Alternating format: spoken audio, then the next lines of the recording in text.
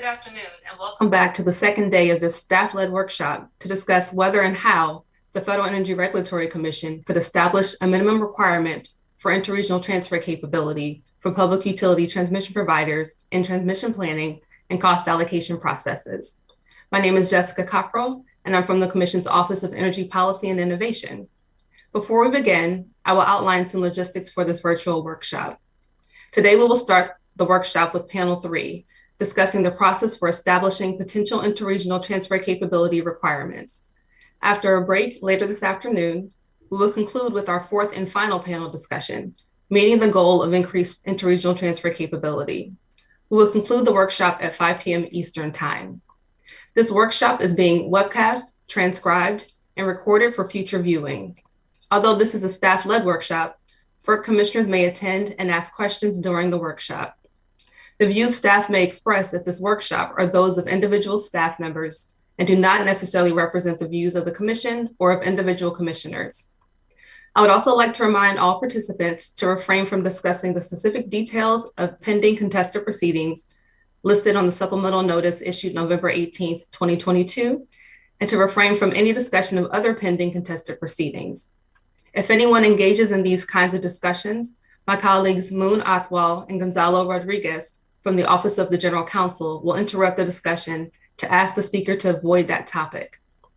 Finally, the notice in this proceeding includes specific terms we plan to use during our workshop discussion, specifically the terms interregional transfer capability and transfer transmission facility. We'd also like to note that the Commission only has jurisdiction over the public utility transmission provider and not over transmission planning regions. Thus, the discussion today will be in the context of the Commission's jurisdiction over public utility transmission providers, but we may refer to them as transmission planning regions as a shorthand for discussion purposes. Okay, with those initial matters out of the way, I'll leave room this morning for any remarks from our commissioners. We'll turn first to Commissioner James Danley. Commissioner Danley, go ahead. Thank you. Good afternoon, everybody. I appreciate everybody participating, and hopefully we'll get a lot of information in the course of this workshop. And I think it's completely worth our time to look into the need for transfer capacity and the means by which to potentially implement various plans. I would ordinarily feel the need, though, to point out to everybody that certainly if this is going to come down to the Commission implementing something through a generic proceeding that would be universally applicable across regions, I think that could be a very difficult showing.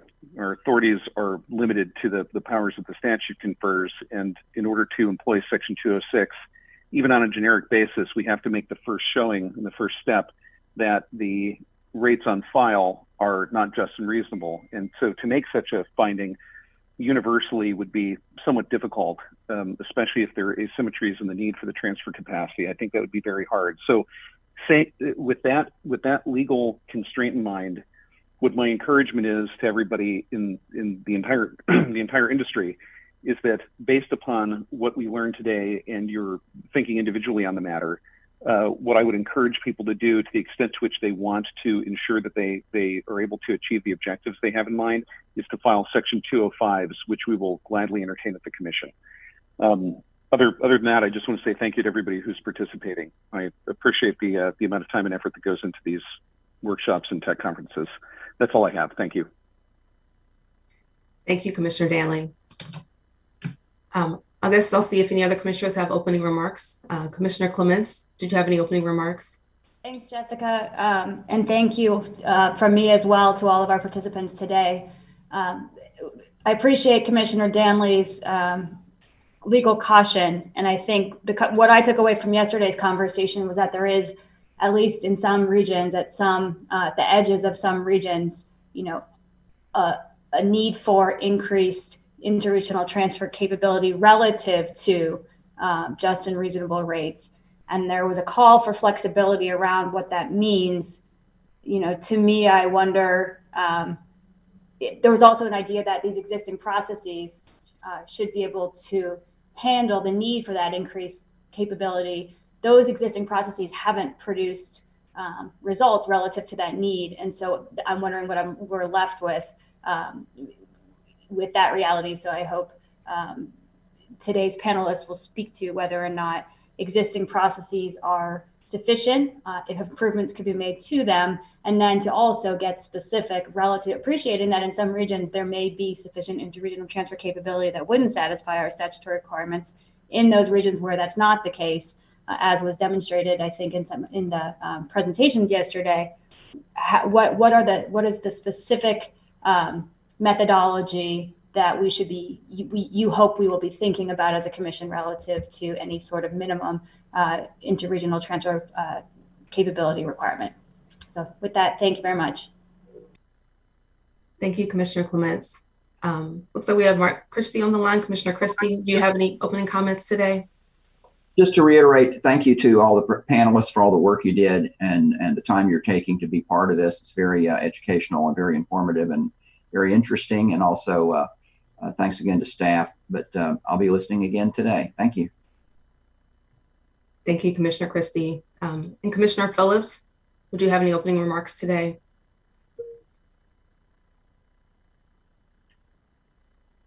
It's like Commissioner Phillips may be having connection issues, but he is listening on today as well as his staff. All right, so with that, we will move on to our first panel for today. So our moderators for panel 3 are Tim Bilecki from the Office of Energy Policy and Innovation and Bahram Barazesh from the Office of Electric Reliability. And with that, I'll turn it over to you, Tim. Thanks, Jessica. The first panel today will discuss the process for determining a minimum amount of interregional transfer capability, including but not limited to the determination of key data inputs, modeling techniques, and relevant metrics. Each panelist will introduce themselves and has the option to give opening remarks up to 5 minutes. After that, we'll begin a question and answer session. During our question and answer session, my colleague Bahram and I will each ask questions of the panel. If a panelist would like to answer a question, please use the Zoom raise hand function. Alternatively, if you are having issues using the raise hand function, please feel free to turn on your mic and insert in the conversation as appropriate. Bahram and I will call on panelists who have their hands raised. And at that time, please turn on your microphone, respond to the question. When you've completed your answer, please remember to turn off the microphone and lower your virtual hand in Zoom. We'll reserve time at the end of the panel for any questions from the commissioners. However, if commissioners have a question, we encourage them to also use the raise hand function or insert any follow-up questions they may have based on the conversation that they hear. Bahram and I will be sure to monitor the commission activity and get to those questions when they arise. We will also keep track of time and let panelists know if we need to move on to the next question. So with that, I will start going through our panelists. First, we have Dr. Sheila Manns, Technical Director of Decarbonization Planning at GE Consulting. Please go ahead, Dr. Manns. Good afternoon, everyone. Thank you for having me. I am from GE Energy Consulting, which is a consulting business within GE that consults to grid operators and utilities around the world, helping them plan for decarbonization. Today, I'm on this panel to represent a study that we just completed on behalf of the NRDC, which essentially studied a case study with respect to the EI, or Eastern Interconnection of the US, focused on the years 2035 to 2040 in order to basically show two things. The first is the potential benefits of interregional transmission across an entity like the EI. And the second is really to show a potential methodology that FERC could employ with respect to evaluating the need for interregional transmission and also the sizing with respect to interregional transmission between the different subregions in question. So I believe we shared the study report prior to today's session, so hopefully everyone had a chance to take a look. If you didn't, I can really walk through a couple of the highlights here today.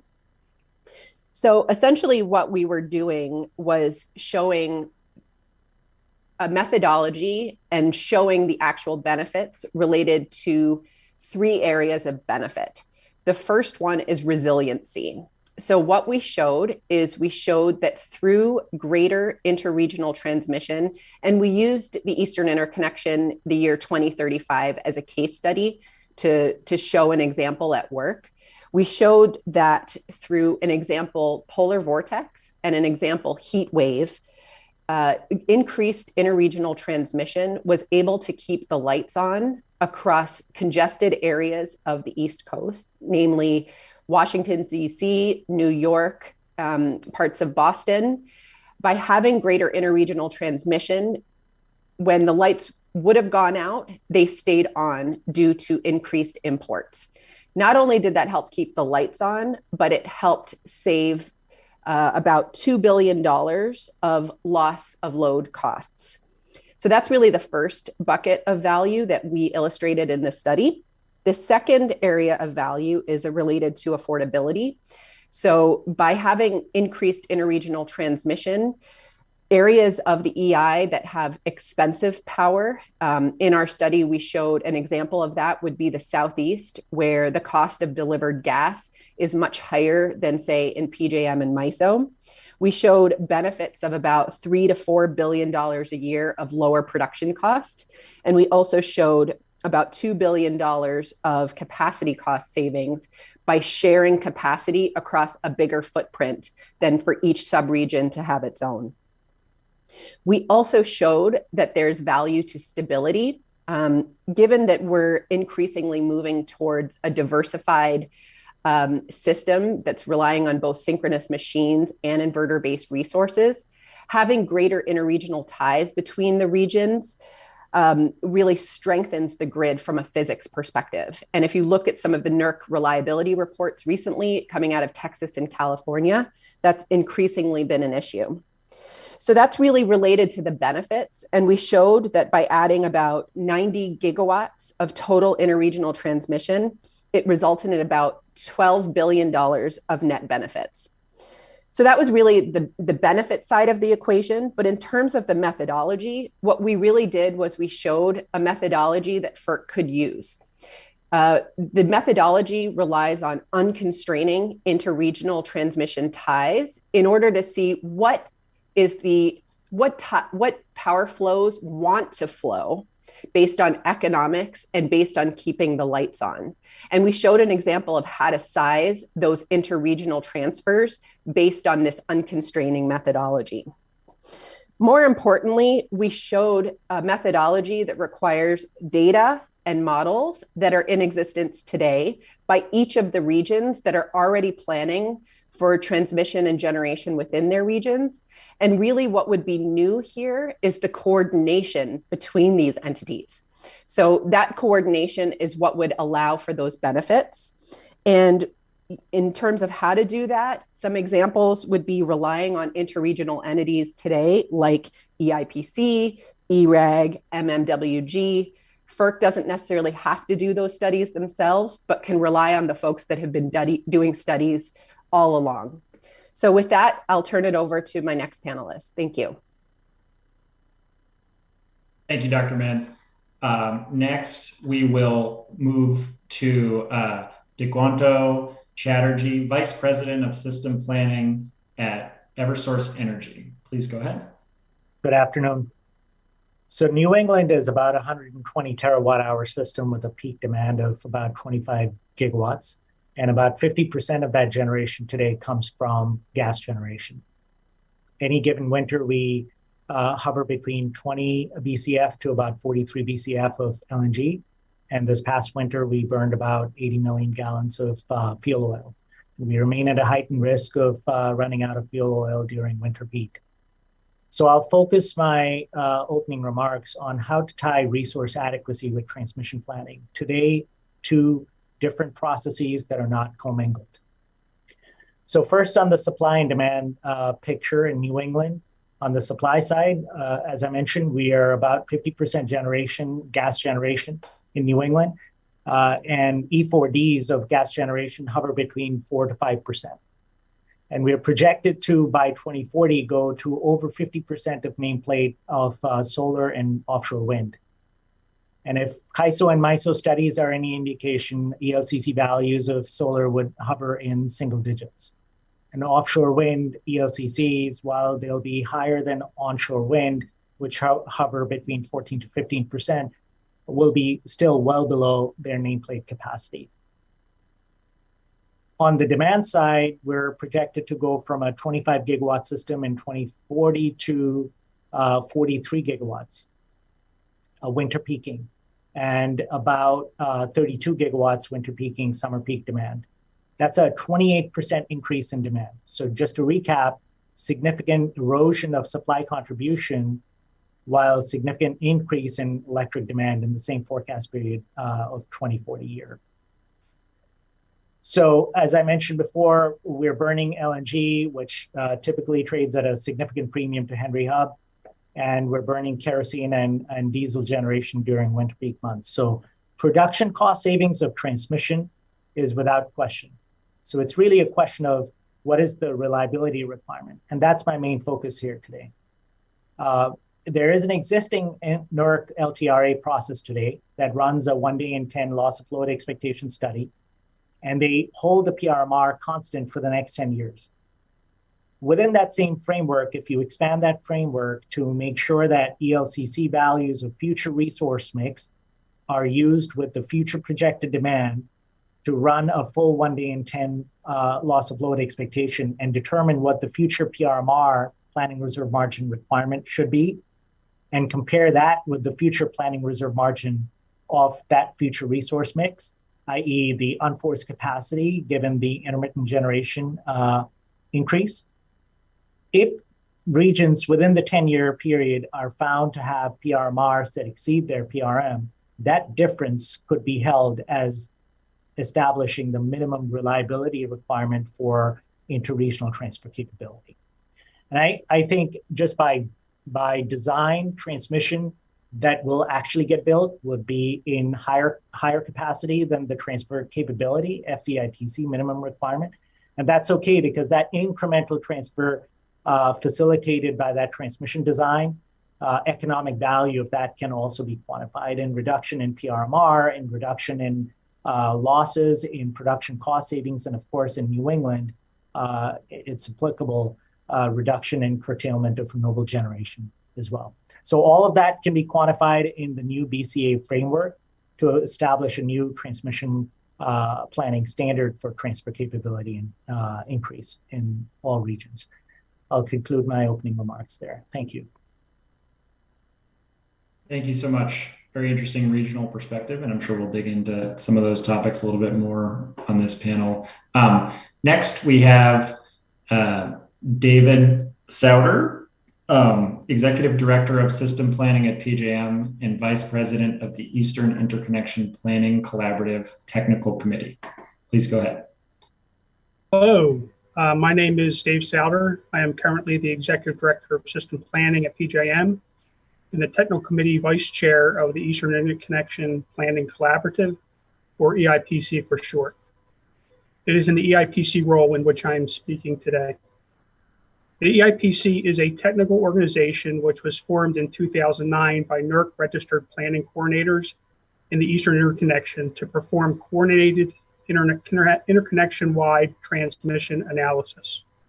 The EIPC analysis over the years has consistently confirmed that the Eastern Interconnection remains strong and that individual and collective transmission planning activities have yielded a system that is reliable and well coordinated on both regional and interconnection-wide basis.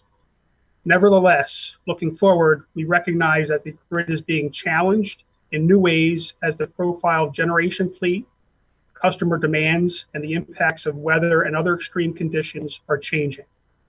Continued vigilance, effective use of planning tools, and coordination with policymakers are essential for ensuring that today's robust and reliable grid remains so in the future.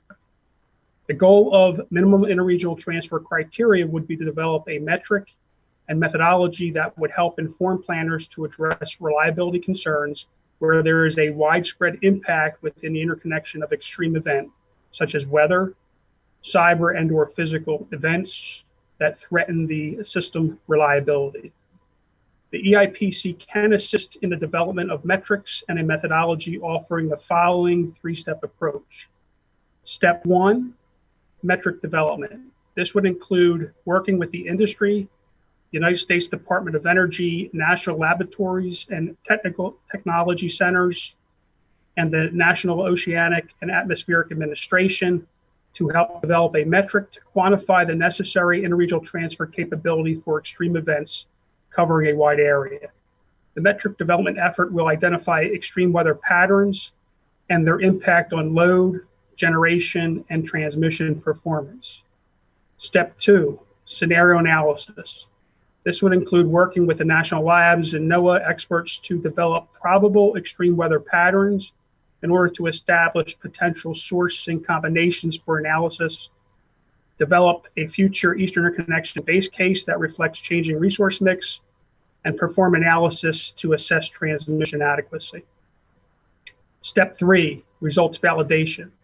This would include identifying the transfer levels at which violations occur, trending violations that are common across scenarios, and comparing scenario analysis results to historical NERC transmission loading relief issuances, market congestion, and applicable emergency procedures.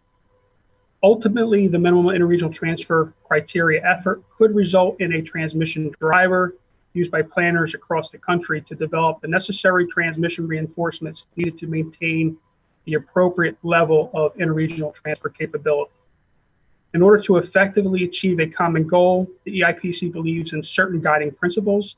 Specifically, the Commission should recognize that the concept of incremental interregional transfer capability should not serve as a substitute for each region's ensuring its own resource adequacy.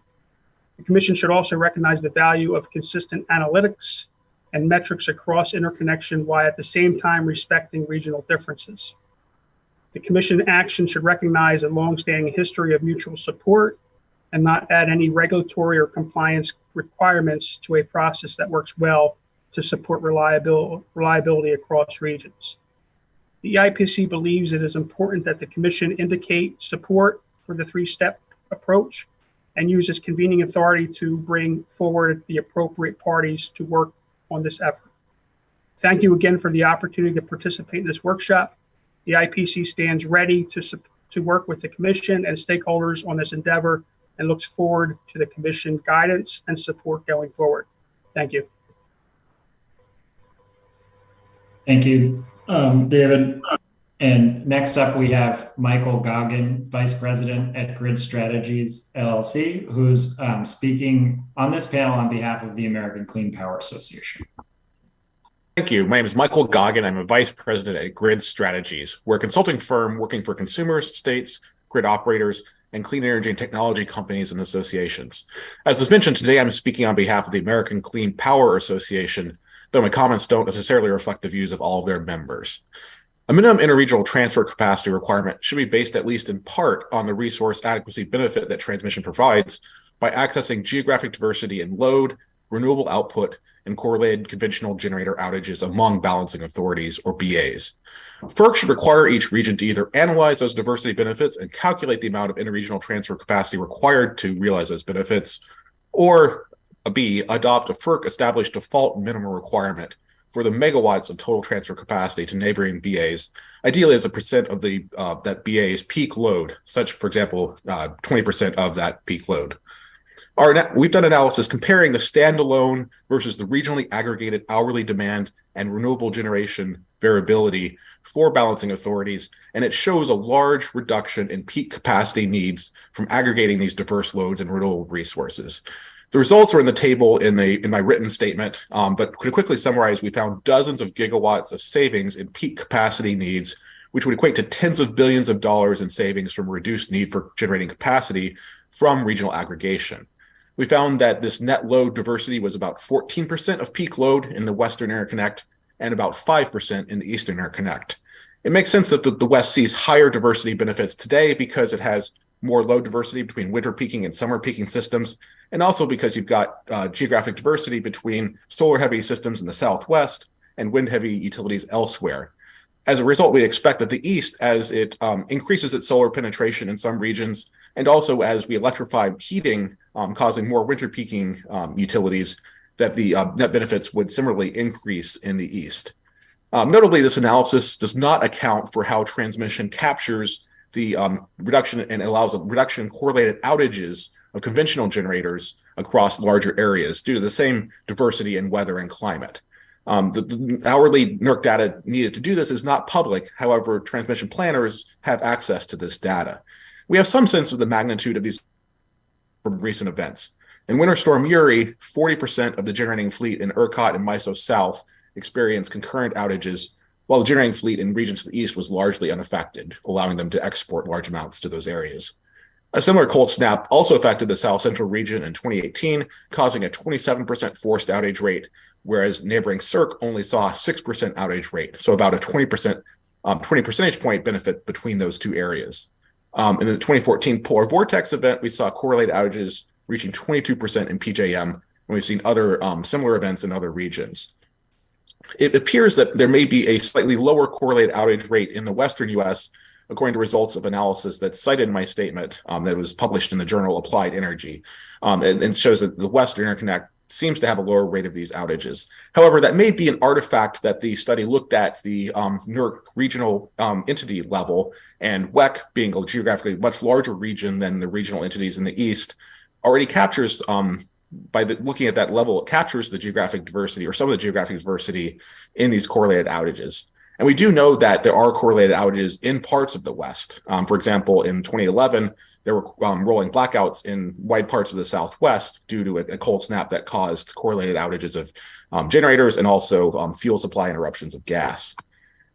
So what we see is something across these three areas of benefits: the load diversity, the renewable diversity, and the correlated outages. You get to about a 20 to 25% of peak load minimum transfer requirement is what you would need to kind of capture the benefits needed to kind of mitigate these correlated risks. And because this result is relatively similar across these regions, I think FERC could be justified in establishing a default requirement at that level, with the option for the region to go out and do its own analysis and come up with a different number. And I think there's a lot of attractiveness in doing a simple approach, and we can get into this more in the Q&A. I think a lot of these, there's a lot of uncertainty about how future trends will affect load diversity and other factors, and so I don't think we need to overthink the calculation here. I think having a simple, reasonable number is probably better for everybody. There are other factors I think if we do this calculation, that should be accounted for. Reductions in the need for operating reserves by capturing geographic diversity and variability, and also the reduction in the interannual variability and uncertainty in peak net load, which is something that's today covered through the planning reserve margin, but transmission could reduce that by, again, tapping into that geographic diversity. Thanks, that's all I have for that, and happy to go into the Q&A when we're ready. Great, thank you, Michael. I'm sure we will get further into those topics as we move along in the panel. So next up, we have Nicholas Kohler, Director of Transmission Planning at the American Electric Power Company. Hey, good afternoon, everyone. My name is Nick Kohler. I'm Director of Transmission Planning at AEP. AEP operates a large interconnected network of facilities that generate, transport, and deliver electricity across the U.S. and serve approximately 5.5 million residential, commercial, industrial, and wholesale customers in 11 states and 4 RTOs, including PJM, SPP, MISO, and ERCOT. AEP's network includes the nation's largest electric system, more than 40,000 miles of transmission lines, including 765 kilovolt extra high voltage lines. The breadth of our system gives AEP a broad and unique perspective. There is consensus around the urgent need for interregional transmission to address the reliability and resiliency of the electric grid, and the Commission is uniquely situated to address this need. Specifically, existing interregional coordination processes do not adequately recognize the benefits offered by an expanded interregional transmission system and the geographic diversification of load and resources, which will help utilities address resource needs during extreme weather events, provide access to low-cost generation, and address renewable generation variability. The Commission is positioned to address this by requiring further development of interregional planning processes and interregional transfer requirements. AEP encourages the Commission to require these developments through a couple of steps. First, the Commission should require a minimum level of standardization among the different regions for long-term planning processes. This will allow regions to synchronize their planning and better collaborate on interregional projects. Second, in the short term, the Commission should establish a minimum interregional capability of approximately 25% of peak load, a number supported through historic events to unlock the benefits of these interregional projects. Alternatively, if a region does not think a 25% is an accurate estimate of their needed capacity, the region can and should be permitted to conduct a wide area planning study that would then be used to determine the specific transfer capability needed for that specific region. However, any wide area planning study must meet certain parameters or guardrails set by the Commission to ensure consistency among regions and reflect actual system conditions and needs. Finally, in the long term, a more holistic approach to interregional planning is needed, and AEP is recommending the Commission initiate an interregional reliability planning assessment to identify the appropriate minimum interregional transfer capability necessary for each region to maintain reliable system operation at a just and reasonable cost under extreme weather conditions that have broad impacts across multiple regions. This assessment should incorporate a diverse range of planning scenarios and evaluate how each region will react and rely on neighboring regions to determine a minimum transfer capability that must be available to allow the impacted regions to collectively respond to an extreme event while ensuring the reliability and resilience of the grid. This process should be iterative, can be iterative, and integrated throughout the regions. In closing, I'd like to thank again the Commission and staff for organizing this workshop, allowing AEP to participate. Forward to the coming dialogue. Thank you. Thanks, Nick. And finally, we will turn to Dr. Christopher Clack. She's Executive Officer of Vibrant Clean Energy. Please go ahead, Dr. Clack.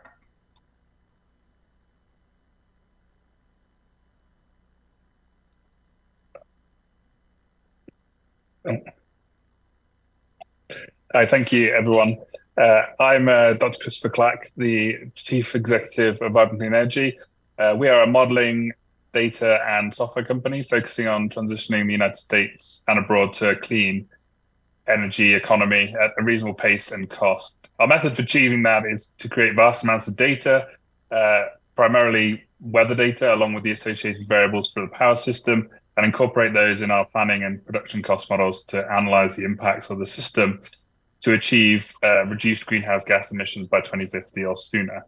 Our clients include utilities, developers, universities, non-profits, and commercial entities. However, today I'm solely representing myself and speaking for myself. During my research and modeling the electric power system in the US, I have found transmission to be a critical component that has easily been overlooked or underestimated in its importance. I, along with some colleagues, have published research in Nature Climate Change that demonstrates the benefits of a national transmission system, which was composed of high voltage direct current. And recently I expanded that concept with Vibrant Clean Energy by enabling a fully connected underground HVDC or interstate for electrons that facilitates the decarbonization of the United States.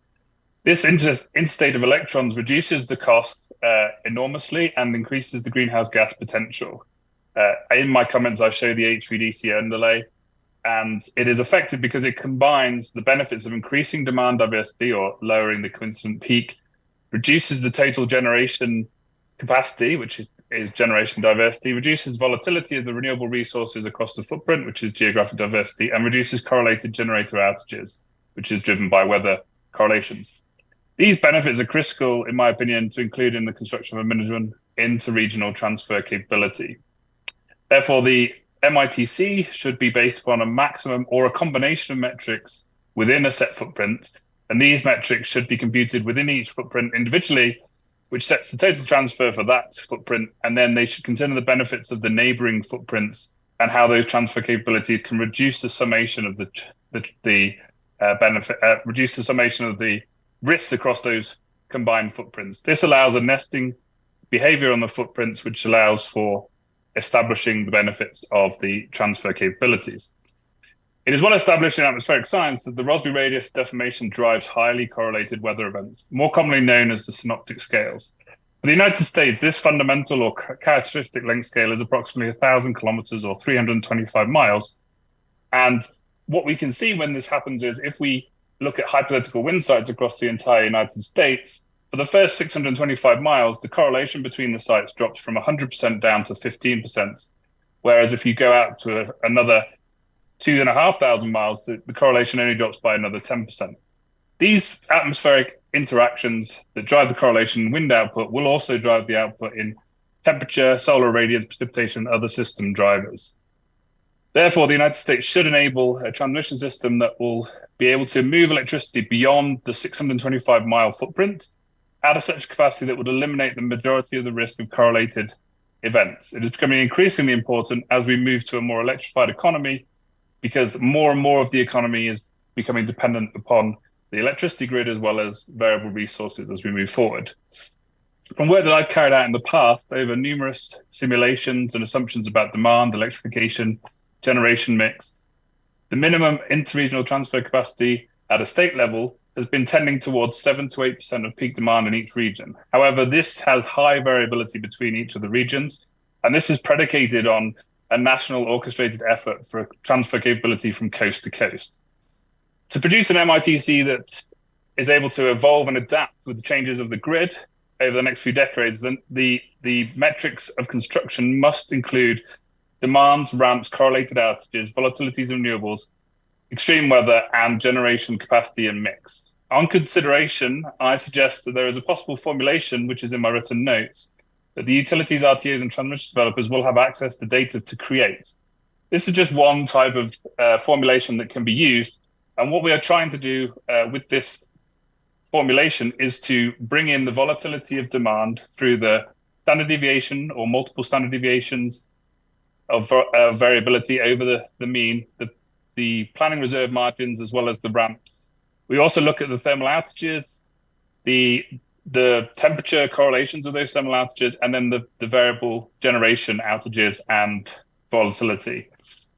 The reason for a combination of effects is because as the grid evolves, these different factors will become more important or less important depending on what the grid looks like. But we must include new demands, including charging of electric storage, production of new fuels such as hydrogen, ammonia, and other products as part of the demand side. And the discharge side must also include storage discharge. We use the metric of volatility because there's a common one used within the industry, but also because it allows us to give a simple definition of what we are looking for and the combined effects. An example of a combined effect is that a combined power plant outage rate at cold temperatures increases by 10%, while a nuclear power plant outage rate will increase by 12% at 35 degrees Celsius. This is correlated across the fleet and therefore must be additively combined. These terms within the total MITC, as I've defined in my written notes, are designed to look at a single location, and we must look over a long time period. A minimum of 10 years historical. There must be new demands constructed for future demands over 10 years, and then climate-induced parameters that may impact all these factors. These factors will come together to give you a single location MITC, and then the share of that MITC will be based on the neighboring regions and how they correlate with each other. These correlations should be defined based on the reduction due to seamlessly connecting these regions together. And I have a formulation in my written notes. What we see when we do this is that the 7% that I have noted before is as a low number based on a nationwide orchestrated grid. Whereas if you look at the smaller regions of 625 miles or below, a 15% number or higher is much more realistic. And further, this is closer to the PRM of much of the regions, and therefore there may be a simple metric that can be overlaid on top of this. So in conclusion, the United States desperately needs a coordinated effort to increase the transfer capabilities of electricity, and I look forward to enlightening panel discussions. And so I thank you for your time. Great. Thank you, Dr. Clack. And thank you again to all of our panelists for some very thoughtful opening remarks. We'll now move into the question and answer session. And I'm going to turn it over to my co-moderator, Bahram. Bahram, if you want to start with our first question, please go ahead. Yes, thank you, Tim. The first question is, what process should be used to determine a minimum amount of interregional transfer capability? For example, should the minimum be derived from heuristically from past extreme events, derived using a probabilistic approach, or based on scenario planning similar to requirements proposed for long-term regional transmission planning in docket RM2117 or other deterministic analysis? What are the advantages and disadvantages of each approach? And I'd like to address this question, start with to Sheila, please. Thank you. Our study that we spoke to speaks to the need for using future as a determining factor for the future. I think, other approaches that rely on history to determine the future may fall short given the drastic changes we're seeing in the grid ahead with respect to increased variable generation and inverter-based resources. So I think first off, the study we published really shows that future scenarios should be used. Whether those scenarios are deterministic or probabilistic, each have their own advantages and disadvantages. Certainly in terms of our study, we used a scenario-based approach for both resiliency and affordability to illustrate those benefits. The advantages there are that you can really pick up, what are the most worrisome scenarios. So even if those scenarios are low probability, as in what we're seeing in terms of extreme weather, some of these events are low probability but high impact. And so, from a planning perspective, you may want to plan for that scenario.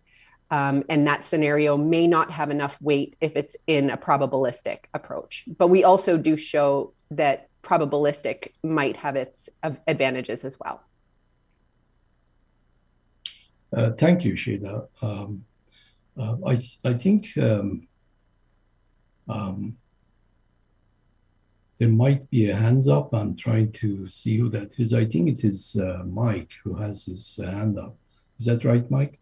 That's right. Yeah, I can go ahead if that's okay. Yeah, please go ahead. Yeah. Okay, thanks. Yeah, I think in general, probabilistic methods offer a lot of benefits.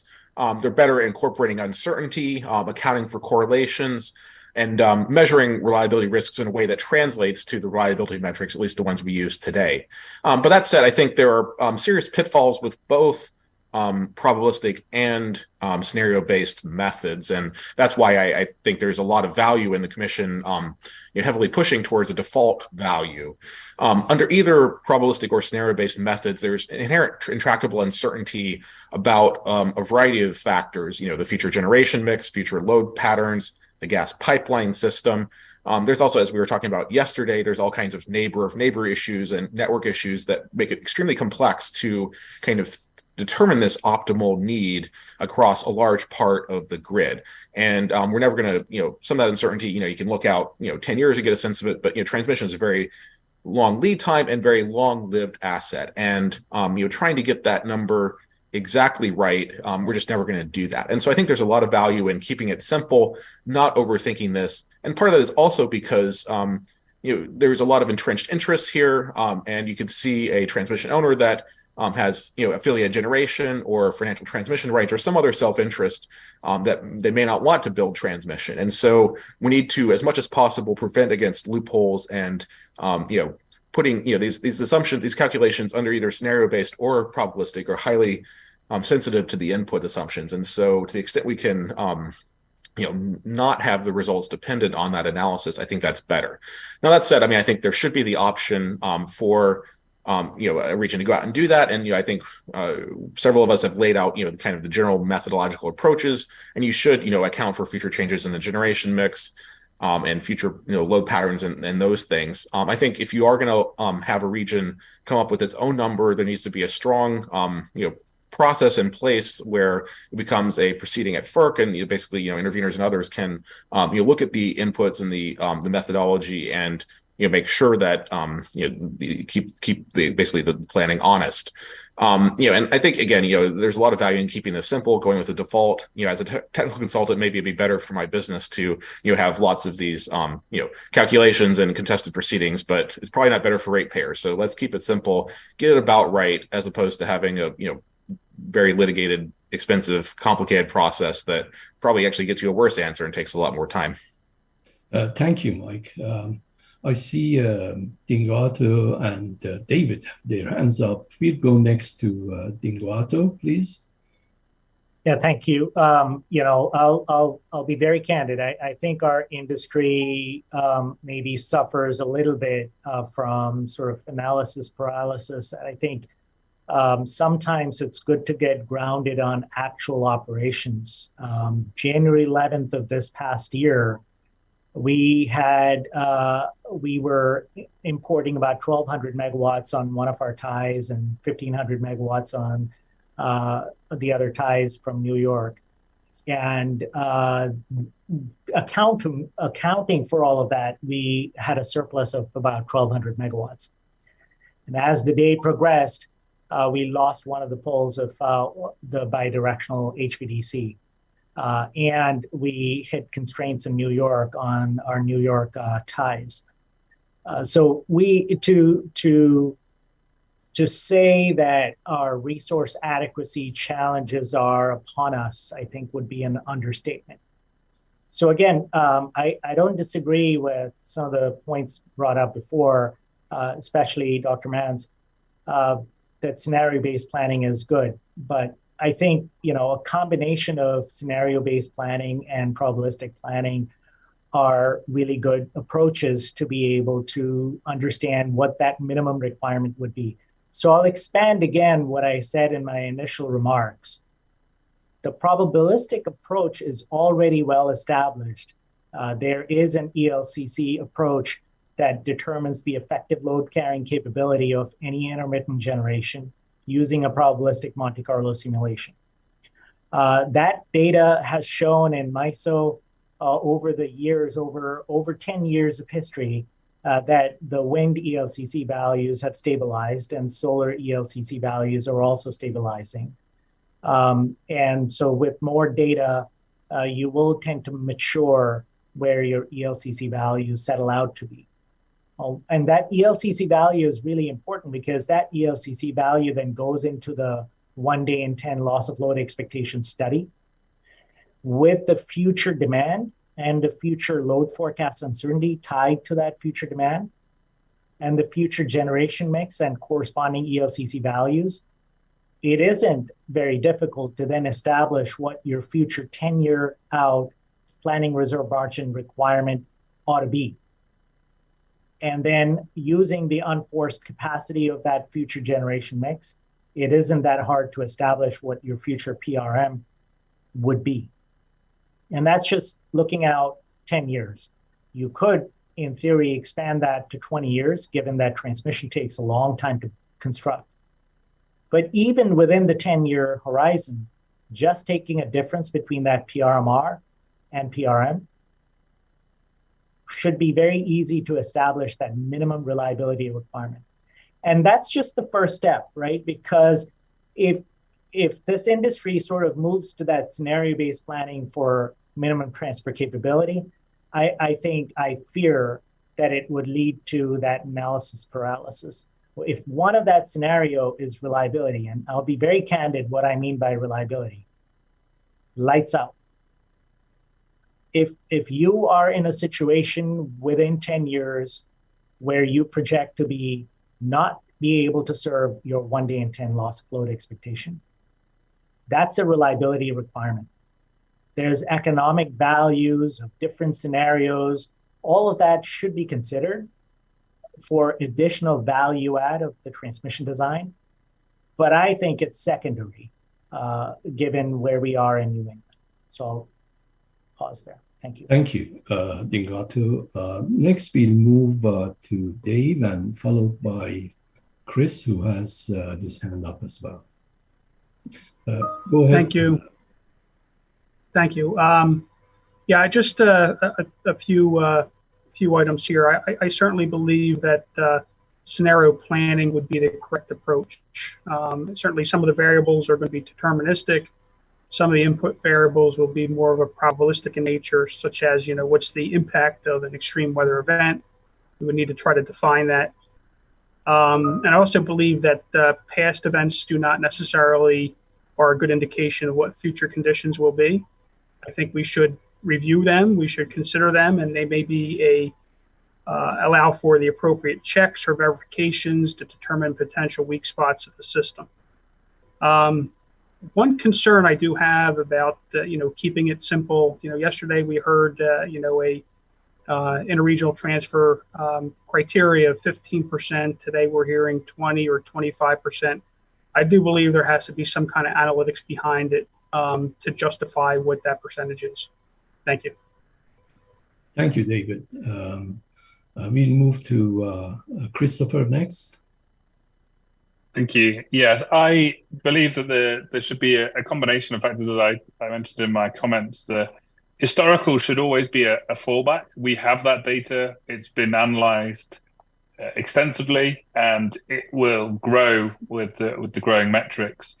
And having something simple to start with is always a good flag in the ground, a good place to start from. And of course, the future grids will change. Scenario-based planning is very good, and it helps us look at the different futures. I have a real difficulty with the probabilistic futures because we have to define what the probabilities are of different events, and that becomes a really big problem, and we can spend many years arguing over how probable we think certain events are going to be. And indeed, we could make the probabilities high enough that we just have to have an infinite amount of transfer capabilities. So it can become an endless argument. So having the fallback of a simple historical one that's tethered in analytics of that history and combining the factors, and then having scenario approach where we look at future to adjust that value and therefore up or down based on the needs of the regions makes a lot of sense to me. And it means that we can start getting stuff done. Otherwise, just to the other commenter's point is that we could end up in paralysis of just doing more analysis than we need to do rather than getting things implemented. Thank you. Thank you, Christopher. I don't see any other hands up. So, and I think we've partially answered, the panelists have partially answered the next question, which is question 1A. I'm going to read the question in case any of the other panelists want to comment. And that question is, with respect to probabilistic approach, what are the primary challenges in developing methods to determine a minimum amount of interregional transfer capability? Do current probabilistic methods model common mode outages appropriately? If not, to what extent does that reduce the usefulness of the probabilistic approach?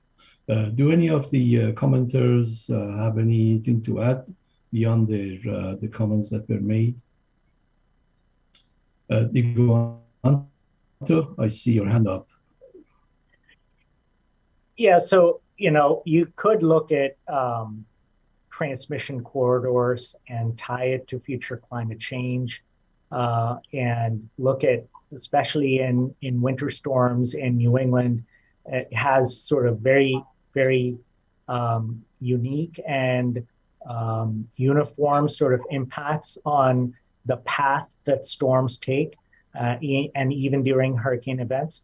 So there is a possibility to tie those future climate change storms to transmission probabilities, TADS, transmission availability distribution systems.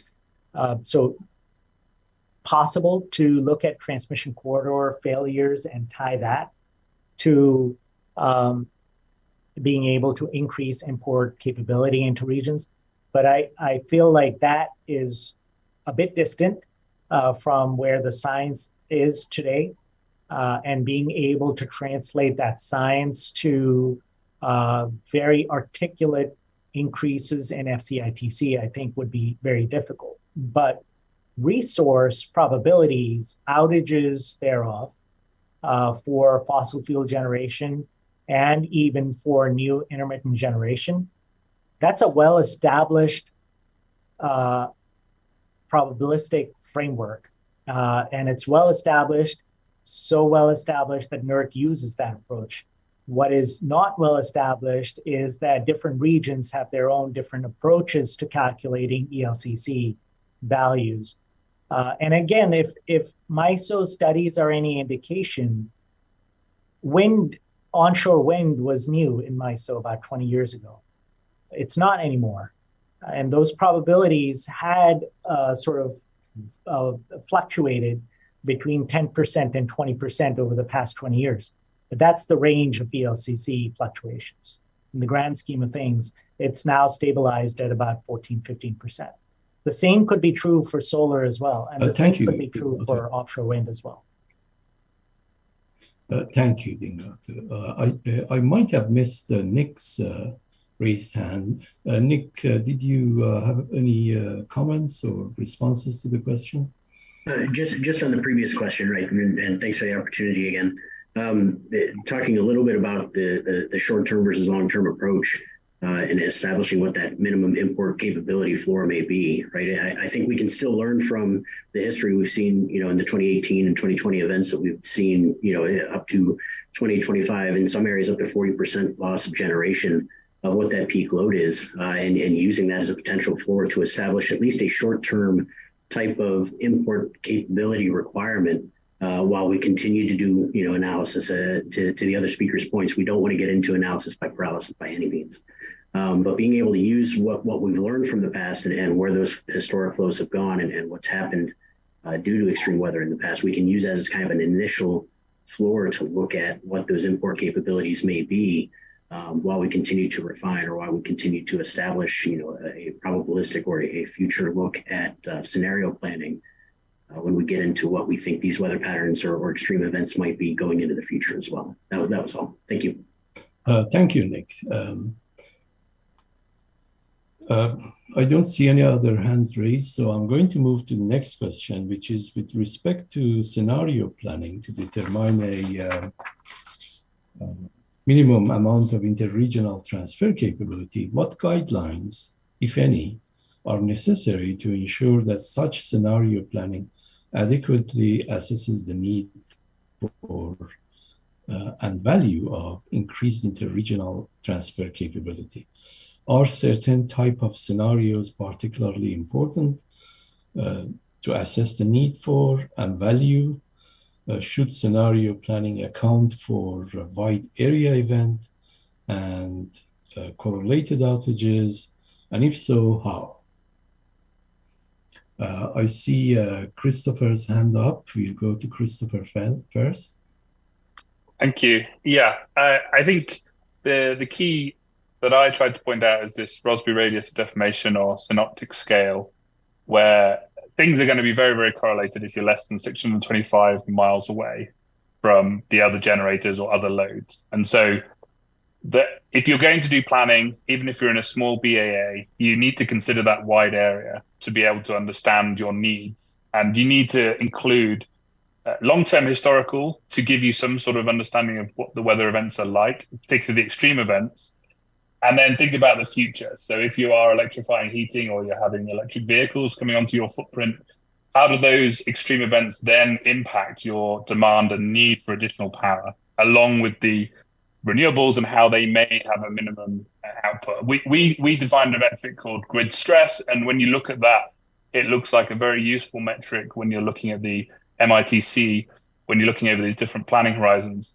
Of course, you have to be careful with these scenarios about understanding what the assumptions are about future changes, because they can diverge pretty quickly. And so there needs to be some standards or understanding of these future changes and what impact that then has on these transfer capabilities.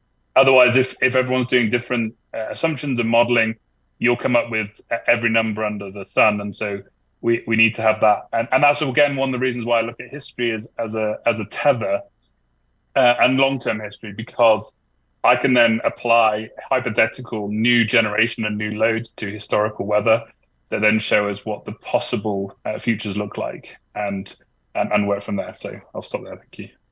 Okay, thank you, Chris. Next, we'll move to Dave. Please go ahead, Dave.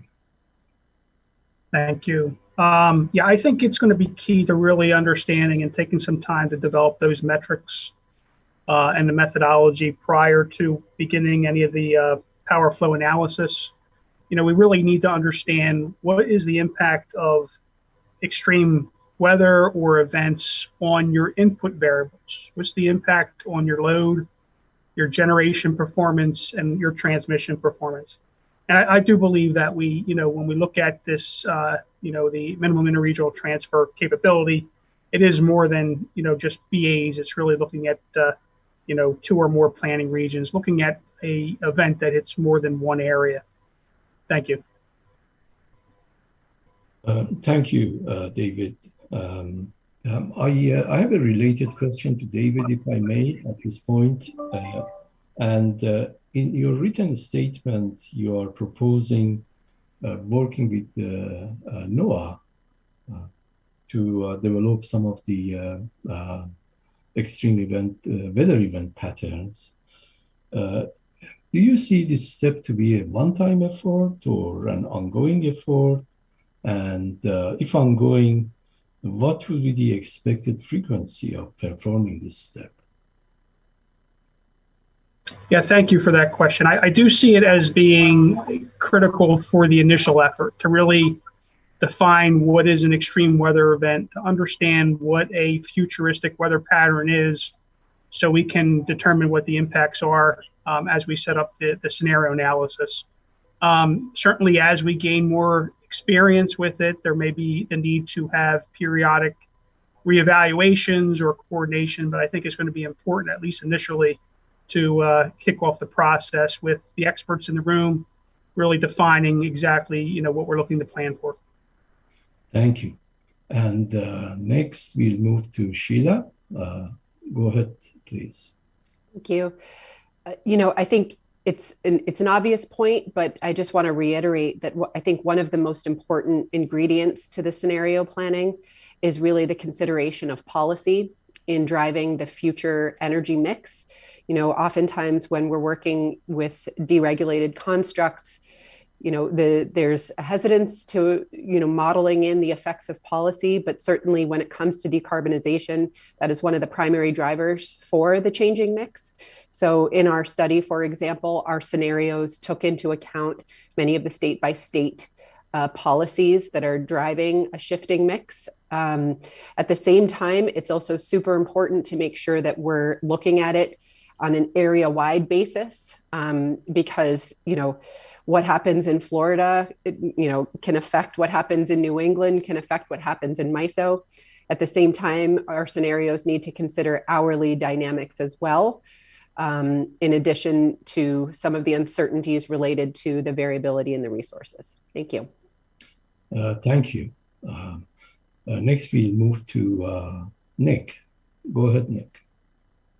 Yeah, thanks. I think both Dave and Sheila said it. I just wanted to reiterate, because I think it's an important point, right? Is when we're looking at this event horizon in a 20-year out potentially planning scenario where we're trying to get a grasp on what may happen and what we think from an extreme weather we may see, it does impact more than one area. And being able to import from, let's say, PJM needs to import, a 15% of their load from MISO and 15% from New England in any given extreme weather event, it's all going to happen simultaneously. There are simultaneous imports from those different areas that would have to happen in order to continue to serve the PJM load. So making sure that we're taking that into account and what those regional impacts are across individual balancing authorities, and making sure that all of that is built into what our assumptions are, right? If we're all operating off the same set of assumptions to run our studies and to make sure that we're taking those into account, I think that's where FERC can really put the backbone into it, and being able to define, here's how we're going to do these studies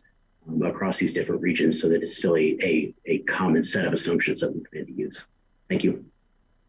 Thank you. David, I was going to ask you if you could comment on that point that Nick made, and could you kind of elaborate a little bit how your proposed methodology in your or proposed approach in your written statement may help with these kind of situations?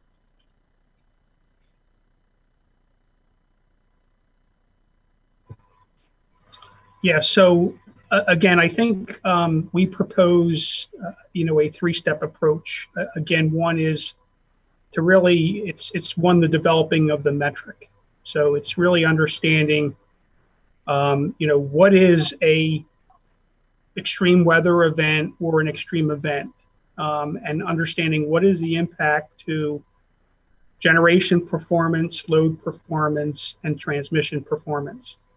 That way we really can have all the input variables so that we can then begin the analysis. And part of that is, understanding a bit more about, and again, I'm an engineer, so I'm not a scientist or a meteorologist. So, some of this is foreign to me. So, I really need to understand, when we talk about an extreme weather pattern, what does that mean from a resource perspective and source sink? So where am I going to be able to get the generation from, so I can do some of these scenario plannings to try to identify, what potential issues are on the system, so I can understand, the amount of generation or the amount of imports that I need to serve the load. Thank you, David. I don't see, actually, I see Dinguato's hand raised. Please go ahead, Dinguato.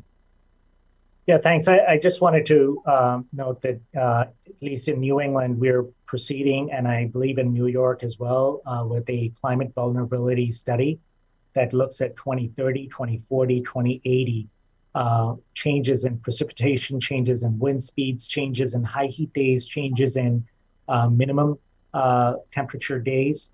And each of these variables will have an associated probabilistic distribution tied to it. So if FERC wants to move in that direction of looking at scenarios of transmission outages tied to future climate events, there may be an avenue to tie those transmission probabilities with those future climate event probabilities of those associated probabilistic events. Thank you. Thank you, Dinguato. At this point, I don't see any other hands up, so we are going to go to the next question, which is question 2. After a need for a minimum amount of interregional transfer capability is determined, what models and data are necessary to evaluate it? Do public utility transmission providers typically have access to or collect these models and data? If not, how should public utility transmission providers acquire these models and data? And to simulate the wide area impact of extreme events, to what extent should these models and data represent the overall interconnection? And for that, we can start with Christopher.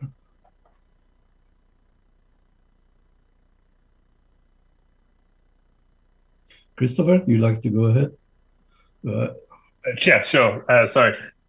So yeah, I think once it's been established, the MITC, the data that would need to be collected is the weather data across the interface or the transfer interface, and then run that through the power system planning models that they have to see whether it's being used. The difficulty or the slight snag with that is some of this should be predicated on extreme events, and so by definition they shouldn't be happening extremely often, and so there needs to be a long-term consideration of those events rather than it just being a couple of years or a few years. And one of the reasons I say that is that a lot of the value of this transmission and how those transmission lines will be paid for will happen in a small percentage of the hours or the small percentage of events, and so that is something that will need to be tracked long term, and so there needs to be long term data sets available. That's one of the reasons our company has these long term data sets, is to really look at the historical events, project forward, and then use that to actually determine how it's being used. Thank you. Next, we'll have Michael to answer this question, followed by Sheila and then Dinguato. Go ahead, Mike. Okay, yeah, thanks. And yeah, I agree with Chris. I think a lot of the data is readily available on, current conditions. So, load patterns, renewable output patterns, correlated outage rates, utilities already have that. And there's, in terms of the models, there's multiple vendors that offer, probabilistic and scenario-based tools. So that's, that exists. The hard part is, modeling the future, now and historically, but modeling the future is hard, and we can't just use the historical, with climate change driving changes in all of these factors, the generation mix changing, load patterns changing, pipeline networks are changing, both supply and demand, and the topology of the network itself is changing. And you can get some data on in IRP processes and interconnection queues and other things, some sense of future load patterns and generation mixes, but that only goes out so far. There's a risk that the contingencies, that the correlated events that we're looking at, future ones are never going to map exactly onto historical ones. And as Chris was saying, these are infrequent, and so getting a sense of what type of future events might happen, it's always going to be a fairly uncertain. All of this is going to be uncertain. And so, kind of going back to the previous question, I mean, this is why, keeping this simple, using a default value as much as possible, I think you're going to get a better result. It's going to give you something that's closer to, I think the error margins we're looking at on a lot of these assumptions about future trends is probably larger than the regional differences in the need for this interregional transfer capacity. So again, keep it simple. But if we are going down this calculation route, I think you're getting as much data as we can and doing, as good a job as we can, but just recognizing that there's always going to be an intractable uncertainty there is part of it. And also, it is important to look interconnect wide. I mean, that's how the physics is going to play out. And, these effects, both on the electric system and the pipeline system, are very large across the entire region. So I think we have to be looking there. Thank you, Michael. Next, we'll have Sheila to answer the question. Thank you. So hopefully the study that we published illustrates a lot of the data requirements for this type of approach. So certainly interconnect wide. We also needed load profiles, generation mix, policy, transfer capabilities, expected transfer capabilities. We did use, for our extreme weather analysis, we did use history as sort of an input to the future. So we did an analysis of 20 years prior extreme weather events in order to help inform how we were going to design our polar vortex and heat wave events. So our polar vortex was modeled after the 2014 polar vortex, and our heat wave was modeled after the 2018 heat wave that the East Coast saw. So, we think that we have all the data we need, and, the sources of uncertainty that the panel is already speaking to are real. But they're sources of uncertainty that planners are already grappling with respect to their intra-regional planning processes and their generation. And so that's not a reason to ignore those issues. It just makes the challenge that much more challenging. Thank you. Thank you, Sheila. Next, Guanto, please go ahead. Yeah, just stepping back a little bit, I think would be helpful. Before ISOs ever existed, we had power pools. And all the interregional transfer capability that's already built into the system was all driven by firm point-to-point transfers. How much did one power pool need from another region on a firm basis? And so it's almost surreal, to kind of see where we've evolved. We have evolved to a significantly more data-intensive sort of environment where you have so many different variables. But just to keep things back to resource adequacy, all transmission providers know what value of capacity is. They have a net cone. They know what that net cone should be valued at 10 years from now. They have a demand curve. They know what that demand curve should look like with their internally consistent 10-year demand forecast. So being able to see how the planning reserve margin requirement evolves with the addition of transmission lines, i.e. planning reserve margin increases, that can be easily valued with how the transmission providers value capacity value on a dollar per kilowatt basis in their 10-year out case.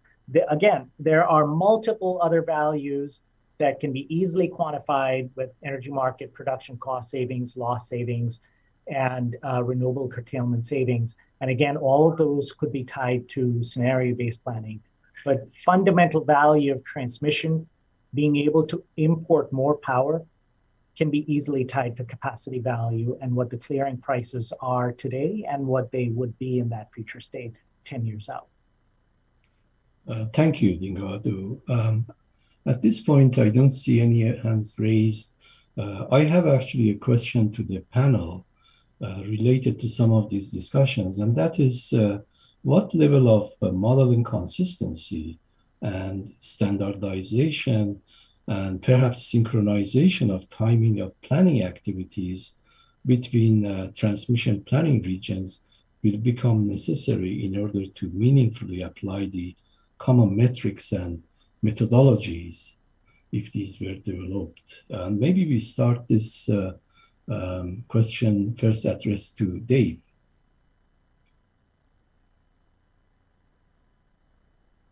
Yeah, thank you. So, I mean, it's going to be important to make sure that we are comparing apples to apples. And we do have cases that are, built towards the future, so, and the, the MMWG cases that are available. So it's going to be important to make sure that as we work with our neighbors, we're using like cases. But then it really goes back into the importance of, what are your metrics, and what is your methodology? And we should be allowing for a common, metric and methodology to be used across the industry, while also recognizing that there is the ability to reflect regional differences. Thank you, Dave. Nick, could you comment on this question too? Sure, thank you. Kind of like Dave was mentioning, right, there are several model build efforts that occur every year. And I know AEP, we specifically participate in all of them, it seems like, with our footprint that we've got in multiple RTOs. But one of the ones that really kind of combines together all the different areas is the MMWG build, where we're able to kind of solidify and create a common set of cases that can work across multiple regions, multiple balancing authorities. Individual RTOs, as they do their case builds, may use an outside world case that might be a year old that may not reflect, the true topology of the system outside of whatever the RTO is that they're looking at. So that's one of the opportunities in establishing what these assumptions would be and coming up with a common methodology of what input assumptions we use, what sort of case builds we're going to use, and being able to solidify those across the different balancing authorities, the different RTOs, is really a good opportunity, I think, for FERC to make sure they're establishing here's what the baseline looks like when we're doing this type of analysis. Thank you, Nick. I do not see any hands up, so if any of the other panelists have any questions or any comments, responses relative to this question, please go ahead now. Otherwise, at this point, I'd like to thank the panelists very much, and we will now take a 5-minute break to stretch our legs. I now turn it back over to Tim to finish this panel discussion after the short break. Thank you very much.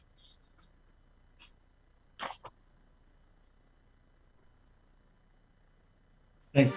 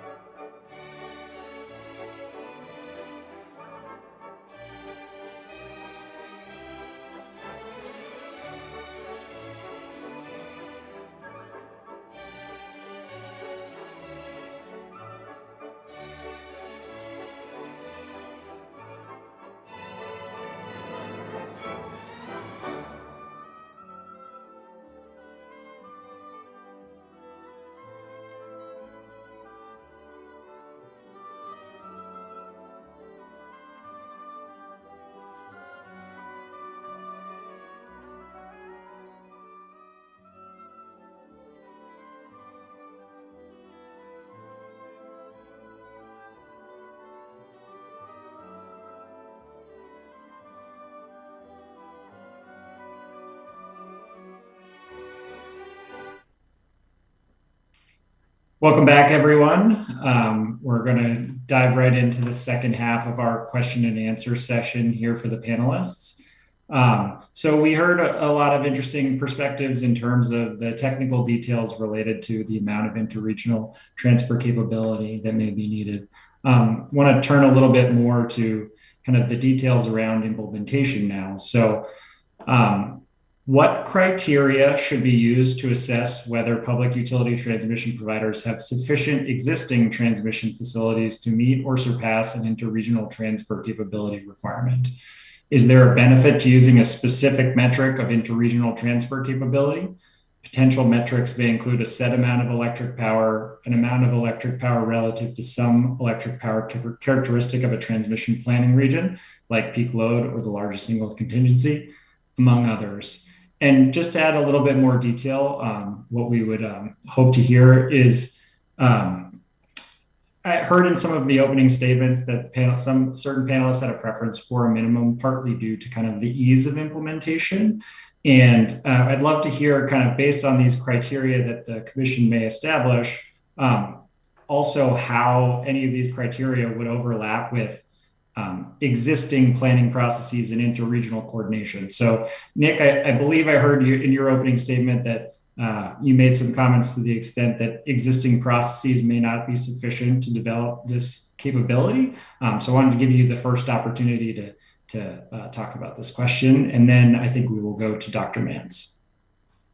Sure, thank you. Yeah, what my opening comments were referencing is we do have, specific to PJM, for instance, we have multiple opportunities to work with other regions in establishing what these studies may be or what sort of benefits we may realize through interregional transmission construction.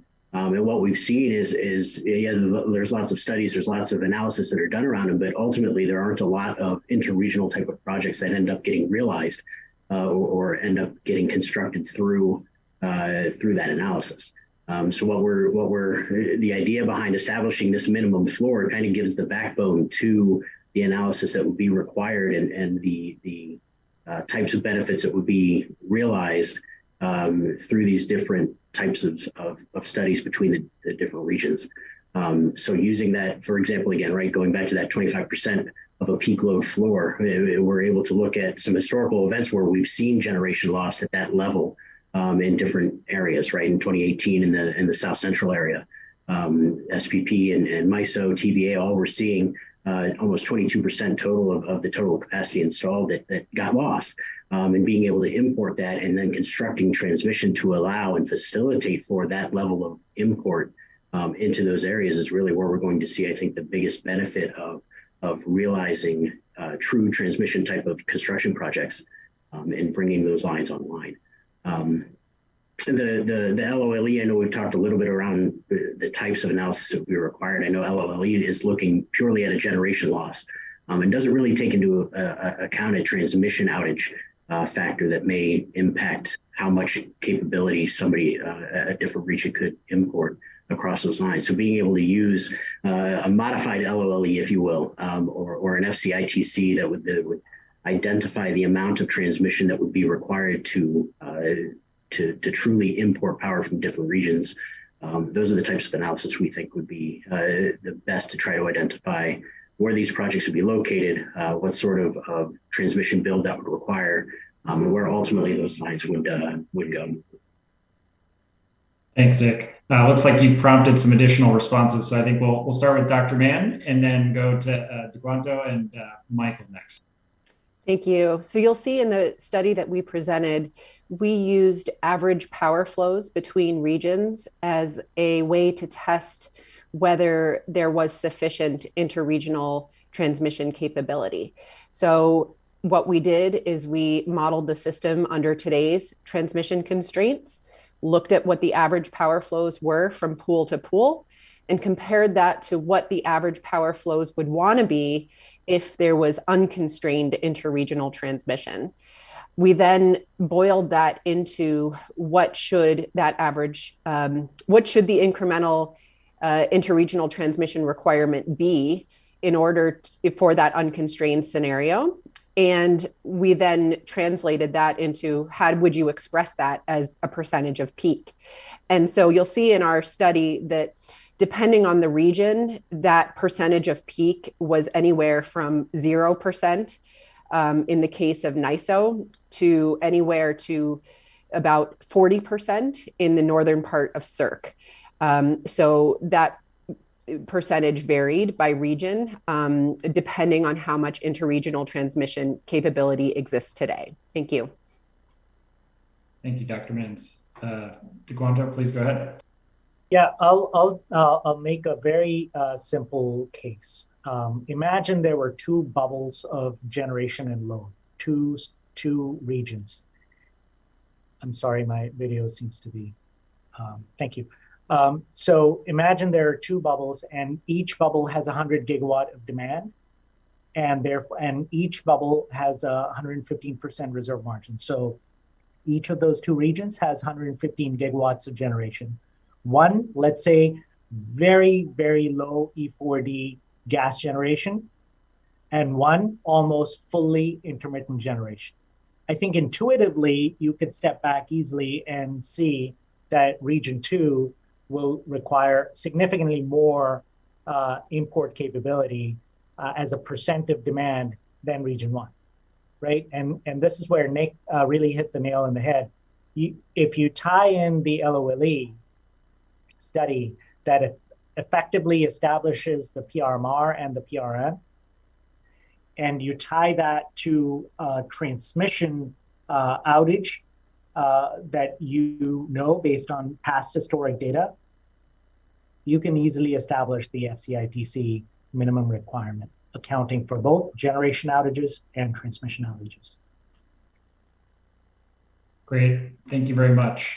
I think next we'll go to Michael, then Dave, and then Dr. Clack. Sure, yeah. To the question of, what should the requirement be based on, I think there's a lot of attractiveness in using peak load. I mean, this is, we're talking about resource adequacy here, and, that's the measure of that. So that's what we're trying to meet. I would note, yesterday there was a lot of discussion about Europe, where they have a 15% target, and that's based on your installed capacity. And I translated that to, obviously, installed capacity is much greater than peak load. And in the US, a 15% installed capacity requirement, like Europe has, would translate to exactly a 25% of peak load requirement, just because installed capacity is so much greater than peak load. So I think, there's a lot of science pointing in this direction of kind of this, 20 to 25% range. I would note, in terms of picking a number like this, a lot of our reliability analysis is kind of based on arbitrary foundations anyway.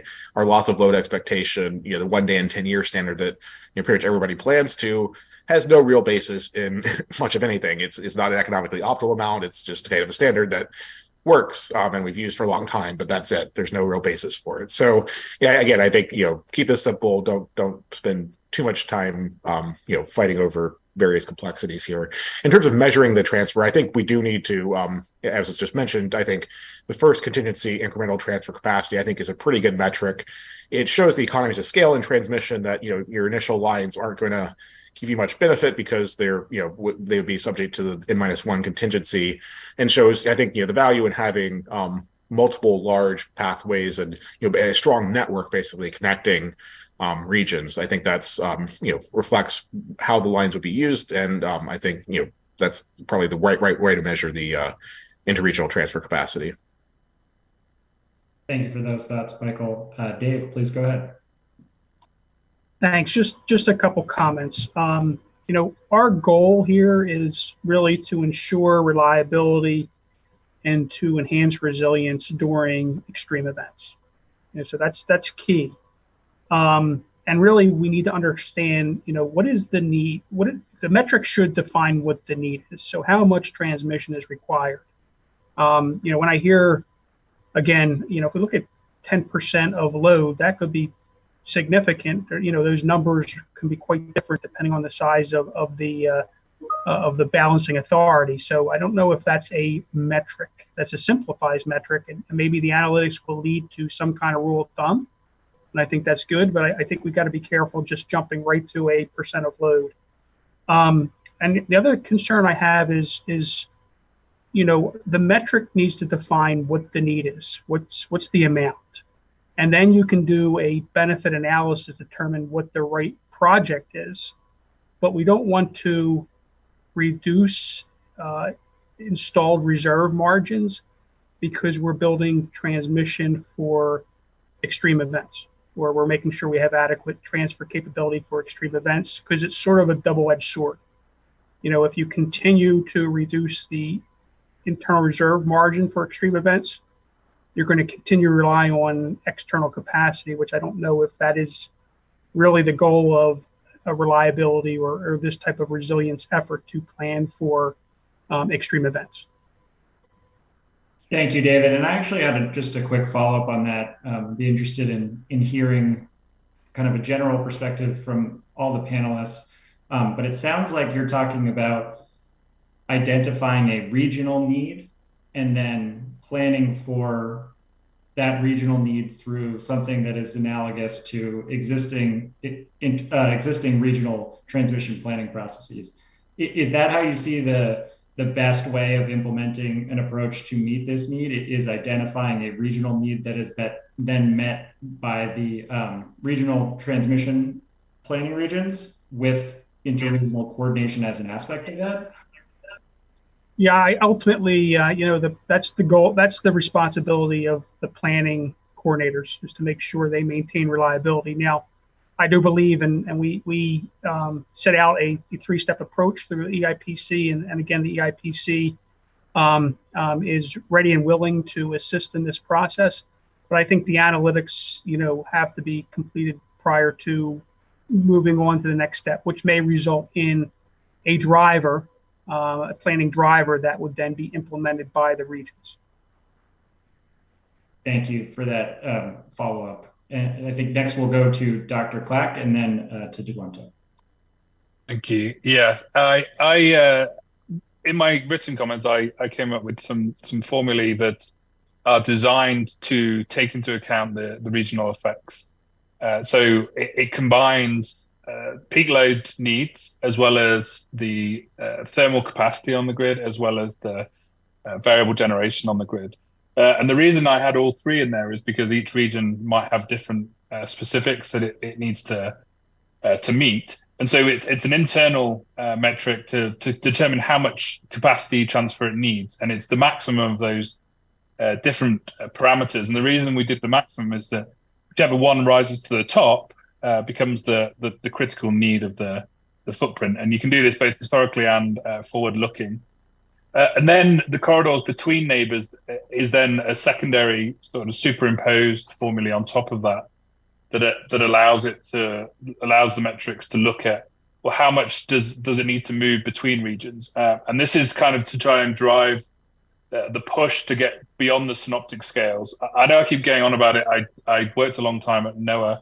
And so I think a lot about these synoptic scales, because they're the thing that this minimum transfer will eventually have to try and overcome. We'll have to be able to move power beyond the synoptic scales. Otherwise, we'll end up at a dead end in terms of what we can actually achieve. And so those transfers then tell us what's the benefit of connecting the regions together. So there's two pieces. One is the need of an individual region, and then what is the benefit of connecting two or more regions together. And it has to be the maximum of those two things. Otherwise, we're going to have the risk of reducing reliability. And you need to have both historical and future components into that.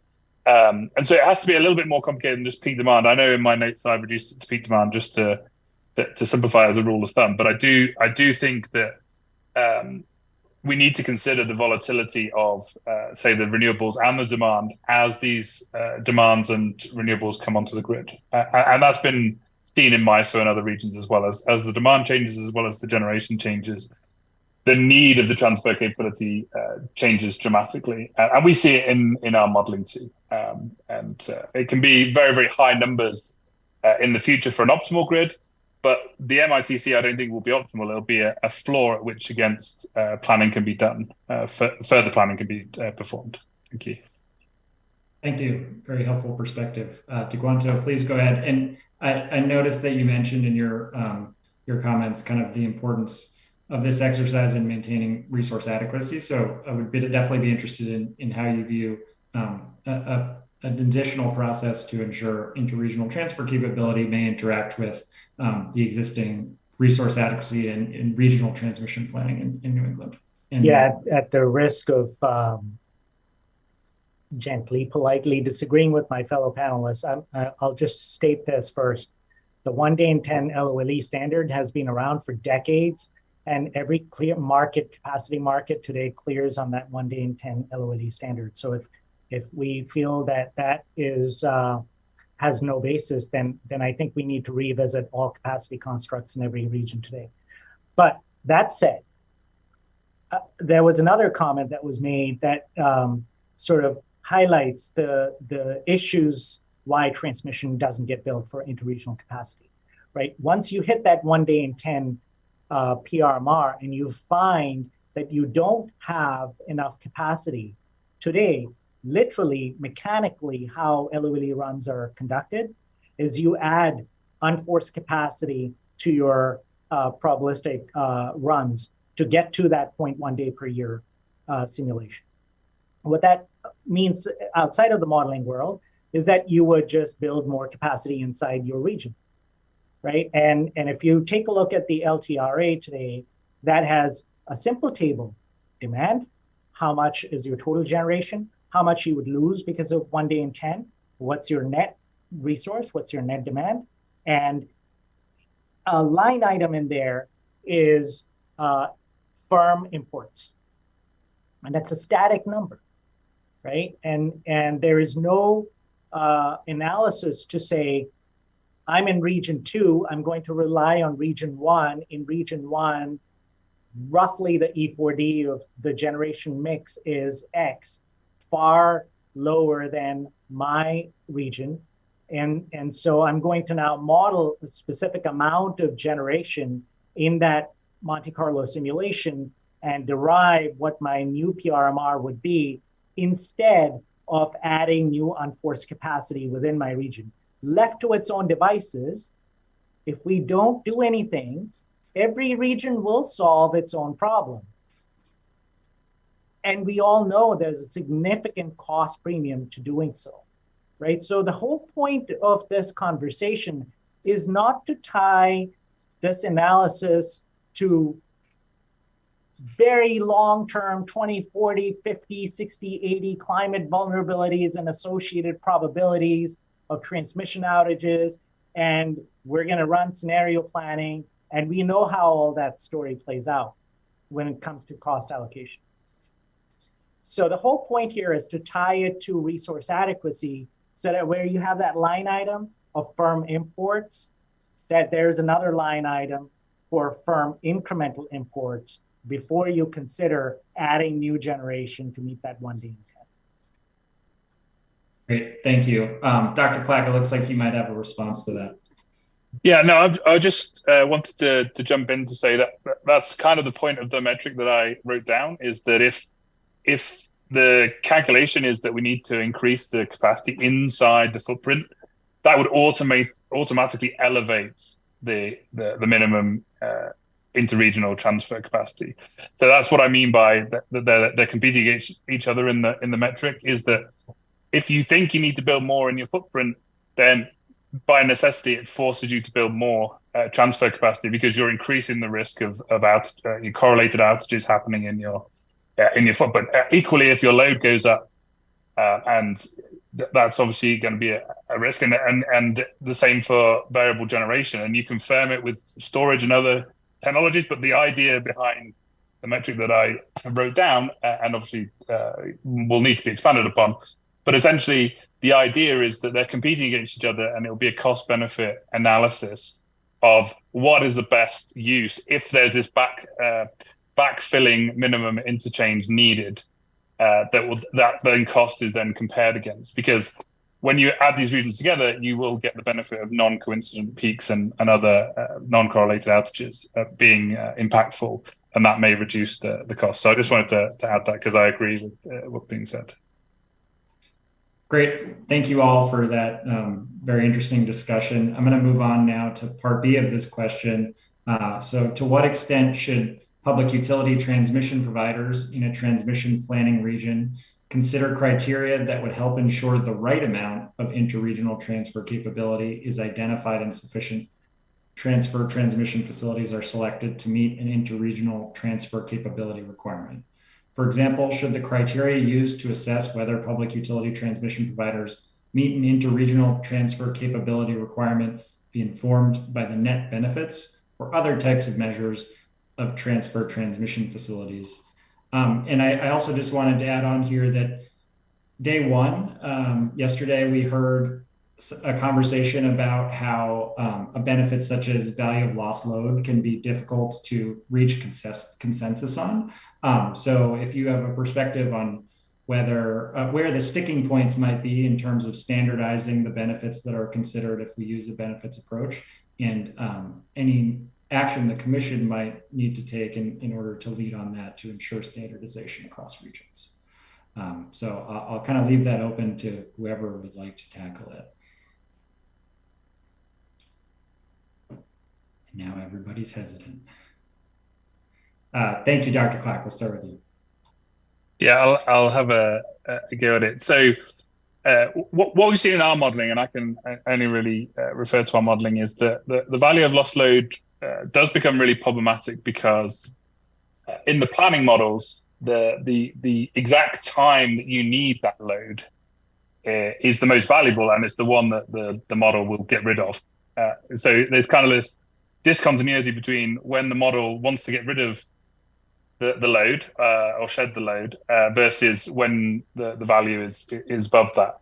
And this is exactly where the transmission component has its highest value, right? And so these kind of competing effects could work, but there needs to be a curve of lost load value. And this will increase over time if more and more of the economy becomes dependent on electricity, essentially. It's one thing for the electricity grid to go down, but if 90% of the economy is running on the electricity grid, that's a much higher value for lost load.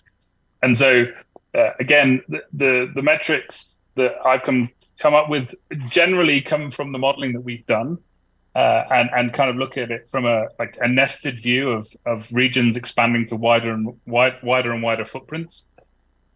Because we do need to get beyond the synoptic scale because the correlations are very, very high. We have this metric called grid stress or grid kind of heave. And that is basically a combination of all these metrics coming together.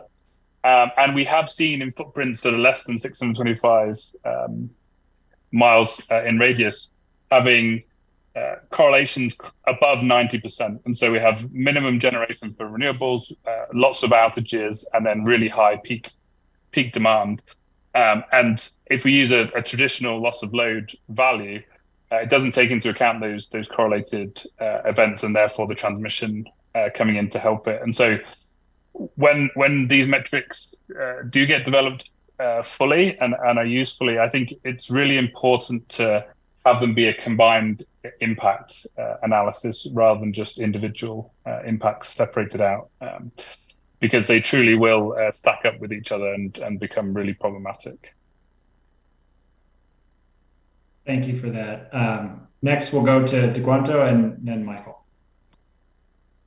Yeah, thanks. So, again, our predecessors from prior generation may chuckle when if we say that we need more data and we don't have enough data to plan transmission. I think we have enough data. So loss of load expectation or loss of load hours or EUE, expected unserved energy, these are all proven concepts. Now, if you dive into the model, there are basically a few uncertainty variables in there. One is the load, the actual load, the 8760-hour load shape within the Monte Carlo simulation. Now, that's understood that you have to project out what that synthetic 8760 load shape looks like 10 years from now in your region. And again, internally consistent with the transmission provider's forecast of future electrification, future increase in solar demand behind the meter and front of the meter, and future penetration of other resources behind the meter. I think I think most regions are very well equipped to shape that future 87, 60-hour load shape. The next variable in that simulation is 1 day in 10 loss of load expectation driven load forecast uncertainty. Again, LTRA has well-documented LFUs for different regions. Would those LFUs evolve over the next 10 years? Sure. Because of climate change? Sure, they will evolve. Could you look at that in different scenarios without getting bogged down with too much data, preventing you from being able to move forward? Probably. And then the next is your generation. GAD's database has an extensive database of the amount of forced outages that we've seen on the system. There are different regions that have collected a lot of data on intermittent generation. There are diurnal curves for offshore wind. There's a lot of data points that we already have, and not just the transmission owners, but also the transmission providers. So to construct a defendable loss of load expectation or a loss of load hour or an expected unserved energy simulation that derives the future planning reserve margin requirement and planning reserve margin, I think we're all there already. Thank you very much for that perspective. Michael, please go ahead. Yeah, I think if we're, in terms of talking about reliability cost or benefits, I think some hybrid between loss of load expectation and expected unserved energy probably best captures the damage function that outages have.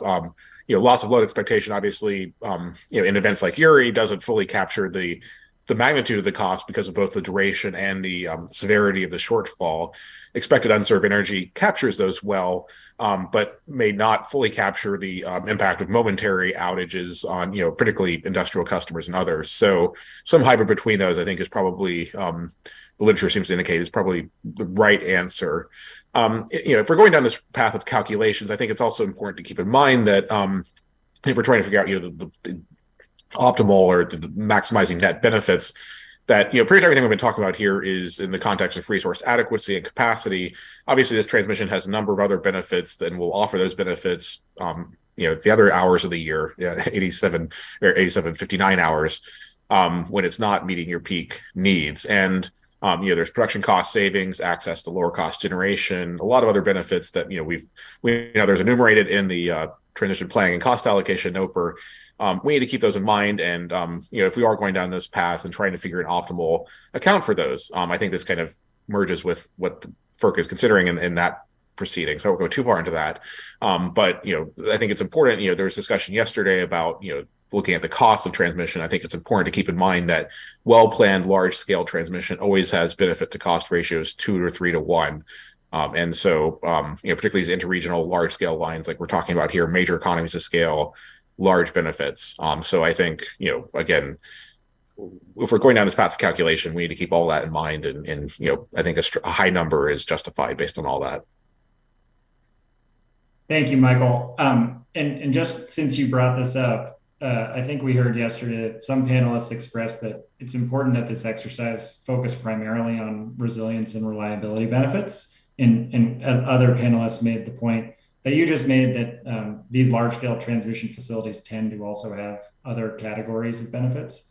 I guess in terms of the other difficulties in getting from studying needs to implementing solutions to meet those needs, I would open this up to the whole panel. Do you have a perspective on whether this process should be focused primarily on reliability and resilience benefits? Or is there an opportunity for the commission to think more broadly about benefits? And Guanto, I see your hand up, so I'll start with you on this question. Yeah, and again, I just want to make sure that resilience today is thought of from extreme events. And when we think of extreme events, we think of climate change-driven weather events. I'm sitting here in Hartford, in Connecticut, and for us, resilience extreme event looks no different than a 1 day in 10 loss of forced generation of outages. So we need to start thinking of resource adequacy not as the separate animal that is distinct and different from transmission planning. That's kind of the whole problem in our industry right now. We have two sets of expertise in two separate departments in every transmission provider region, and they all have focus in transmission planning, and one team focuses on resource adequacy. And we just need to get to a place where we kind of find that common ground. So very, very simply stated, our transfer capability ties in New England hover between 2,500 and 5,000 megawatts, right? So that's about 10 to 20%, depending on hours in a year, 10 to 20%. Now, anyone who looks at our resource adequacy issues in New England would easily deduce that a minimum 20% or 25% transfer capability, import capability is not good enough, right? A 25% would be 6,500 of our peak demand today. So that's one 345 kV line from potentially outside of New York, from New York to New England. That's one 345 kV tie. That's not, that we all know intuitively that doesn't solve the problem. So why can't we just tie energy resilience or resource adequacy to transmission planning? Thank you. Next, we'll go to Dr. Menz and then Dr. Clack. Thank you. I would echo what Guanto said. I think we're extremely siloed in terms of how we look at this problem. And I'd add a third silo. I think there's the production cost guys, there's the resource adequacy guys, and then there's the stability guys. And none of them talk to each other. And, historically, they didn't necessarily have to. But unfortunately, we're getting so complex that we really do. And so, speaking to what we highlighted in our study, we showed that there are multiple buckets of value. And I'm not sure what the advantage is of ignoring some of the buckets. We already spoke to the production cost. We already spoke to resiliency. I think the third bucket that we spent less time on is the stability benefit. And I think, what we showed in our study is that if you ignore the stability benefit, you might proceed to build out AC interregional transmission. And if you don't look at the stability, that might not get you stability benefits. You may want to look at alternate technologies like DC to help strengthen interregional ties. So holistic is likely the way to go. Thank you for that perspective. Dr. Clack, please go ahead. Yeah, I think I'm in violent agreement with the previous two panelists on a holistic approach. It's fundamentally why I started the business that I'm doing. Obviously, bringing weather into it is a key component, and so I agree that all the buckets should be considered.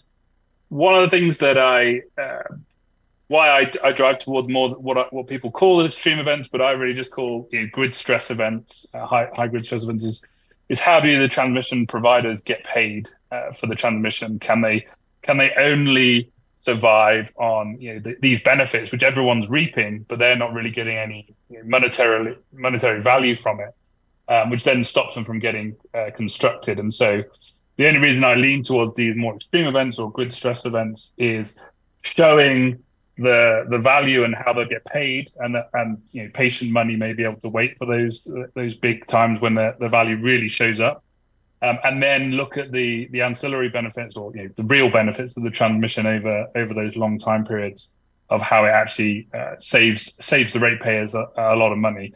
Of course, the benefit of the extreme event is that it saves outages and big impact events. But to get huge value for the ratepayers, there needs to be a continual impact, and so the minimum transfer would be set against some of these more extreme events or higher need events. But then the benefits of the ratepayers will come through a combined effect. And I personally do all my modeling based on a holistic approach of looking at all the we call it co-optimization, but all the combined inputs, production costs, capacity expansion, resource adequacy together, and so they trade off against each other. And so when you do that, you see these these sort of black swan events, maybe some people call them, where things come together where you get a big payout for the transmission benefit. But if you don't include that in the modeling, so it's not a long enough time period, these things don't get constructed. And we need that more for how companies building this transmission would get paid ultimately, and how they can show the need for it. Thank you all. This is very helpful, and I think will be a good lead into our cost allocation discussion. Guanto, I saw you had one last comment if you want to close us out on this question.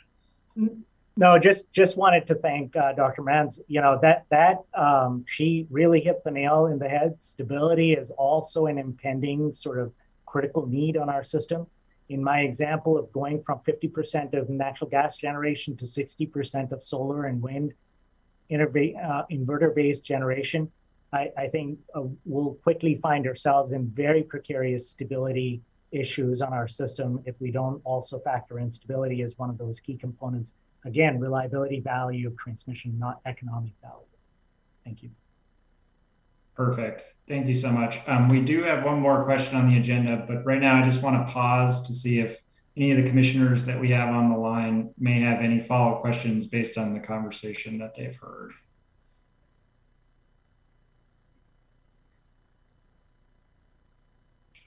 All right. Well, I think for now we will move on, but please, to the commissioners, feel free to jump in if anything comes up.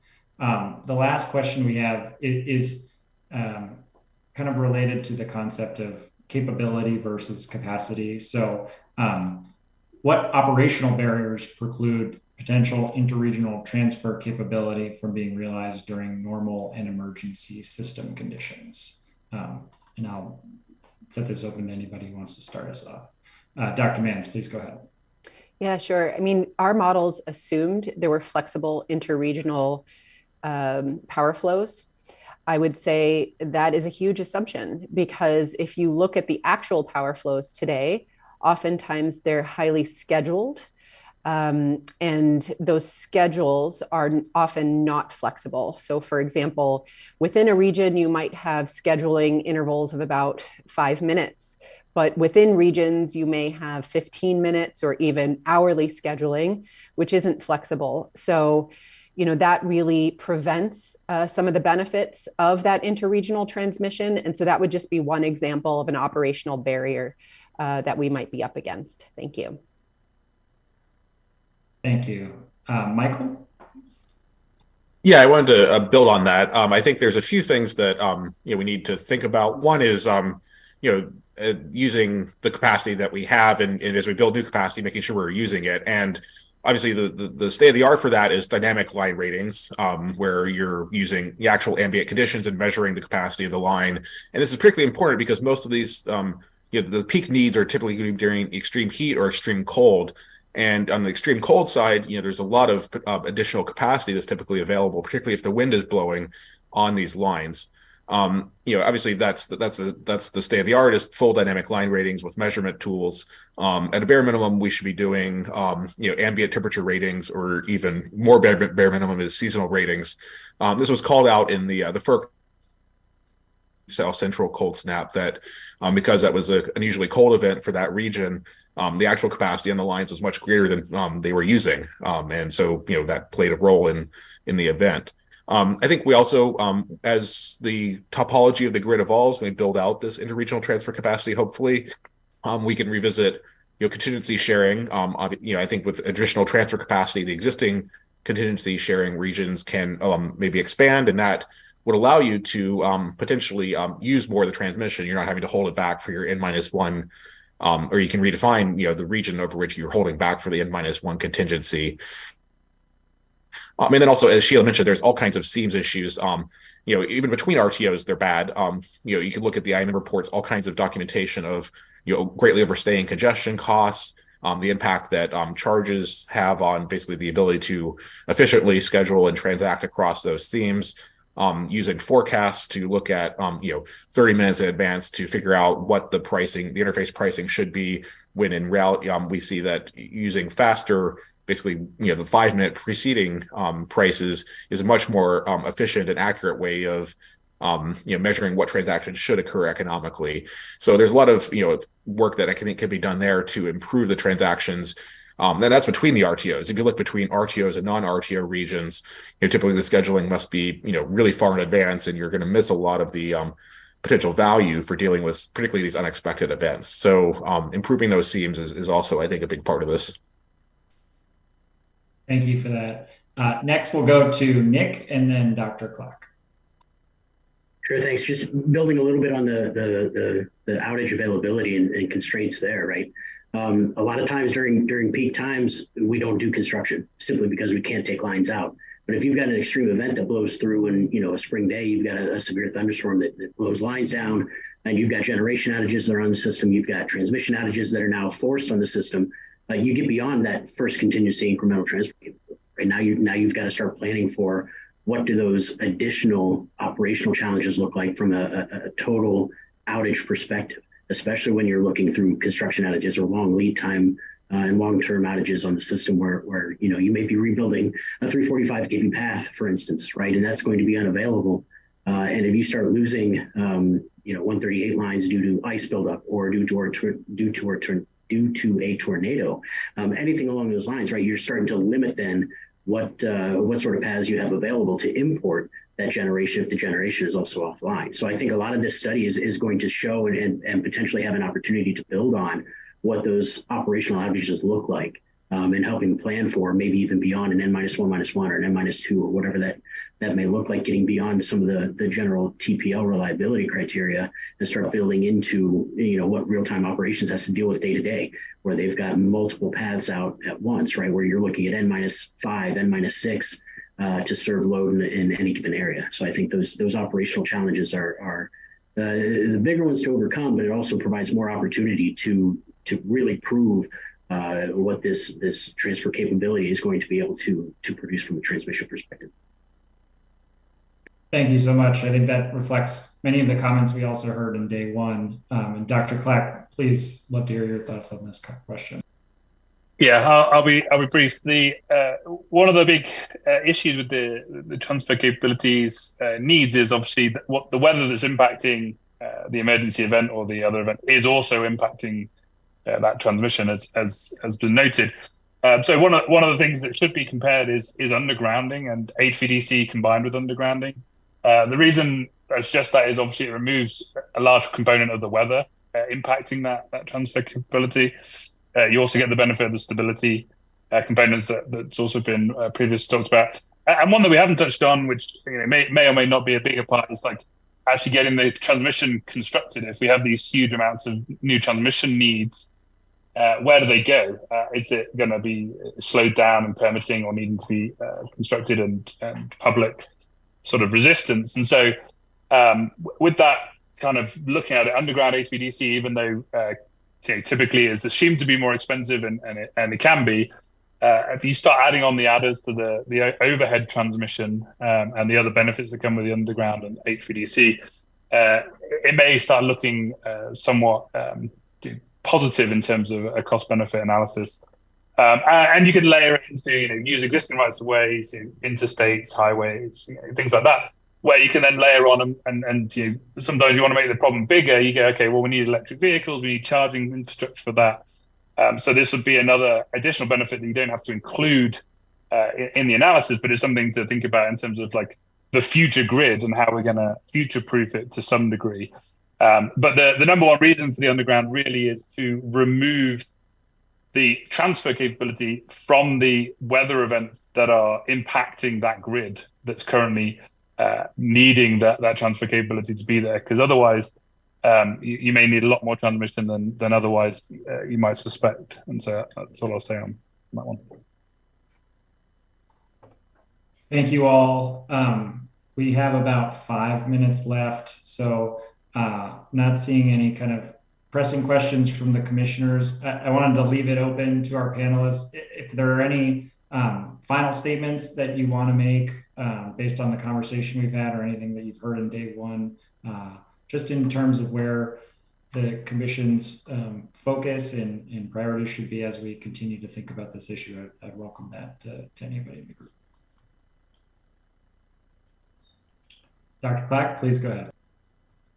Yeah, my last comment, just from interacting with the other panelists and learning today, as well as I think any metric or any numbers that need to come up need to take into consideration the sort of the diversity of the different regions, and so there needs to be a metric that isn't just solely based on one metric alone. I think there needs to be a combination of metrics that come together, because some regions just are fundamentally different. Maybe they're winter peaking, summer peaking, things like that. And so being able to take into account more data, I think, is always better, but just being able to come up with metrics that can be applied to every region, but will bring forth the more important components for that region, I think will be a very important piece to get something actually sort of actionable from this endeavor. Thank you. Michael, I see your hand raised. Please go ahead.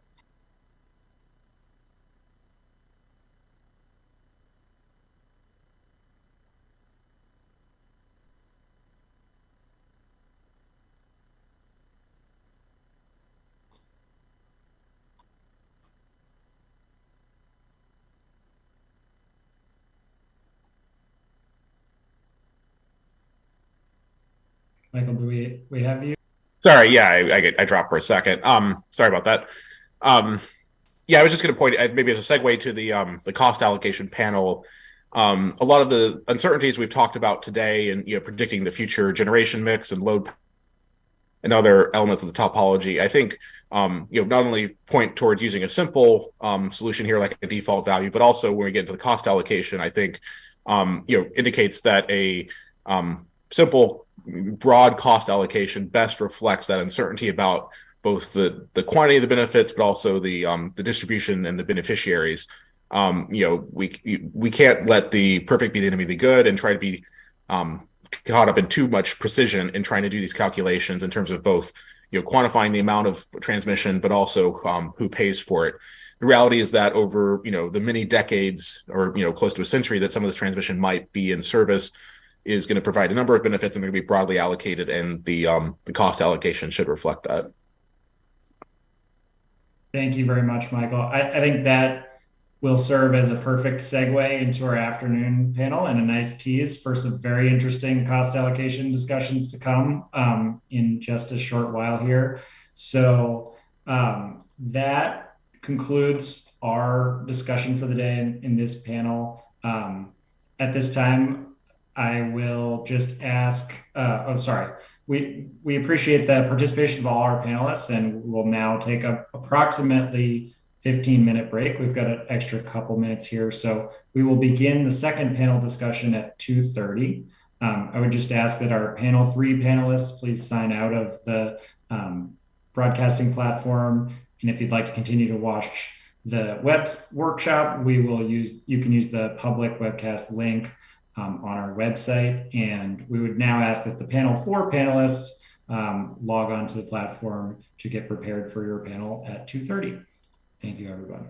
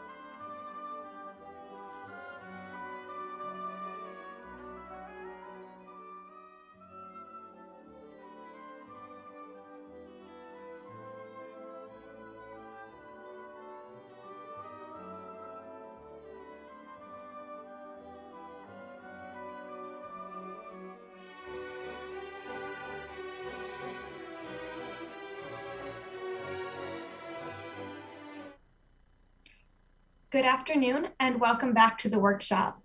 My name is Kelly Shannon and I am with the Commission's Office of Energy Policy and Innovation. I will moderate the second panel today along with Jessica Cockrell, who is also with the Commission's Office of Energy Policy and Innovation. The final panel today will discuss how costs for transfer transmission facilities should be allocated and how to ensure a minimum amount of interregional transfer capability is achieved and maintained. Before we begin, I would also like to remind all participants to refrain from discussing the specific details of the pending contested proceedings listed on the supplemental notice issued on November 18th, 2022, and to refrain from any discussion of other pending contested proceedings. If anyone engages in these kinds of discussions, my colleagues Moon Atwal or Gonzalo Rodriguez from the Office of General Counsel will interrupt the discussion to ask the speaker to avoid that topic. Each panelist will introduce themselves and has the option to give initial opening remarks of 3 to 5 minutes. After that, we will begin a question and answer session. If a panelist would like to answer a question, please use the Zoom raise hand function. Alternatively, if you are having issues with the raise hand function, please turn on your microphone and indicate that you would like to respond. Jessica and I will call on panelists that indicate that they would like to answer in turn. At that time, please turn on your microphone and respond to the question. When you have completed your answer, please turn off your microphone and lower your virtual hand in Zoom. We will reserve time at the end of the panel for the chairman and commissioners to ask questions of the panel. However, if a commissioner would like to ask a question during the discussion, we ask that they use the Zoom raise hands function as well. Jessica and I will call on them in turn. Jessica and I will keep track of the time and will let the panelists or commissioners know when we need to move on. We have a lot of questions to cover in this panel, so we encourage panelists to offer succinct answers where they can. I will now call on each panelist in turn to give their opening remarks. First, we have Chris Zadlow, Chief Development Officer at Grid United. Please go ahead with your opening remarks, Chris. Thank you, Kelly. Good afternoon. My name is Chris Zadlow, Grid United's Chief Commercial and Technology Officer. Our company is focused on developing high-value, high-capacity transmission facilities that will better connect the 3 different grids in the United States. Presently, we're developing 12 gigawatts of new transmission lines, creating connectivity between all 3 grids. We are working with the RTOs on interconnection studies. We're acquiring right-of-ways. We've begun permitting several of our projects. Countless studies have shown that the grid-to-grid connections provide a tremendous value to consumers and are among the lowest hanging fruit in terms of economic benefit. In the production cost studies we have commissioned for our lines, we typically see benefits exceeding costs by anywhere from 2 to 5 times. Despite the rapidly evolving generation mix, tremendous load growth, and convincing evidence of more frequent extreme weather events, we have seen almost no new connections between the eastern and western grids for the last 40 years. At Grid United, we believe that protagonistic projects with high value to the grid can help drive the change and need to improve the grid. I want to focus on a handful of these changes. First, many RTOs penalize grid-to-grid connections by assessing export charges when power is moved towards an adjacent grid. This makes no sense. Withdrawals take place during high generation under light load conditions when economic conditions favor them. When power is needed, HVDC systems can respond and inject power without taxing the grid.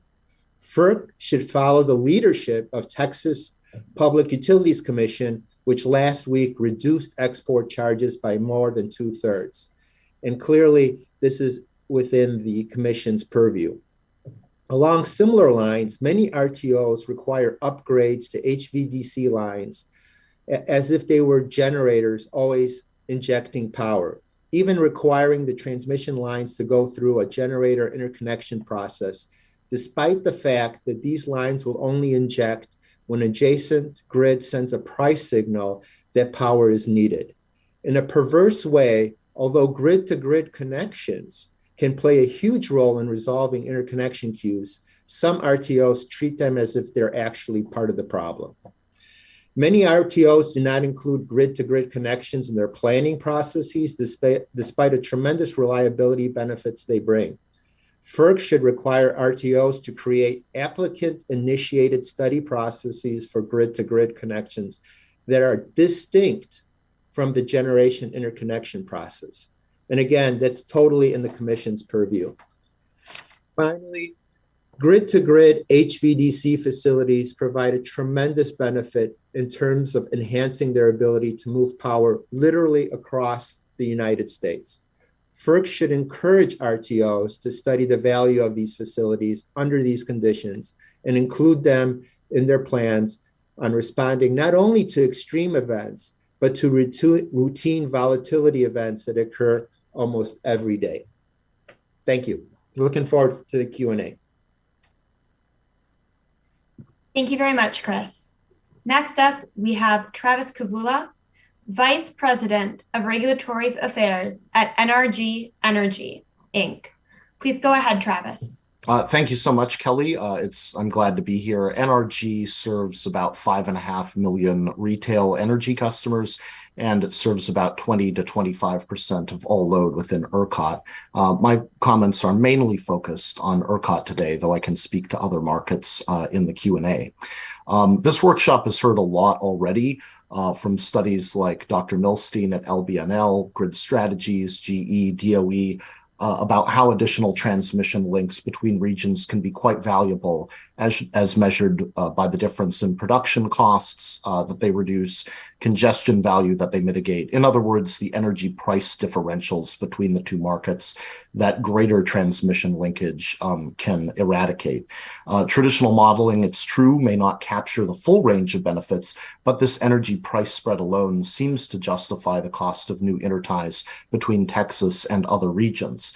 So, for example, one HVDC line, which FERC has already authorized under its authorities pursuant to Section 210 and 211 of the Federal Power Act, that's been proposed to connect ERCOT to the Eastern interconnection, has a publicly reported 2,000 megawatts in capacity for about a $2 billion cost, and it results in $470 million in annual benefits solely around these energy price differentials, according to the LBNL study.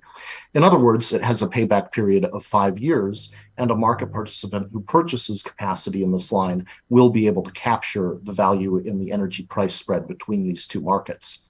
Interestingly, the analysis for this transmission investment case looks almost identical to the kind of business case an investor in storage or gas peakers in Texas would engage in, where the cost to construct the tie or buy generation capacity and the operating costs of buying energy for the intertie, or if you're a storage facility, or producing power if you're a generator, are netted against revenues by selling energy into a market with higher incidences of higher energy prices.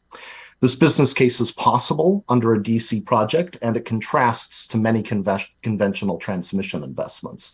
New transmission typically is added to a mesh network and distributes benefits so widely that a broad planning and cost allocation regime may be necessary to prevent free ridership and to ensure beneficial projects are built.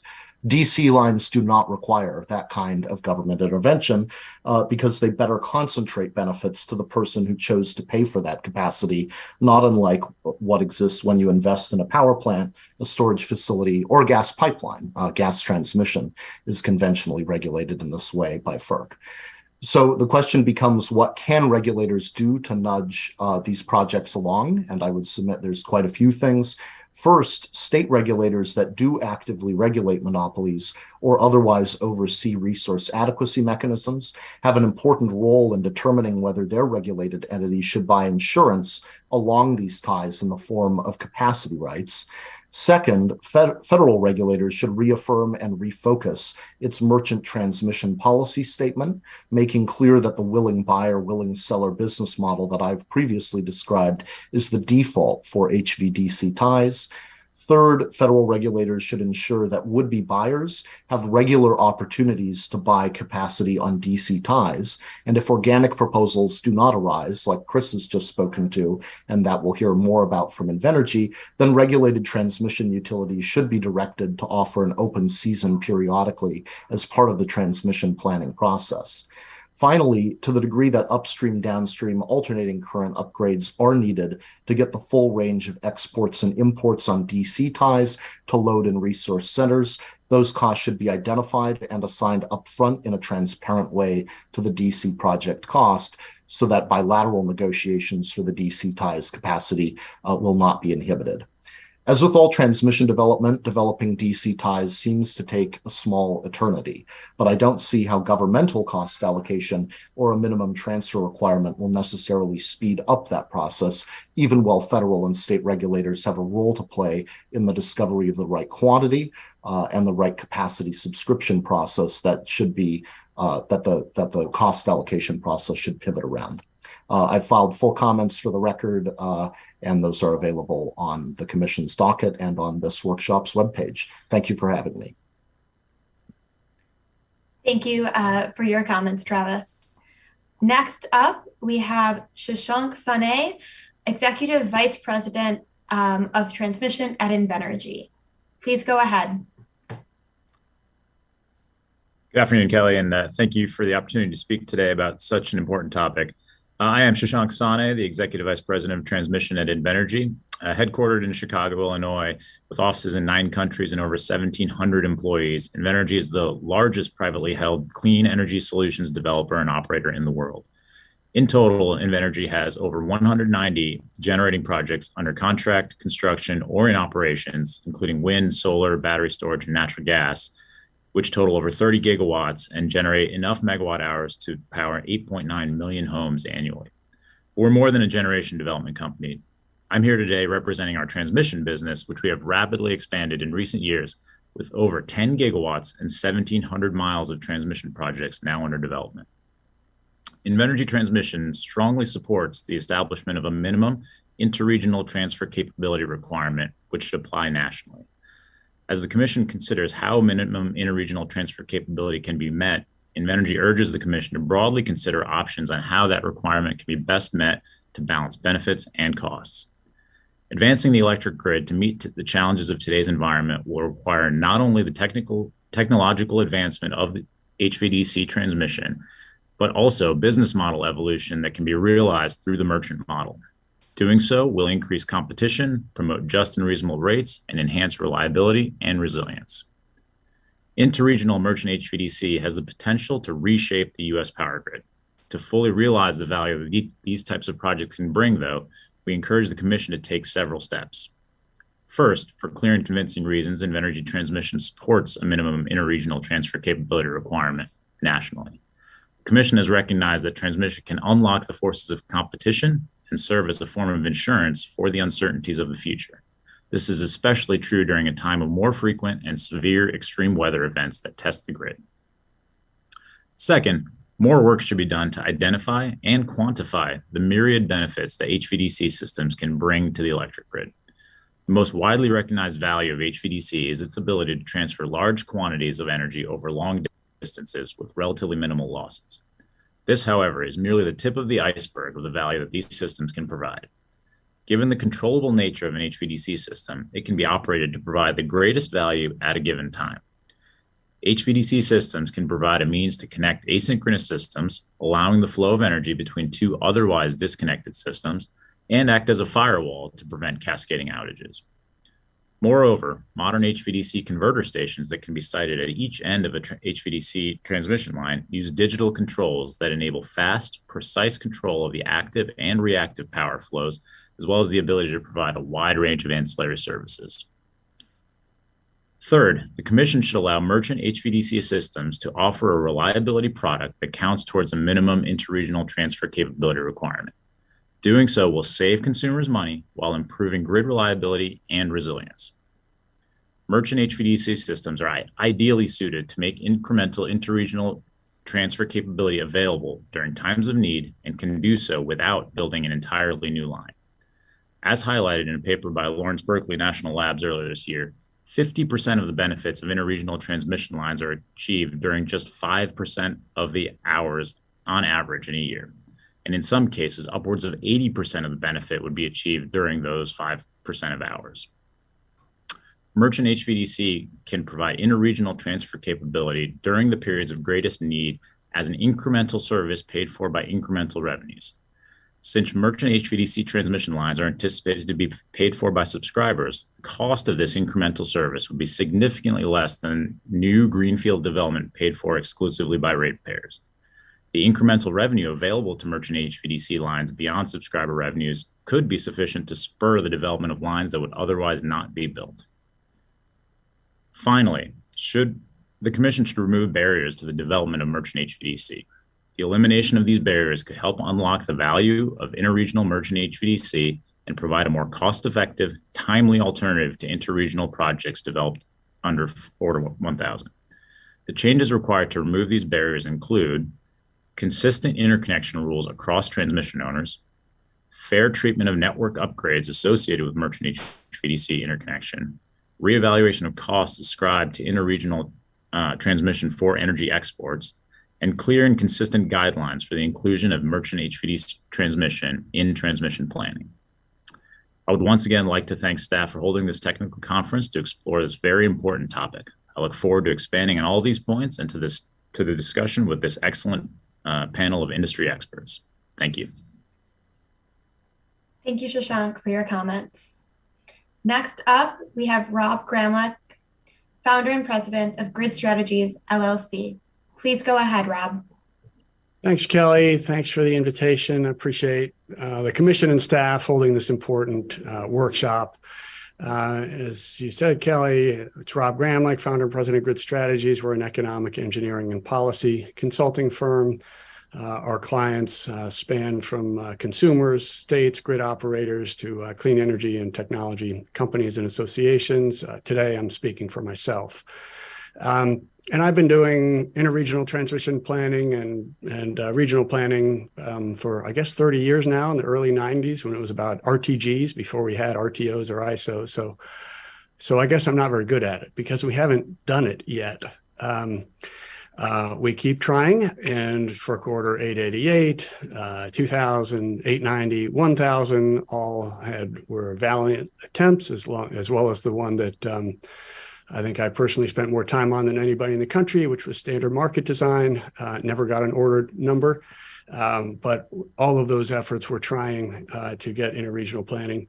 And I guess I would encourage, I'm going to talk about cost allocation in 1 second, but just my perspective overall is I would encourage the Commission to continue its earlier bipartisan tradition in all those orders I mentioned of taking into account the fact that, look, there are a lot of industry participants who don't benefit from having interregional transmission. There are a lot of vertically integrated utilities, and they're wonderful companies and people, but when they own generation that would lose money from competition, from generation coming in from the next region, they obviously don't support that happening. Or generation-only companies have been lobbying in different regions to block transmission from coming into their region. And it's an obvious economic incentive, and it's the exact type of thing that Republican and Democratic commissioners for the last 25 years were perfectly comfortable, calling out and saying that vertical and horizontal market power are things that the Commission needs to act and address under the Federal Power Act. So for those reasons, I think this Commission similarly should act and not be shy about calling out these dynamics and acting. So cost allocation, as many have been saying recently, everyone wants to go to heaven, but nobody wants to die. Cost allocation is the death part. It's very hard. I think we should all respect that. I want to just begin with the framework of, think about who benefited from multi-value projects, which were largely benefited to deliver wind power in the upper Midwest to Chicago and points east. But during Winter Storm Uri, the lines were used to keep the lights on the other direction. That's every single transmission line you can look at operating today has had some similar story like that.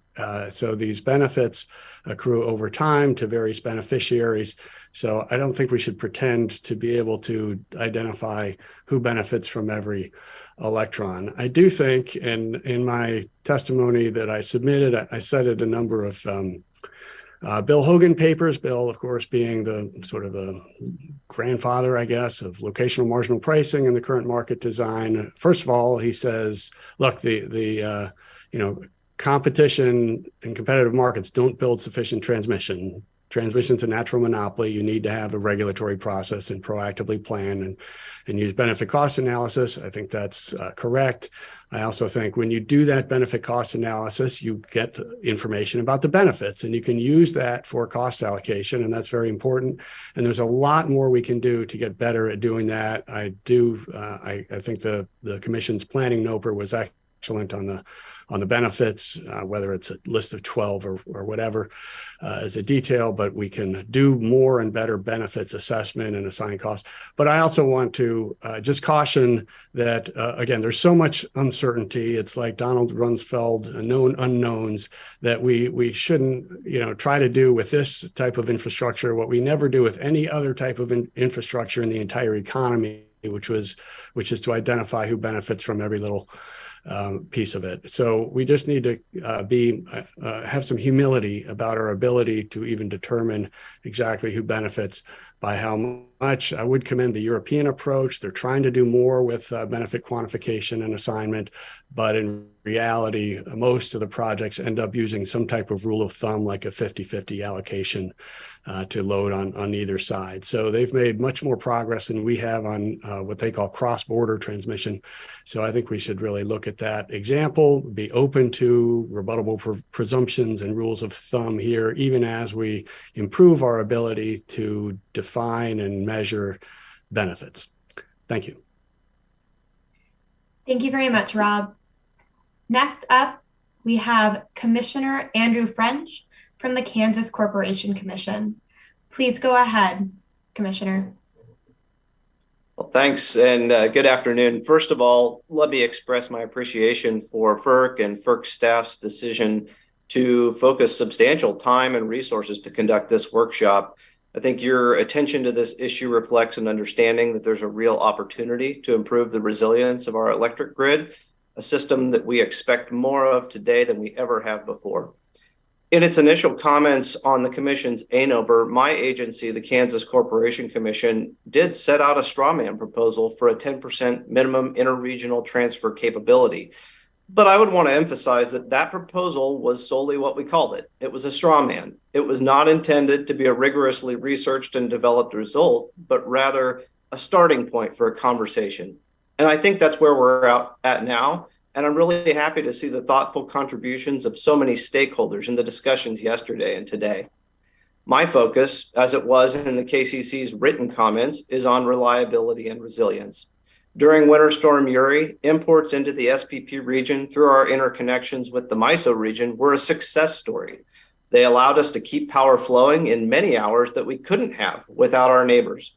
So it actually may be the case that not much additional interconnectivity is needed between SPP and MISO, at least for reliability and resiliency purposes.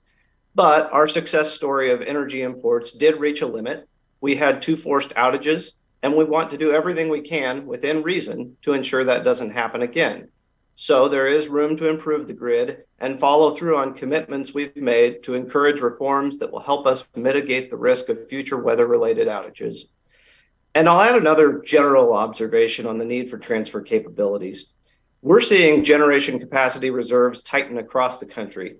I know some stakeholders have argued transfer capabilities are less relevant when generation availability is increasingly scarce, but I would certainly argue the opposite. I believe the ability to share energy across geographic distances will become more and more important, even in non-emergency or normal weather conditions, as accredited generation capacity reserves shrink. And this ability to share reserves is likely the lowest cost option to keep the lights on. Now, we've heard from the earlier panels on the need for improved interregional transfer capabilities and how that might be manifested. But this panel is focused on cost allocation of new transfer facilities. The Commission should, of course, maintain its commitment to assigning costs roughly commensurate with benefits. Even though these may be new types of projects and they may be identified through new processes considering new benefit types, the costs of the facilities ultimately need to flow proportionately to those benefiting from them. That's clearly not a controversial statement. But the difficult question is how to assign costs when projects meet a variety of needs, or they're justified by a variety of diverse benefits. In my view, the answer to these questions are going to be dependent on the benefits that are relied on to select projects for construction and which use cases are prioritized in the planning process. I'm not here today to offer specific answers or any mechanisms, but I would suggest any cost allocation be subject to rigorous stakeholder debate on a regional basis, affording each region a voice on how it views the relative value of those improved transfer capabilities. Thank you again for the opportunity to be here today, and I'm looking forward to discussing the issues with this great group of panelists. Thank you for your comments, Commissioner French. Next up, we have J. Arnold Quinn, Chief Economist of Vistra Corp. Please go ahead, Arnie. Thank you and good afternoon. I appreciate the opportunity to share Vistra's perspectives.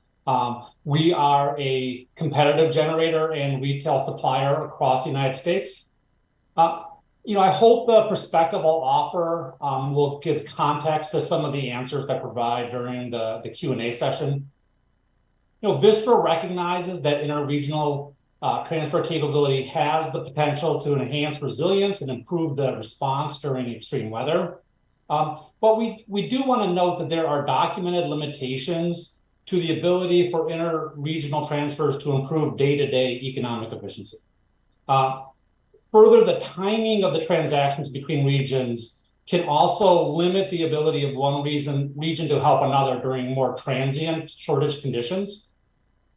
These limitations have a direct impact on the ability to realize some of the benefits of addressing economic congestion. I'll just provide a little bit of background for these statements. The PJM Market Monitor in the 2021 State of the Market Report reports that transactions or energy between MISO and PJM flowed in the economically efficient direction about 60% of the time. Not bad, but still 40% moving in the wrong direction. And about 57% of the time between New York ISO and PJM. Most of the instances of power flowing in the economically efficient direction were for relatively small price differences, around $5 per megawatt hour. In addition, MISO's Market Monitor publishes an annual scatter plot of transfers between MISO and PJM. And for the 2021 State of the Report, that was figure A132 for those following at home. And that scatter plot's kind of interesting because it shows, whether the flow was in the economically efficient direction, and it shows the price difference. And one of the stark things that comes out of looking at that scatter plot is the pattern's a little random. So, it moves in the economically efficient direction kind of about, again, 60% of the time, and it's not really dependent on the price difference. So you see inefficient flows even in, fairly large price difference events. And I'll also note that the staff, FERC staff did a paper in 2014 to support the price formation discussions. And the paper on shortage pricing highlighted, difficulties with one neighbor helping another during a transient shortage event, and walks through an example between MISO and PJM where there was a lag from when the imports started to help to address the shortage condition in MISO, and then kind of an additional lag from when the shortage was resolved and imports keep coming. Even when, interregional transfer, is improved to the point that it can help economic efficiency, it's important to recognize that, like any trade, it will create winners and losers. The potential to add additional low-cost resources from one region to another means that the exporting region is going to see higher prices. This can complicate cost allocation for new interregional transfer capability, and Vistra doesn't think that the Commission should just gloss over that complication. Finally, when considering the benefits of interregional transfer capability to address extreme events, we'd ask the commission to recognize that the neighboring regions are only available to help when they have excess capacity. And for us, this means that increased reliance on neighbors means that we're going to have to do a better job avoiding double counting of resources. And this is especially important in regions like the West, where all areas are becoming, having less excess capacity. We also want to be mindful that as we build more interface capacity, those transmission facilities can start to become a region's largest single contingency. And at that point, the home region will have to hold additional operating reserves. And so there'll just be more home resources to do that. So full disclosure, I'm one of those competitive generators that Rob said has an incentive to block transmission. I'm not here to suggest that any of these complications mean that we shouldn't be open to the benefit of more interregional transfer capability. What I think they do suggest is that we need to be mindful of cost allocation and ensure that the cost allocation is roughly commensurate with the benefits. And we also want to be careful that the projects that we select are delivering the benefits that we expected. Finally, I think they also suggest that there might be complementary policy changes that the commission would like to consider as it considers anything like a minimum interregional transfer capability. Thanks for the opportunity. Again, look forward to the Q&A. Thank you very much for your comments, Arnie, and thanks to all of our panelists so far. We will now begin the question and answer session. Jessica, would you like to begin? Thanks, Kelly. And thanks to our panelists. We have a lot of questions in our notice that we want to get through, so we'll jump right in, starting with number one. So how should cost allocation for transfer and transmission facilities be determined?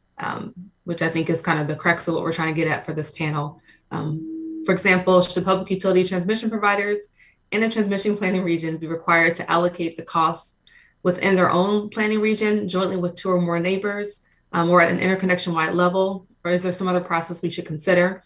And then additionally, what are the advantages or disadvantages of each approach? Should there be a process in place for the commission to establish a cost allocation method for transfer transmission facilities if planning regions can't agree to their own cost allocation? So we'll start with Rob. Go ahead. Sure, thanks. Well, first of all, I think we should be clear that sticking within the law of the land of beneficiary pays is what we should do. The question is, how accurately can we really determine beneficiaries? And, does excessive focus on that, lead us to gridlock and logjam to the point where we don't get the needed transmission built and rates become unjust and unreasonable? So we have to be practical about determining the cost allocation to get needed transmission built. Of course, you have to figure out what the needed transmission is. But I would suggest sort of a hybrid approach. For the minimum transfer, and I think we can look at the methods, whether it's 15% or starting where Europe started at 10% and ramping up. For that bare minimum, I think we could look at something that's a little bit more rough and rule of thumb, like a 50-50 across the footprint, perhaps as a rebuttable presumption. And if parties can demonstrate to the commission that, there's a disproportionate share of benefit on one side versus the other, then the commission could modify. So that'd be for the interregional. Now, I think the commission should also be requiring joint interregional planning between each neighboring Order 1000 planning area, and for that, perhaps something that's more fine-tuned based on the benefits of broader, more expanded transmission could be used. So more of an accurate and modeled benefits assessment. Of course, in all cases, there are multiple types of benefits that have to be factored in. So that's what I would suggest, is sort of a hybrid approach like that. Thank you. Commissioner French?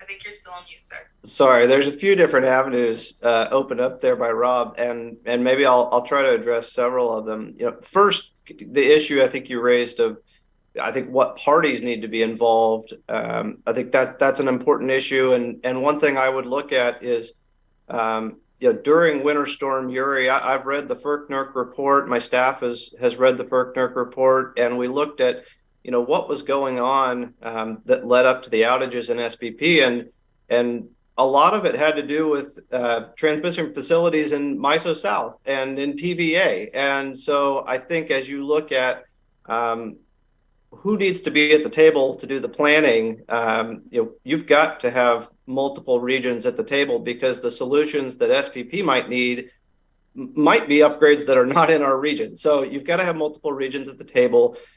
You've got to have probably a multi-regional approach to splitting costs among the regions. And then obviously there can be a solely within the region approach to how you shake out the costs among just those costs that are assigned to the region. But I kind of want to respond to the other item that Rob raised, and I'm sure we're going to get into this later as well. But it's the idea of, how granular we get on cost allocation. I think, we all agree these are going to be, if there are big upgrades, they're going to be multi-value projects. But I think there needs to be some attempt to understand what benefits are justifying the selection of upgrades, and then to let costs flow in correlation to that. So I hope we can get a little more granular with that debate later, but I'm a little concerned with the idea of spreading the costs too much on an assumption that we can't get a granular view. Thank you for that. We'll turn to Shashank, followed by Travis. Great, thank you. I think as a sort of fundamental principle with any interregional line, there are certainly going to be two regions involved, sort of by definition. So I think in terms of allocating the cost, you're going to be looking at a minimum at two regions that are participating, in that project. I think when you get to a more specific point around how then to allocate the cost to those regions, I tend to agree with some of Rob's comments around the difficulty of precisely dialing that in, and maybe more rule of thumb type approaches there. I think the other item to keep in mind here is for interregional sort of minimum standards that we're talking about here. A lot of the purpose of that is to deal with extreme events, low probability but high impact events. And so quantifying benefits associated with those types of low probability events can be very difficult or very subjective in nature. And so I think those sort of rule of thumb approaches may be more appropriate in those circumstances. But finally, I think the cost allocation question tends to become the most controversial when you're talking about big numbers, and for to a large extent, interregional projects would likely be big numbers. But I think that goes back to some of our comments around utilizing existing lines that are out there, merchant lines that may be able to be repurposed during certain circumstances, and lowering that cost that will be applied to the system-wide basis. Thank you. Travis? So the premise of the question and the commentary to this point has assumed that the Commission must assign costs to beneficiaries. And at least as I see it, and based on all of the evidence the Commission has accumulated in this workshop, there are substantial production cost benefits that would redound to people who voluntarily subscribe to capacity on new DC interties in between ERCOT and other regions.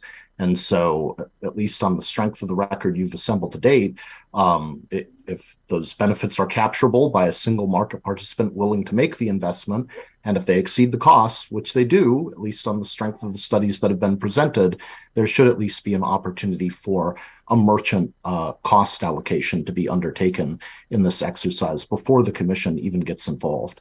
And to date, the Commission has approved approaches that typically revolve around allowing a merchant line developer to first bilaterally negotiate up to a certain percentage of capacity of a new transmission facility, and then for the remaining value subjected to some kind of open season auction process. And there's flexibility involved. You can The developer can go ex ante to the commission to ask for approval of its solicitation methodology. It can go ex post to the commission to say, this is what we did in soliciting interest on a line. Here's how it was fair and open and non-discriminatory, and here are the results. There are, other people have pointed out the reliability benefits of additional DC ties, and I would say for things like Black Start or other particular reliability services, there are already to some extent markets that are defined for those products. ERCOT, for example, runs an as-bid, pay-as-bid solicitation process for Black Start. So I can imagine a DC tie participating in that process, getting some compensation that's offsets either their revenue requirement that is sort of established by FERC or is sort of in their mind in a true merchant model, and being an offset piece of revenue to that. And then finally, to the degree that there are resource adequacy benefits associated with these lines, I think it really will depend, the cost allocation, on the differences in the market model. For ERCOT, for example, there is famously no resource adequacy market. There is no capacity market. To the extent capacity costs exist, they're loaded into the energy-only market through the operating reserve demand curve, and they would be capturable by a merchant investor in a DC line who is trying to use the line to capture production cost benefits.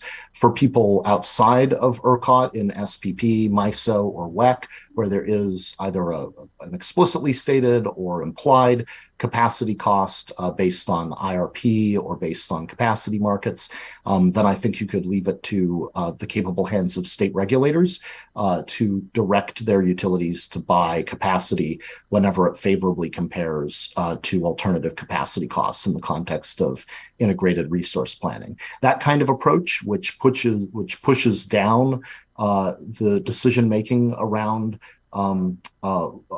beneficiary subscription to capacity, sort of respects the balance, especially as regards ERCOT and other markets, of how state regulators have decided to set up their energy and capacity markets, being more of a sort of a voluntary and competitive and merchant market on the one hand, and more of a sort of regulated IRP-focused market on the other hand. So I think those are all points you would want to go through before you actually tried to impose some kind of mandatory cost allocation onto possibly involuntary parties, because that is the thing, as everyone has said in this workshop so far, that actually slows things down and it doesn't speed them up. Thanks, Travis, for that perspective. Next, we'll have Chris, followed by Arnie. Yeah, so when you look at what's happening on the grid right now, we're having more and more intermittent resources interconnected. And as weather patterns move across the United States, you're going to have regions that have surplus energy followed by a deficit, and you're going to need to move large amounts of power back and forth.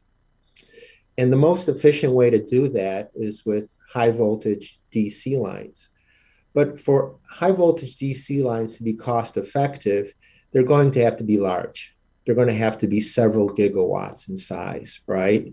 So if you're moving several gigawatts of power back and forth between regions, you're going to be impacting pricing on a very large regional basis.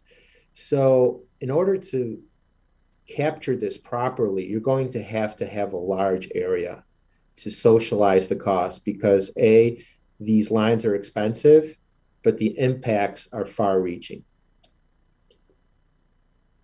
Thanks, Chris. Arnie? Thanks. And, echoing everyone, cost allocation is going to be hard. And it's going to be the thing that slows all of this down. And, I think one of the panelists yesterday said, we just all have to get used to the fact that transmission is going to cost a lot more. On the energy side, people still lose their mind when energy prices are really high for 15 minutes. So I suspect we're not going to get the public and policymakers to just get used to the fact that transmission is expensive. So I think at the very highest level, there's probably a trade-off between how simplistic the planning requirement is and how broad or how granular the cost allocation has to be. So my suspicion is the general public and other policymakers are going to be more willing to have costs allocated to them on a kind of broad socialized basis if the process that established the need for that transmission was fairly robust, that there was a standard that was being planned to, there was a robust analysis that justified the need for the line, and then an analysis that highlighted the broad benefits. And at that point, broad cost allocation probably feels appropriate. Where it's a simple mandate like 15% minimum interface capacity, I think people are going to have real problems with broad socialization costs because it will feel like people are being asked to pay for something that they don't really know will deliver a benefit to them. So just keep in mind that trade-off between the level of granularity in the planning standard and the level of granularity on the cost allocation.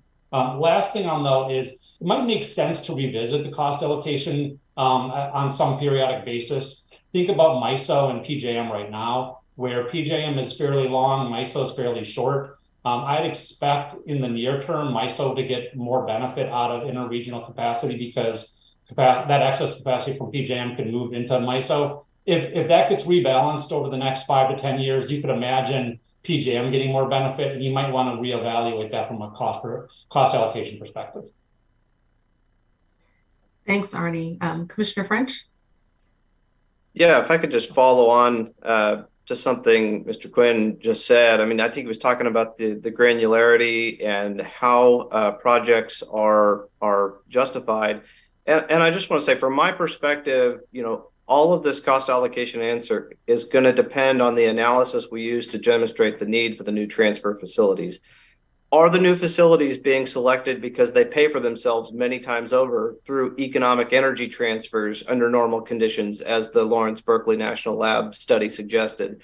And by the way, I think that's great. But, under that scenario, are we just providing resilience as a side benefit? And under that scenario, just to be very clear, if the new facility's primary function is to interconnect new generation and flow low-cost energy to high-cost areas, I think spreading the cost broadly and ignoring the economic beneficiaries is going to be highly problematic. But in the alternative, if new facilities are planned and they're truly optimized for resilience, and customers paying for investments are given priority access to that capacity in times of need, then I think a more broad cost allocation would be more accepted.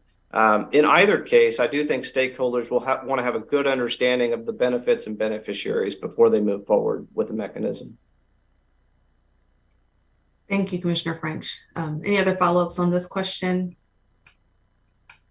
The one portion of it that we didn't talk a lot about here was about kind of if there's trouble coming up with a cost allocation to the extent one's necessary. If we're not talking about merchant projects, we're talking about things developed through a transmission planning process.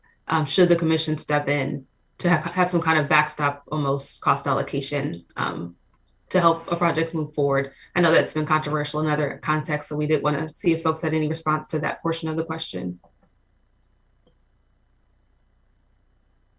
Well, I'll jump in. I mean, I mentioned rebuttable presumption, rule of thumb, as well as, doing more granular analysis.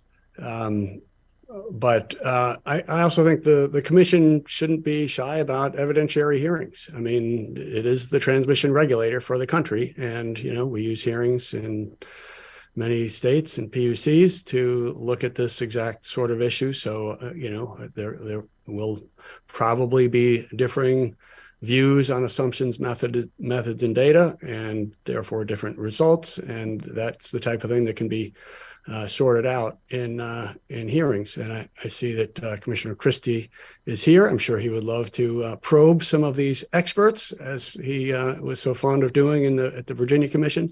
And I think the commission should be, ready to do that and get real solid evidence. Thanks, Rob. Arnie, I see your hands raised. Yeah, I would say the commission can either do it on the front end under Section 205, or can do it on the back end when someone files a complaint because they're unhappy with the cost allocation and the way it's played out. I can think of some famous cost allocation cases around New Jersey, where the cost allocation changed on a fairly regular basis. And that was pretty disruptive. So at the very least, I think the commission needs to make sure that it has gotten itself comfortable that the cost allocation makes sense, it's roughly commensurate with the benefits, and applies some does a robust evaluation on its own, even if it's accepting somebody else's idea. But it likely will need to be prepared to come up with a cost allocation because there are going to be complaints for sure. I think that's fair. Go ahead, Travis. Yeah, and I would just say for the perspective of ties that connect ERCOT to the other interconnections, FERC does have a role to play. You know, ERCOT is, of course, self-regulating in many respects, but Section 210, 211 of the Federal Power Act does confer on FERC the authority to order interconnections, including into ERCOT, for transmission rate making. Federal law directs this commission to defer, if at all possible, to the rate making methodologies adopted by the Public Utility Commission of Texas, which Chris has already spoken to. To the extent that there's a voluntary subscription model for merchant capacity, I think a lot of those hard decisions and possible ruffled feathers would be obviated. And that's particularly a consideration the commission would want to keep in mind, but for DC ties between ERCOT and other regions. Thank you. Any other follow-ups to question 1 before we move on? So I think Arnie's comments actually lead well to question 3, which is the next one I'm going to ask, which is what process will public utility transmission providers use to identify and select transfer transmission facilities? And we're looking at this in many ways. It can be within a transmission planning region, between a pair of planning regions, or some broader collection of neighboring transmission planning regions. So opening this up to anyone who's interested in answering.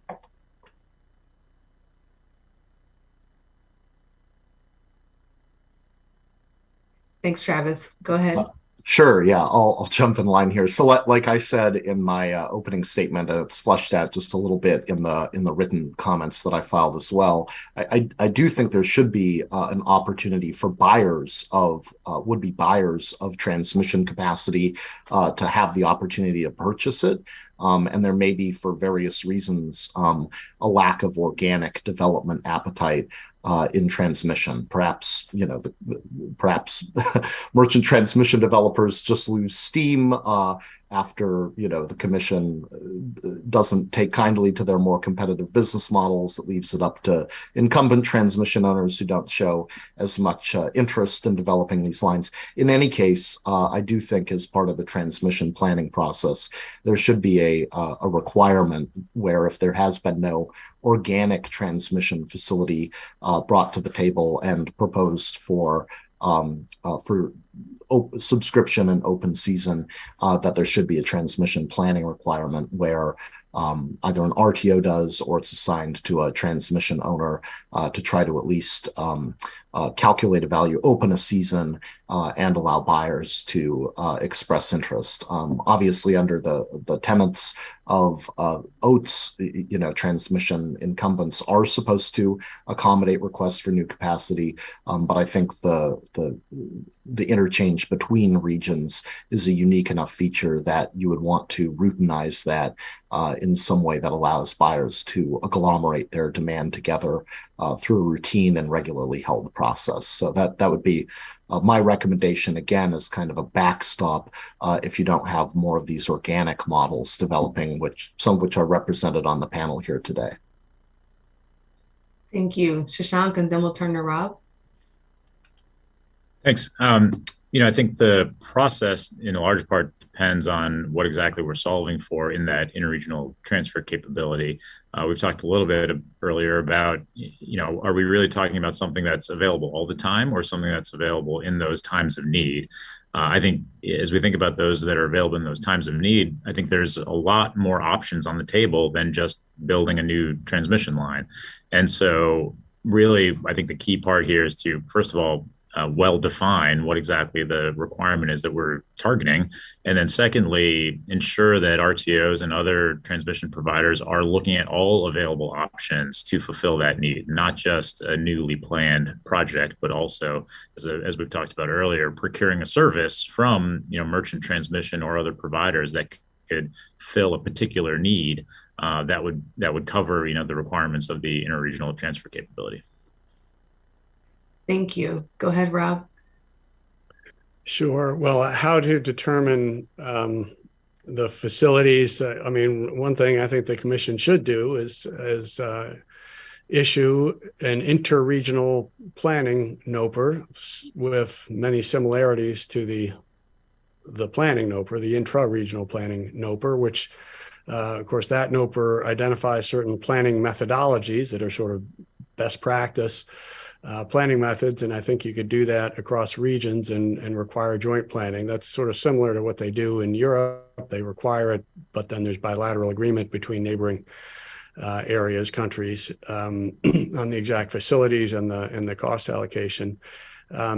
So I think that's a good way to determine sort of the optimal, but again, that's sort of above the minimum baseline area that could be the subject of a minimum transfer capacity requirement. And I'll just make one note, since Travis mentioned the open season idea.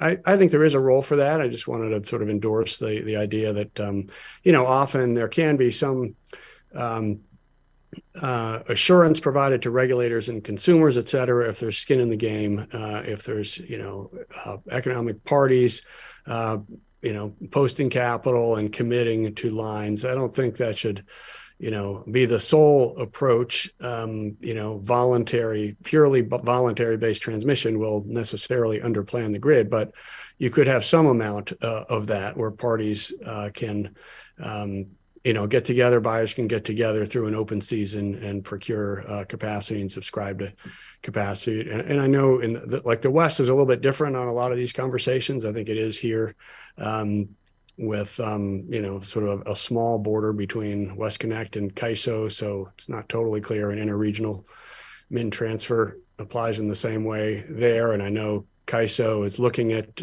open season type approaches for some of their transmission outside of the state. So anyway, there could be a role for that type of open season approach.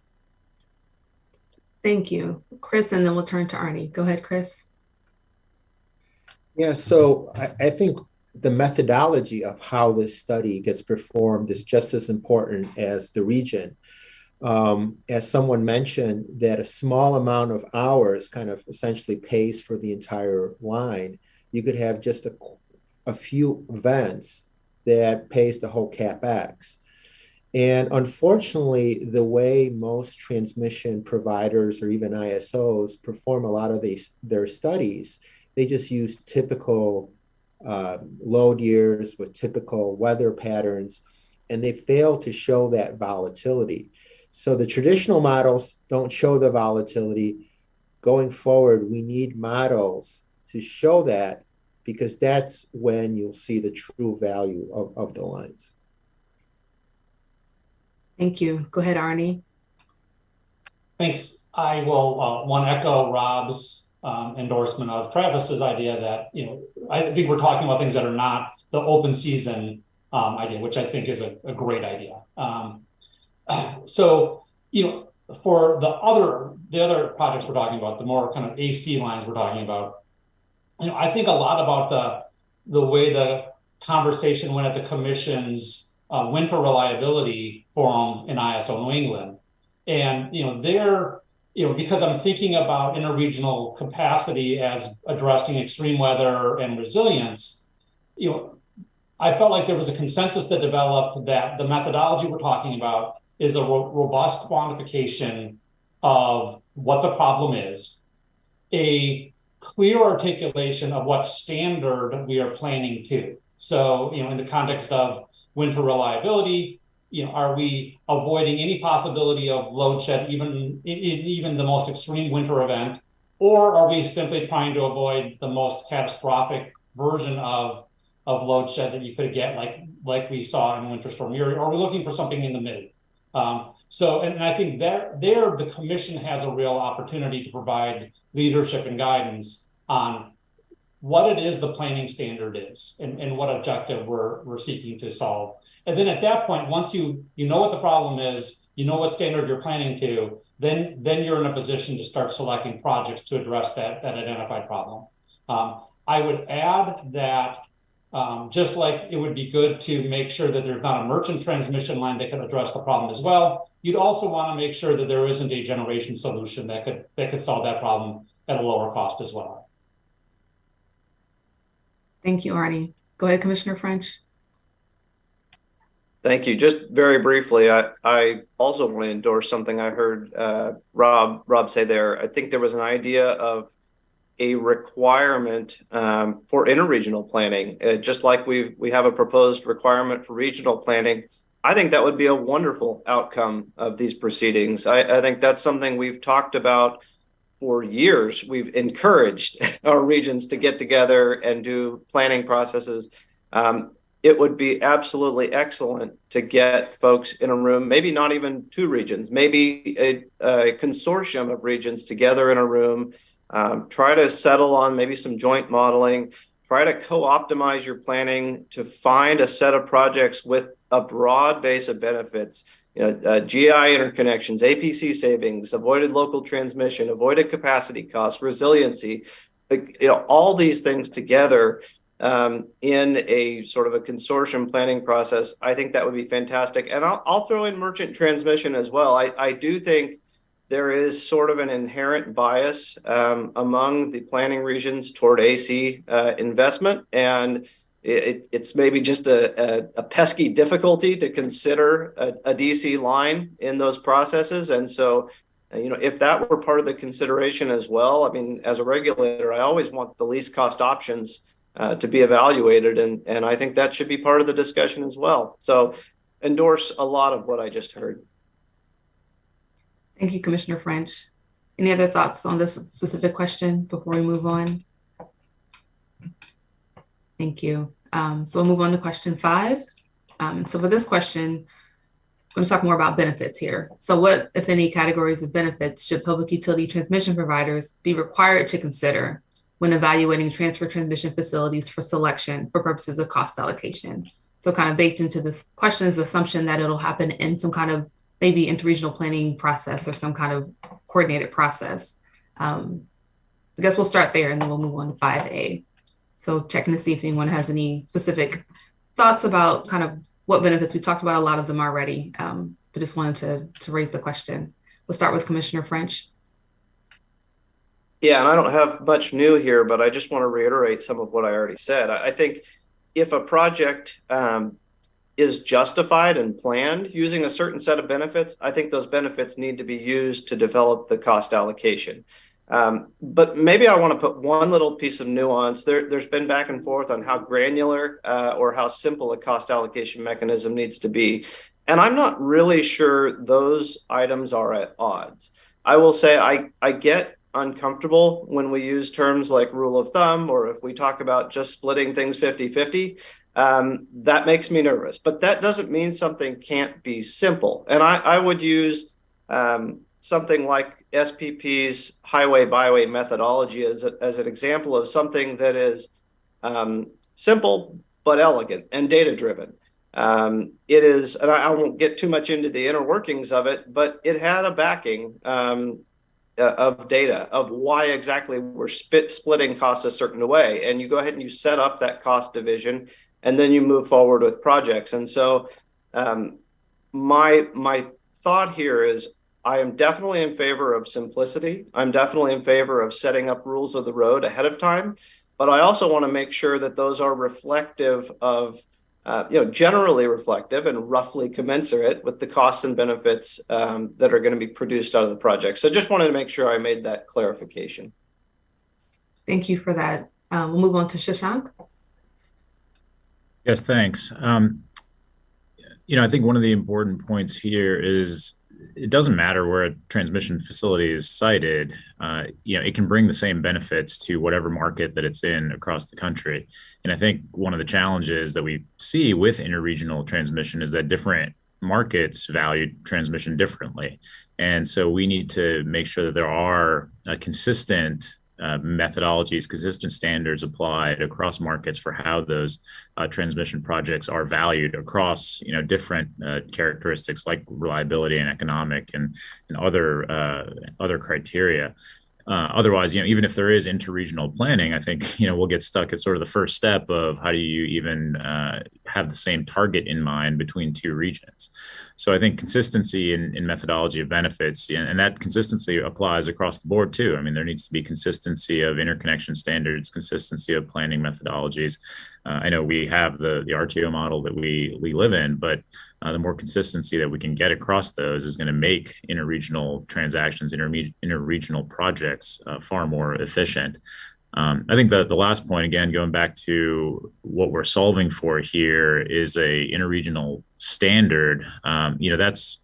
It's sort of a question of how are we going to quantify the benefits of just meeting a standard. If the commission determines that it is required to have a certain minimum interregional standard because of the requirements for greater diversity of resource, less correlation among a region, that's sort of a minimum criteria that a region needs to meet, even outside of all the other benefits that a transmission line might bring. Thank you. Go ahead, Rob. For the sort of broader, larger amount of transmission that might come out of jointly planned systems, again, to distinguish that from sort of a minimum transfer, I think the commission really needs to be clear that all of the electricity system benefits need to be compared with all of the electricity system costs. It was frustrating to me to see in the planning NOPR that sort of a region could say, oh, well, there's 12 benefits, but we are only going to consider 2 of them. I mean, name something that you buy in your life where you consider only some of the benefits and all of the costs, or vice versa. You just don't. Nobody does. No benefit cost analysis that has ever, passed an economics class or cost benefit or public policy class has ever done it that way. You got to consider all the benefit. Now, I'm not saying benefits outside of sort of FERC jurisdictional benefits. There are a set of benefits that are classically within what FERC can use to allocate costs. I call those electricity system benefits. It's things like generation capacity, production cost, transmission cost. I'm not talking about, all the delis that would be, built in, some state or economic development locally. There are lots of other things that are kind of outside of electricity system that, FERC doesn't have to require those. But you got to look at all the benefits and compare to all the costs, both in the intra-regional planning NOPR and in whatever the commission does on inter-regional planning. Thank you, Rob. Go ahead, Arnie. Yeah, only thing I would add is when measuring those benefits, I think we need to be really mindful of the frictions that exist for delivering, and especially on economic efficiency, delivering those economic efficiency benefits. And this isn't to say those benefits don't exist. It is just to say our practical experiences that we can model. In a model, the power is always going to move where it's most efficient to move. In reality, it just doesn't do that. And we have to be mindful of the fact that it just doesn't do that all the time. It does sometimes, and it might be that for really short events, it's interregional transmission is not particularly helpful, but for medium and long events, it is particularly useful. So as we are measuring benefits, as we are doing planning, that should be calibrated back to reality to verify that what we think we're paying for, we are actually getting. Thanks, Arnie. Commissioner French, would you like to respond? Yeah, I just want to agree with what Arnie just brought up there. And, it may be beyond the scope of this proceeding or what the commission wants to tackle. I hope it's not. But a comment I made at the last Fed State Transmission Task Force meeting was on this issue of improving interregional transfer capability. But I said, look, if you build these projects and they provide you resilience, but you don't improve market-to-market frameworks, or you don't improve or create joint and common markets to more fully utilize those connections in all the other hours, you've got a real missed opportunity. So I want to endorse what Arnie brought up, and I would encourage the commission to look at some of those market reforms, because they may seem difficult, and I know they are, but they probably are the meat and potatoes that are going to capture the economic benefits that LBNL is talking about. Thank you. I see we have Travis and Chris with their hands raised. Go ahead. It's probably an opportune time to mention that this is a consistent point of feedback from the independent market monitor for ERCOT, which is conducted by Potomac Economics. They do recommend dispatching the DC ties in real time, which is not something that happens now. Those DC ties are subject to sort of voluntary scheduling on hourly schedules, which can then be adjusted up to T-minus 60 minutes of the operating hour. But obviously that does impair some of the economic efficient usage of those ties, like Arnie has talked about. So it's something to be mindful of, as is to the extent you are charging transmission rates to exports as if they are loads, which Chris has brought up before, that you're imposing a hurdle rate which affects the economic efficiency of transactions between regions and will erode some of that benefit proposition around production costs that have previously been stated across all of the studies. And none of the studies sort of represent, as far as I'm aware, they don't attempt to sort of reinstitute the political economy hurdle that exists due to transmission rate making, which ideally should be minimized, but as we all know, it does exist. Sorry for stealing your thunder, Chris. I saw you had your hand up. Chris, would you like to still respond? Well, yeah, he did steal my thunder, but I would echo what Travis and Commissioner French said. We could spend billions of dollars of building with these wonderful interregional lines and eviscerate all the value by all these hurdle rates, right? The commercial barriers that we're creating. And those hurdle rates or export fees are only growing. Right? The RTOs, the ISOs are building more and more transmission, and accordingly, those export fees are increasing, and you're seeing less and less economic power move back and forth. And you're getting into situations where you have one region curtailing zero cost power and an adjacent region who could potentially use that cheap power, but that power isn't getting there because of the hurdle rates. So, again, I mentioned it in my opening remarks. The Public Utility Commission of Texas has addressed to decrease that. And again, I think the commission can clearly, in their purview, address export-import charges. Thank you. So following up on something that Rob said, now you mentioned, of course, kind of joint planning, and that's kind of the second part of this question about kind of not just looking at the benefits, but also kind of who should get together and do planning. So should it be just neighboring regions? Should it be broader than that? So curious to hear your thoughts on kind of when you envision joint planning, who's involved in that planning? Sorry, I'll just jump in without raising my hand here. But when I heard an earlier panel talk about the neighbor of my neighbor, it struck me as very aspirational in what is already a very fraught and difficult process of transmission planning. I think it does make sense to consider this in pairs of regions generally, and maybe just bite that off and try to chew on it. There is an interesting model, since we've been quoting Bill Hogan in absentia.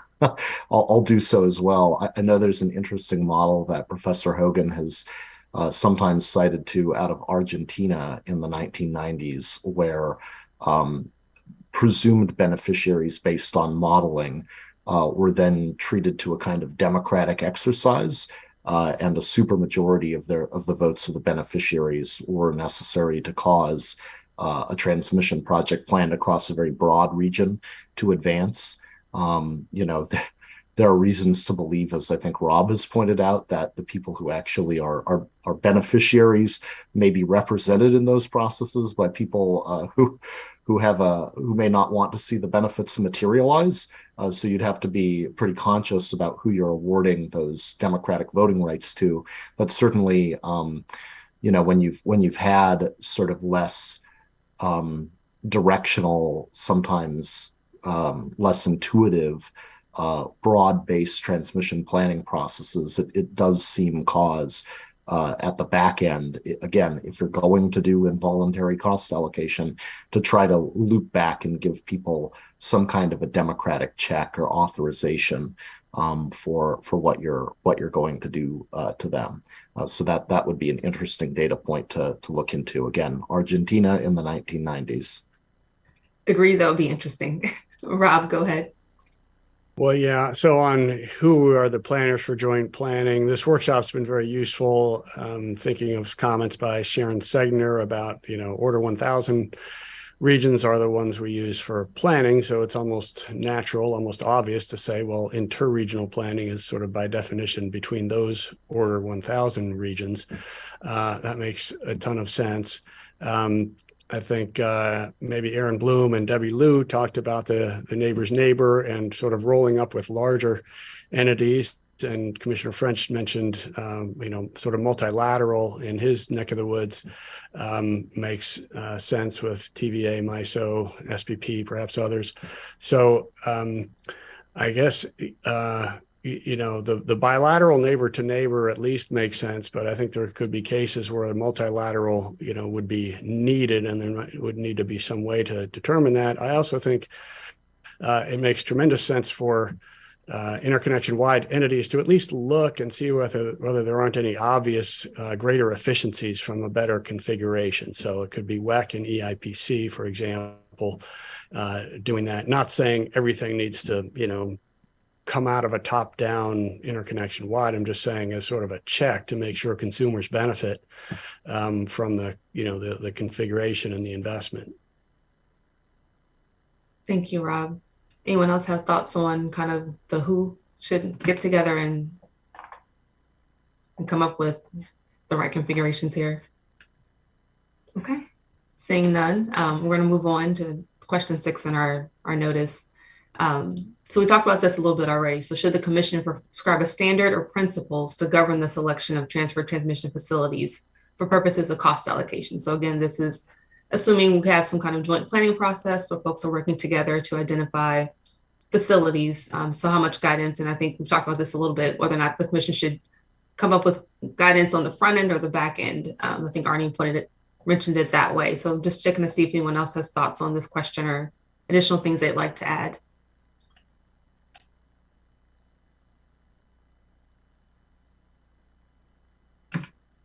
Well, I'll just say again, specifically on this question, that I think some general methodologies could be used to establish the minimum transfer. I know Michael Goggin on the previous panel suggested a couple that sort of lead you to, identify what might be a reasonable minimum transfer. And then beyond that, for a more, say, optimal configuration, that's where I think the commission should require planning principles, again, like it did in the planning NOPR. And so the commission could act on an interregional joint planning NOPR, establishing, again, principles that neighboring systems need to use as they plan together.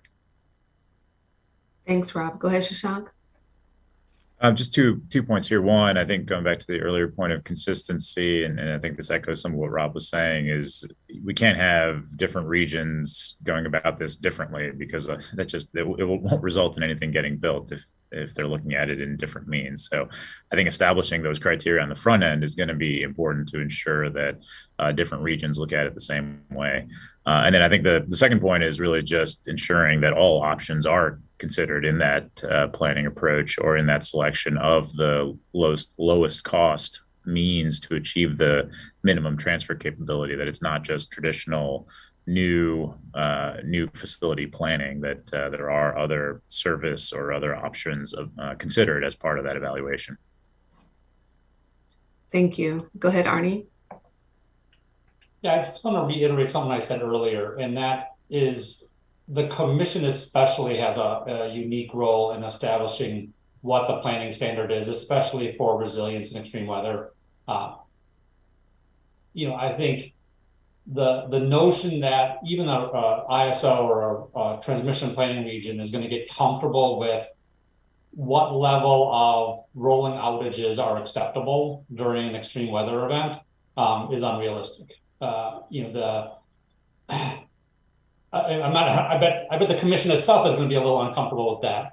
But I think you are, especially when you're talking about like a Winter Storm Uri type event, that was going to be a challenge. So how bad could it have gotten and have it been still okay?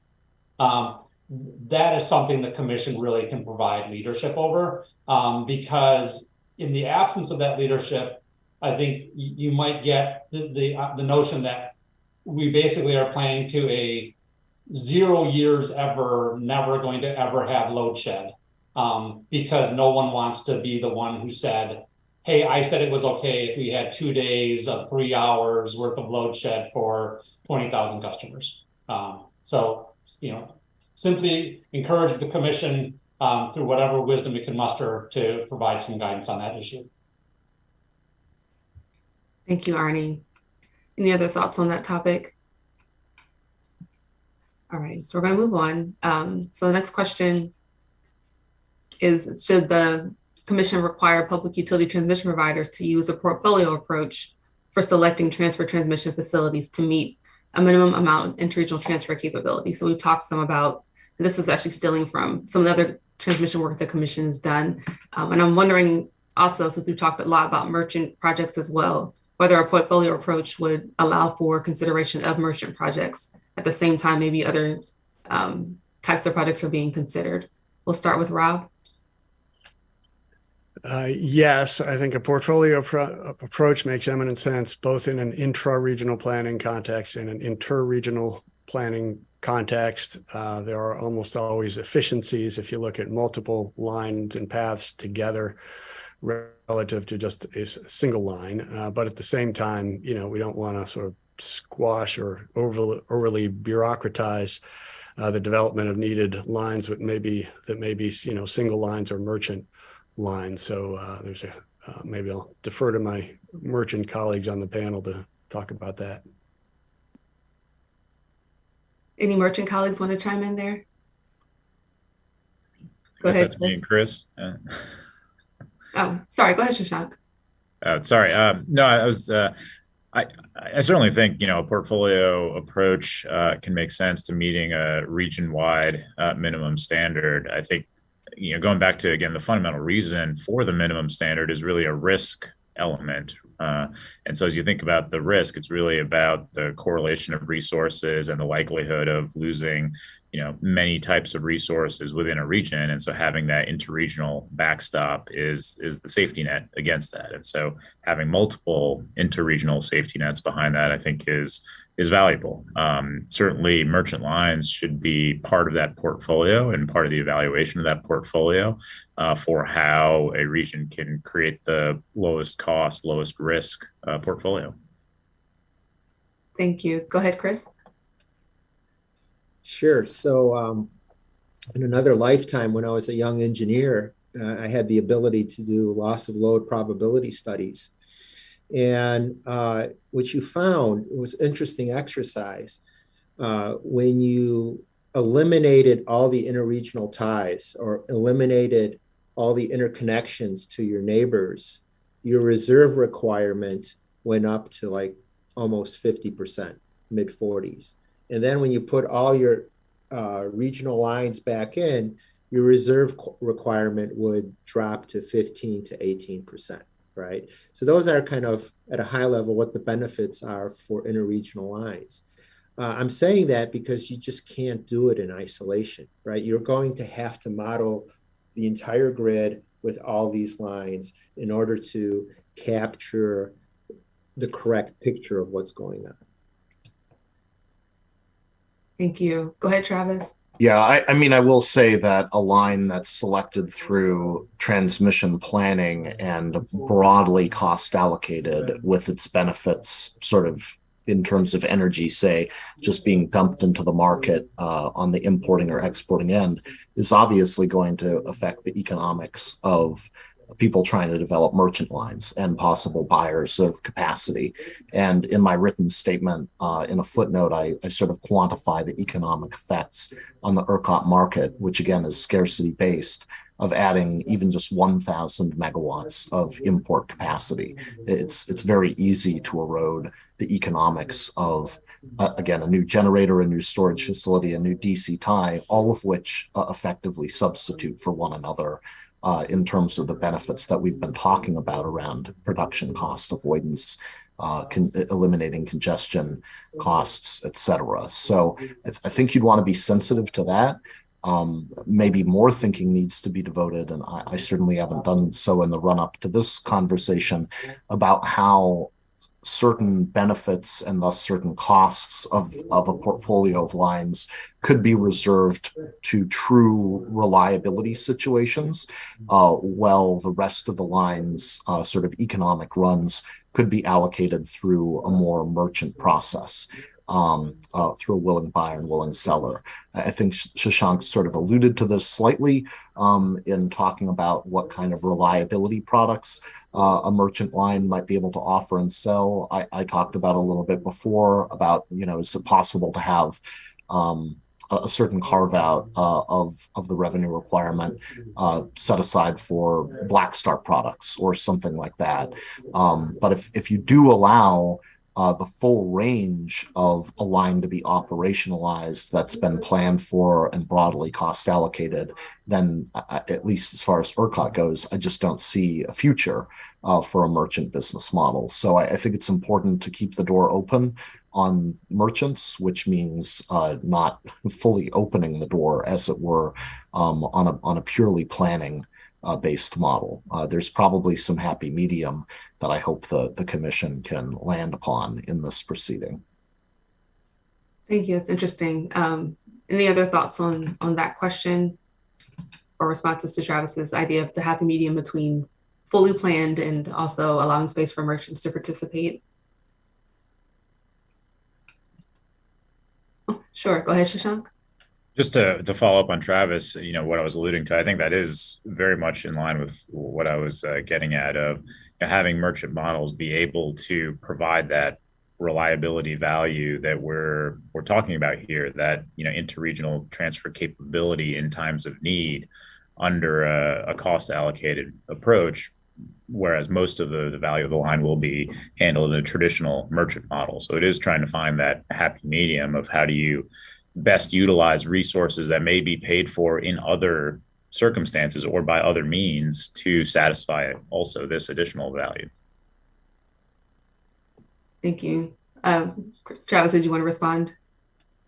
I'll just say, I should have mentioned it before, but there are elements, for example, of the ERCOT market where their loading order is tied to like an EEA3 event or an EA2. They're only activated if you're approaching or actually at load shed.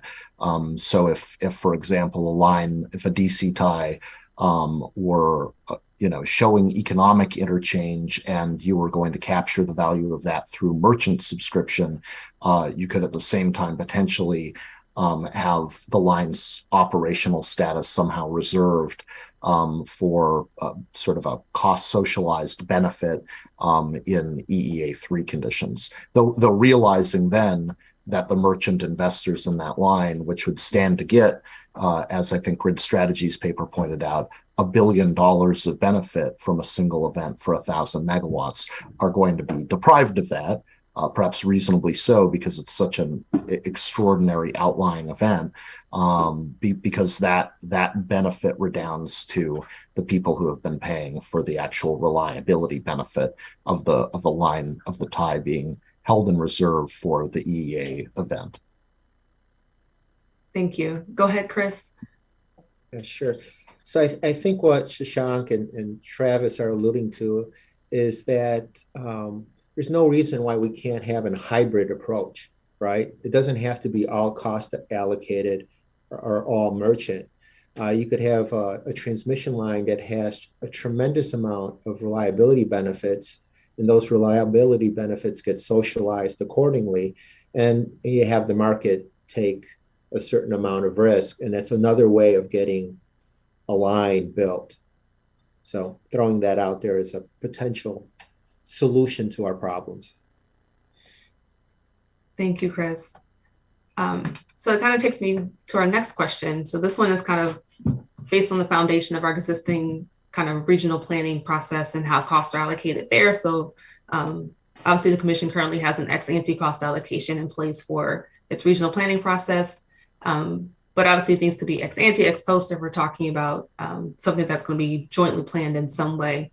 And so question 8 talks about what rules, if any, should the commission promulgate with regard to establishing a cost allocation method for transfer transmission facilities. So to the extent we should have a cost allocation method in place, kind of whether advantages or disadvantages of the commission requiring specific ex-ante regional and or interregional cost allocation method for specifically transfer transmission facilities. Also looking at whether or not there should be a specific ex-post regional or interregional cost allocation method or some kind of hybrid, for instance, where part of because of course, we're looking at projects that cross regions, you have how costs are allocated between the regions and then how costs are allocated within each region.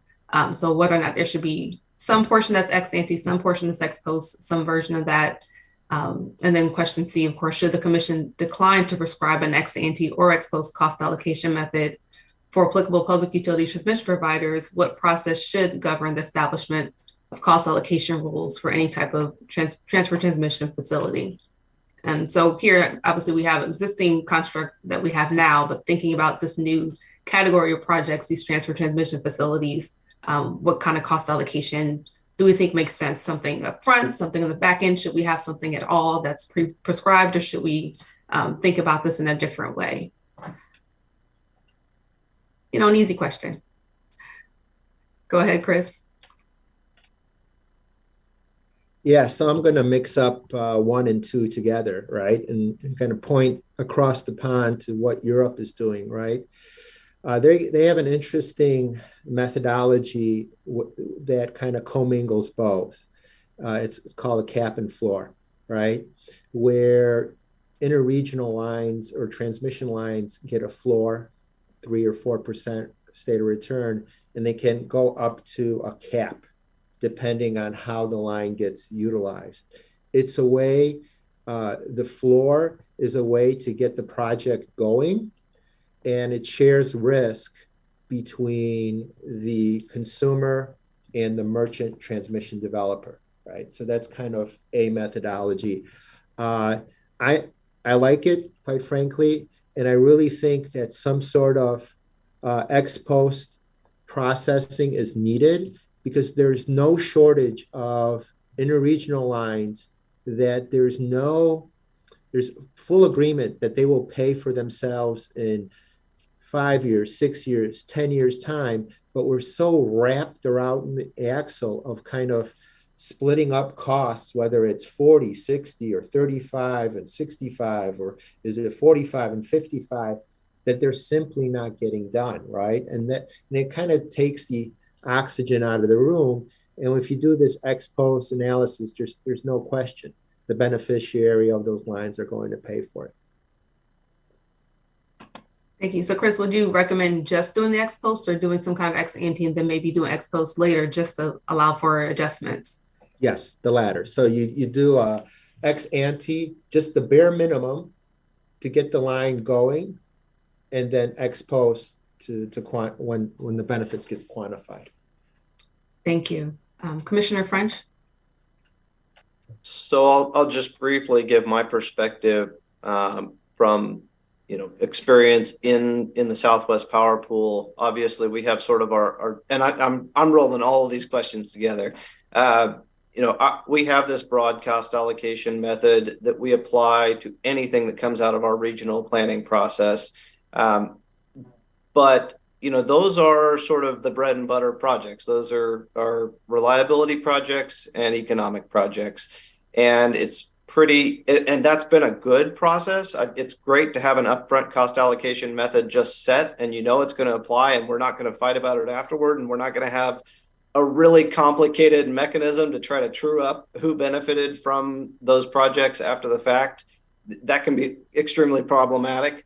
I'm not sure that level of simplicity is going to be as easy with sort of these one-off portfolios. I don't know how iterative these processes are going to be, and as we've talked about today, they may be bringing in very different types of investments like merchant transmission lines. So it does become more difficult to have sort of a simple sharing mechanism set up front. So I don't have the answer at all. I do think there's drawbacks to either way you go. I will say that our simple sort of ex ante approach has worked really well, but I'm not sure it's completely applicable to the issue we face today.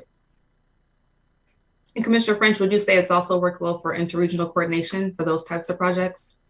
So it's not applied to interregional projects. So right now, SPP and MISO have an initiative going on, which is fantastic. It's the Joint Targeted Interconnection Queue study process, and they're evaluating a portfolio of projects that are aimed at creating more capacity to interconnect more generation. But we've now reached that sticking point of we don't have a cost allocation method for that set of projects because we can't apply that cost allocation highway byway method that we call it. And so now we're reaching the point of having to figure out how do we assign those costs. So no, it has not it has not worked for interregional projects. Thank you. Rob, go ahead. Just quickly to sort of echo Chris's comment, I'm familiar with that UK model. I do also recommend that. In other words, it doesn't have to be all or nothing cost allocated versus, voluntary at-risk merchant. There can be an appropriate sharing, and the sharing, the amount that is cost allocated reflects all the things we've been hearing this whole conference about, the unpredictability of which way the power is going to flow, the fact that our models don't actually include prospectively all the value that we keep seeing after the fact from like the LBNL type studies and all these other reliability resilience benefits. So having some reflection of that's allocated, and then leaving some for risk on market participants, I think is a good model to pursue. Thank you, Rob. Go ahead, Arnie. Yeah, and I'll just put my competitive retail hat on for a moment. For whatever cost allocation we choose, it would be really nice if there was transparency to the point that as a competitive retail supplier, we had some ability to forecast those costs. I can say right now, and it really depends on states. There's some states where the transmission costs are just passed through to the end use customers as a wire charge. So as the competitive supplier, we don't really have a role. In other states, though, the transmission costs come to us as the competitive supplier. In the first instance, we have to determine on the front end as we're putting together pricing to how much to include, and we forecast those transmission costs. Sometimes we're forecasting them a year or two ahead of time, and I can say even today, we are occasionally surprised that we end up paying more for transmission than we expected. And, and to a degree, I think that is part of the game, that, or part of, that is part of the business model. We are expected to manage, some of our costs. These are costs that are very, very hard for us to manage because they're not commercial decisions by us. They're decisions made by a market for planning. So whatever the cost allocation is, making it as transparent and as predictable as possible is really crucial for the competitive supplier. Yeah, we definitely heard yesterday quite a bit about transparency and how that helps in different ways. So thanks for that point, Arnie. Go ahead, Travis. I'll just second that sentiment and say that, to the degree there was some ex post methodology, I don't think you would want to do it every year, say through a look back on formula rate making, which already has a lot of volatility that competitive retailers struggle to grapple with in pricing their forward-looking offers, because as Arnie says, competitive retailers, unlike regulated utilities, do not have a tracker. When we get the transmission costs ultimately billed to us, we eat the difference between the revenue we've managed to collect from our retail customers and whatever the transmission cost of service happens to be. I guess I would also include some kind of caution on a stated methodology that would dampen the prospects of encouraging bilateral negotiations for merchants. Again, these are two pieces of the pie that interact with one another, and there's no sure way to negatively affect willing buyer, willing seller transactions if one party or the other knows that they have a regulatory backstop that is more commercially advantageous, more in the mode of guaranteeing them revenue, less of a hassle, et cetera. So the commission, whatever it does, should again kind of be conscious of the fact that these merchant models are the ones on the table to date, at least as far as ERCOT interties are concerned, new ones, and should try to not negatively affect voluntary commercial negotiations around them. Thank you, Travis. Chris, would you like to respond? Yeah, sure. I'd like to kind of push back a little bit on both Travis and Arnie here. Transmission costs are less volatile than the energy costs for the consumer, right? And to the extent that there's an ex post price increase on the transmission side, it's most likely because it mitigated a huge energy cost on the other side.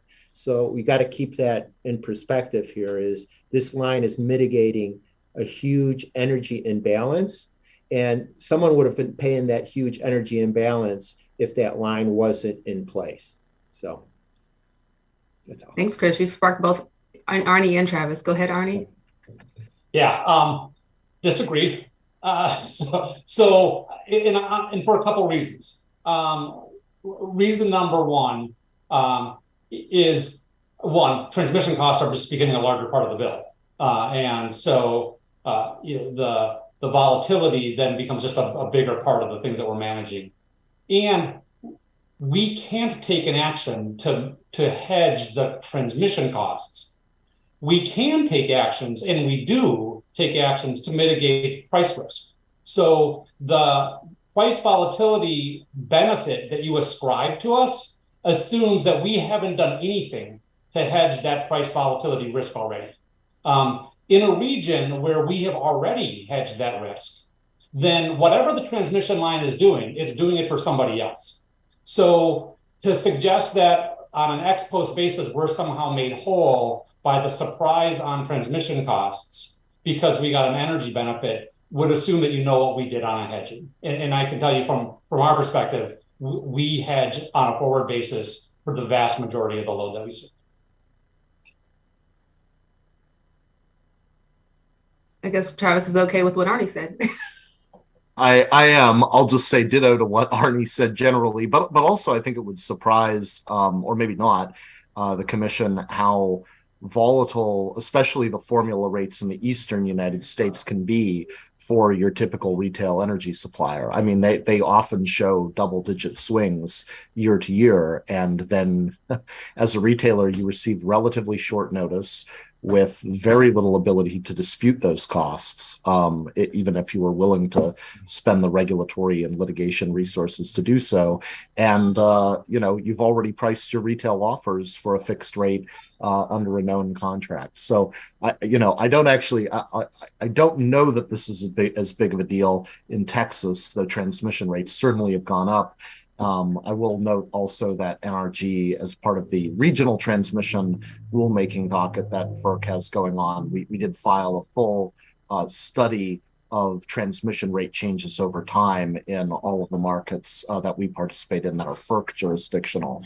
And I guess I just agree with Arnie that we have more commercial tools at our exposure to hedge costs that are volatile, but subject to forward trading. And that just is not the case with transmission cost elements of our business model.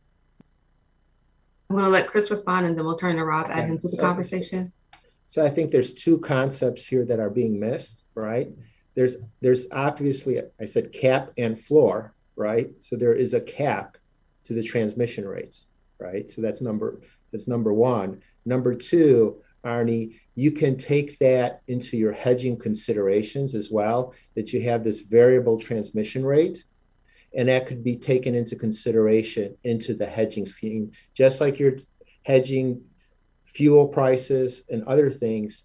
If you know that you have this exposure to the transmission price, you could hedge accordingly. So again, you have the protection of a cap, and then you could also plan it into your hedging.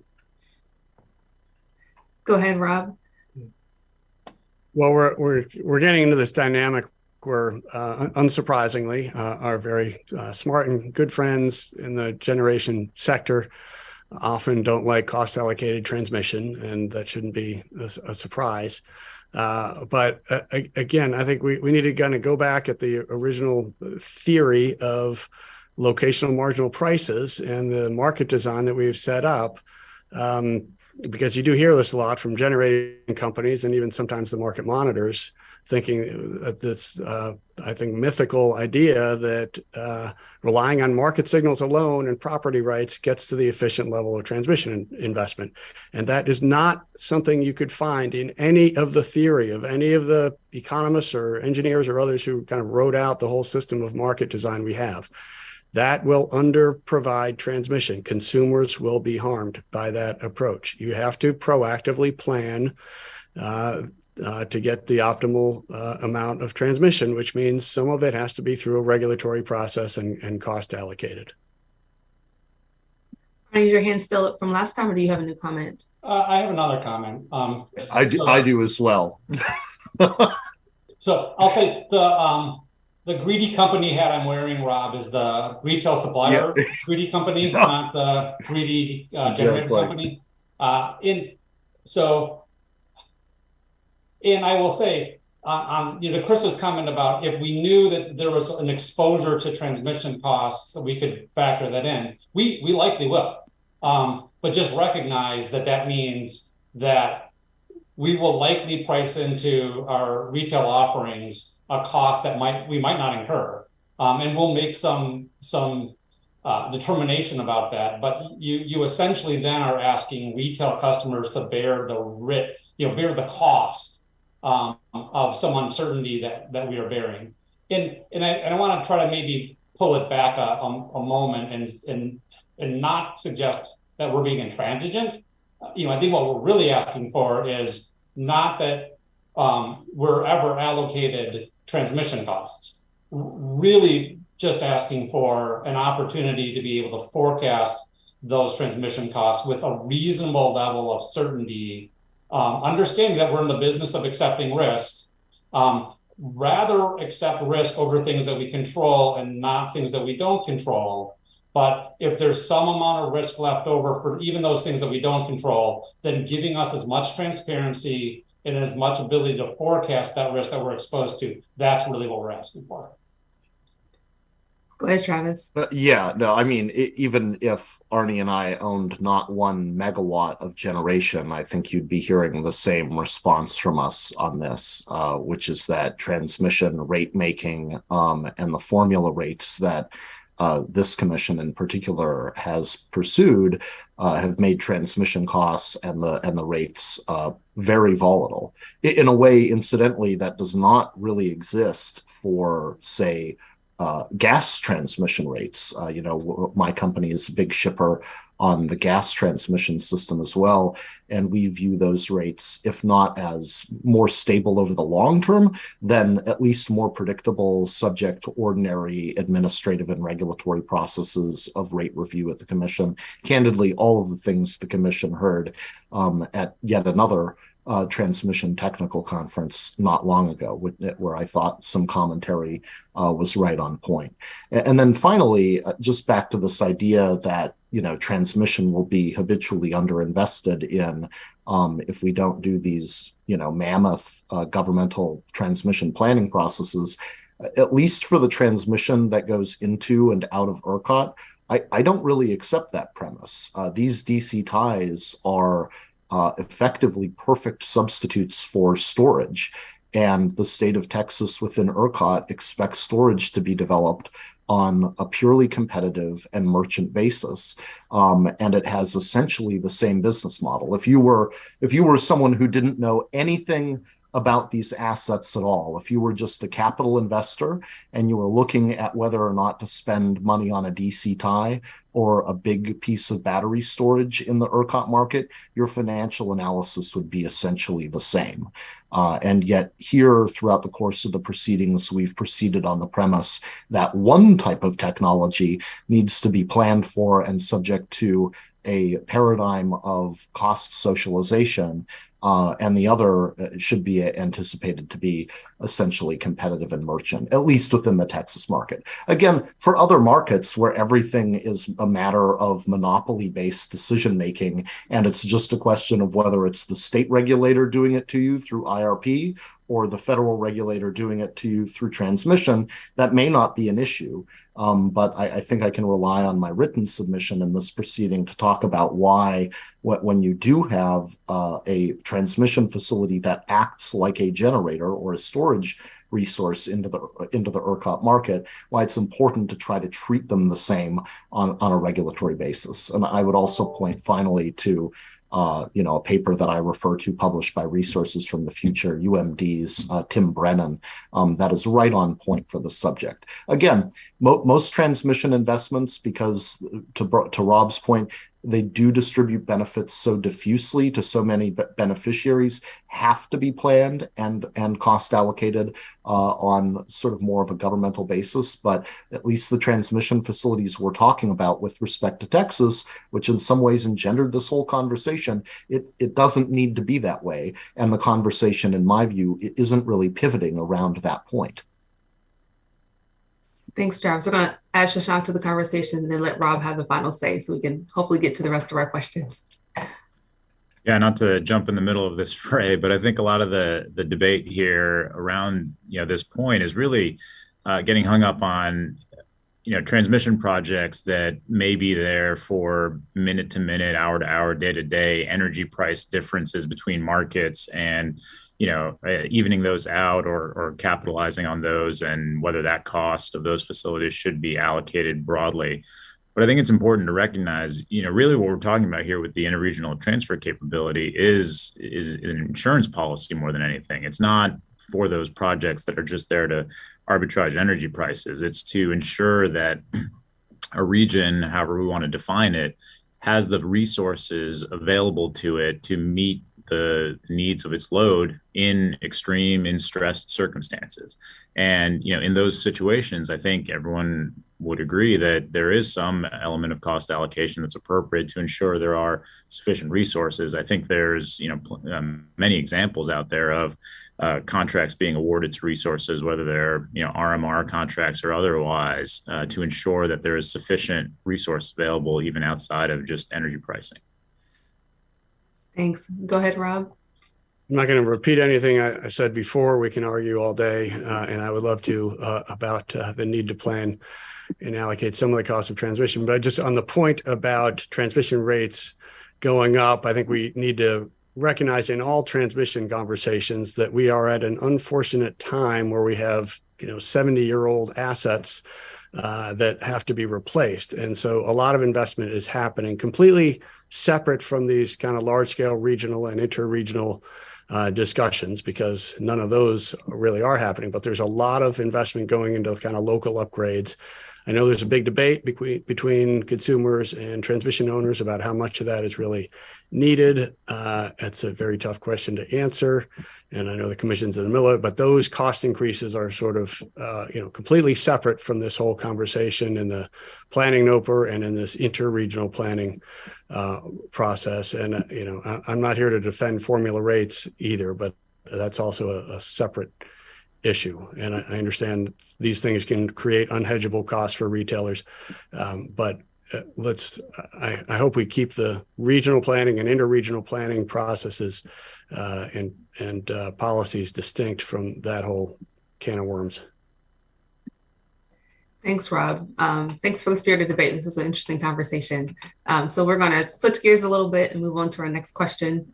So this one's about kind of the role of state and local governments. So what role should state and local governmental entities play in the public utility transmission provider process for selection and cost allocation for transfer transmission facilities? And should the state's role be determined by drivers for the need for a minimum requirement for transfer transmission facilities? So for example, if this transfer transmission facility is planned to serve public policy goals, such as renewable generation deployment, should the states have a role in cost allocation, such as proposed in the Notice of Proposed Rulemaking in RM 2117, the Commission's open cost allocation and planning process? And I was going to turn to you anyway. Commissioner French, go ahead.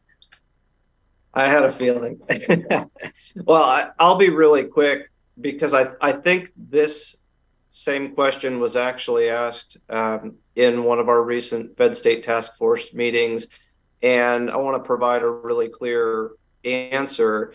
As far as the selection of projects, I don't think state regulators, for the most part, should be involved in that. I think they should be kept in the loop as to how projects are being planned and selected, but we should not be the ones selecting projects. And it's for a very simple reason, which is we will likely have follow-on proceedings if the projects are in our states to determine whether those projects are necessary, whether we should grant a certificate to the company that wants to build the project, and we will probably have to approve siting for the project. And if we are the ones that had a say in approving or disapproving the project, we very well could be recused in those follow-on proceedings. Now, cost allocation, I think, is a very different issue. In SPP, the state regulators are given primary responsibility over cost allocation. I would obviously favor keeping that role, and I would love for the states to be able to drive policy and be able to have a seat at the table for cost allocation. I think, obviously you've brought up public policy projects and whether, what role a state might have if a facility helps meet its needs. I think it's pretty obvious if a project is driven exclusively by public policy goals and a state acknowledges that and wants to accept the cost of those facilities, there should probably be a streamlined process allowing them to do that. But that seems sort of logical to me.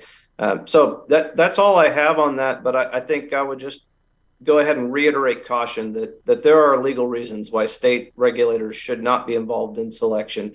Maybe you can involve governor's offices or energy offices if there is a state energy policy issue, but regulators probably should not be involved. Thank you, Commissioner French. Travis?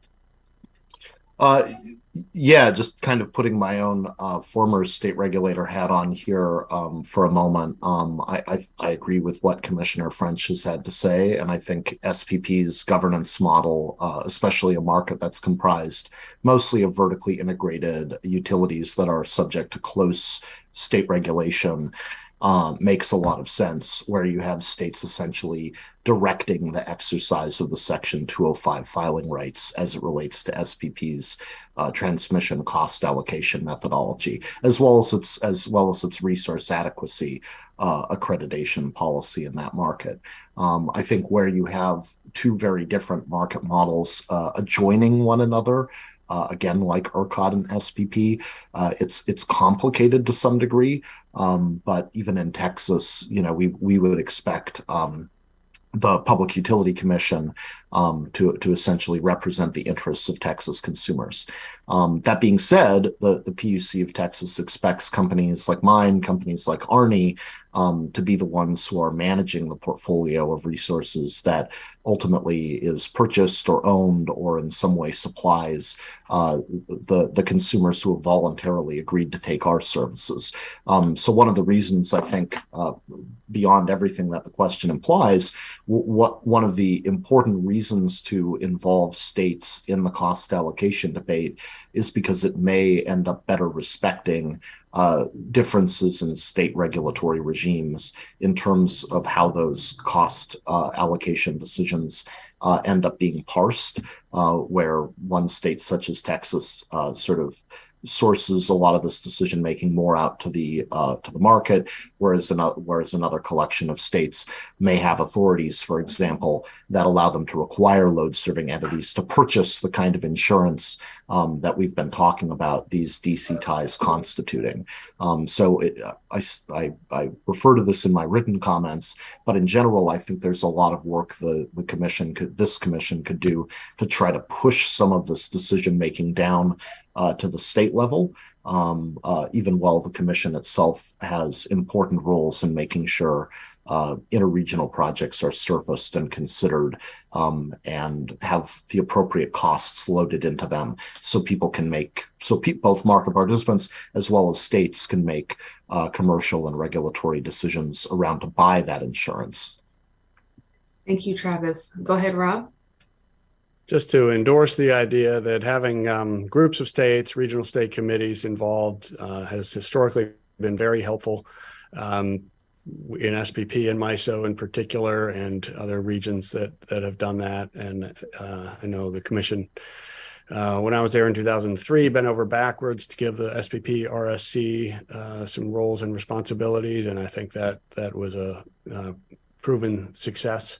So interregional is a little harder, a lot more states, obviously, but to get the states engaged in that way, in the way that Commissioner French described, I think is very helpful. Thank you, Rob. Any other thoughts on state or local involvement in these issues? Okay, so I'm going to move on to the next question before we open it up to our commissioners. How would public utility transmission providers in a transmission planning region demonstrate that they've met a minimum interregional transfer capability requirement? So throughout the conference, we've talked about potentially setting some kind of minimum requirement, some kind of floor. But I guess the demonstration piece is something we haven't talked as much about. So any thoughts you might have on how public utility transmission providers in a planning region or the planning region would identify and show that they've met that requirement?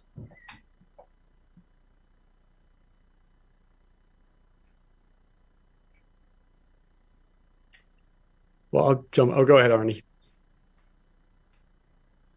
But you say something more coherent, Rob, so you go and then I can think a little bit. Cheater.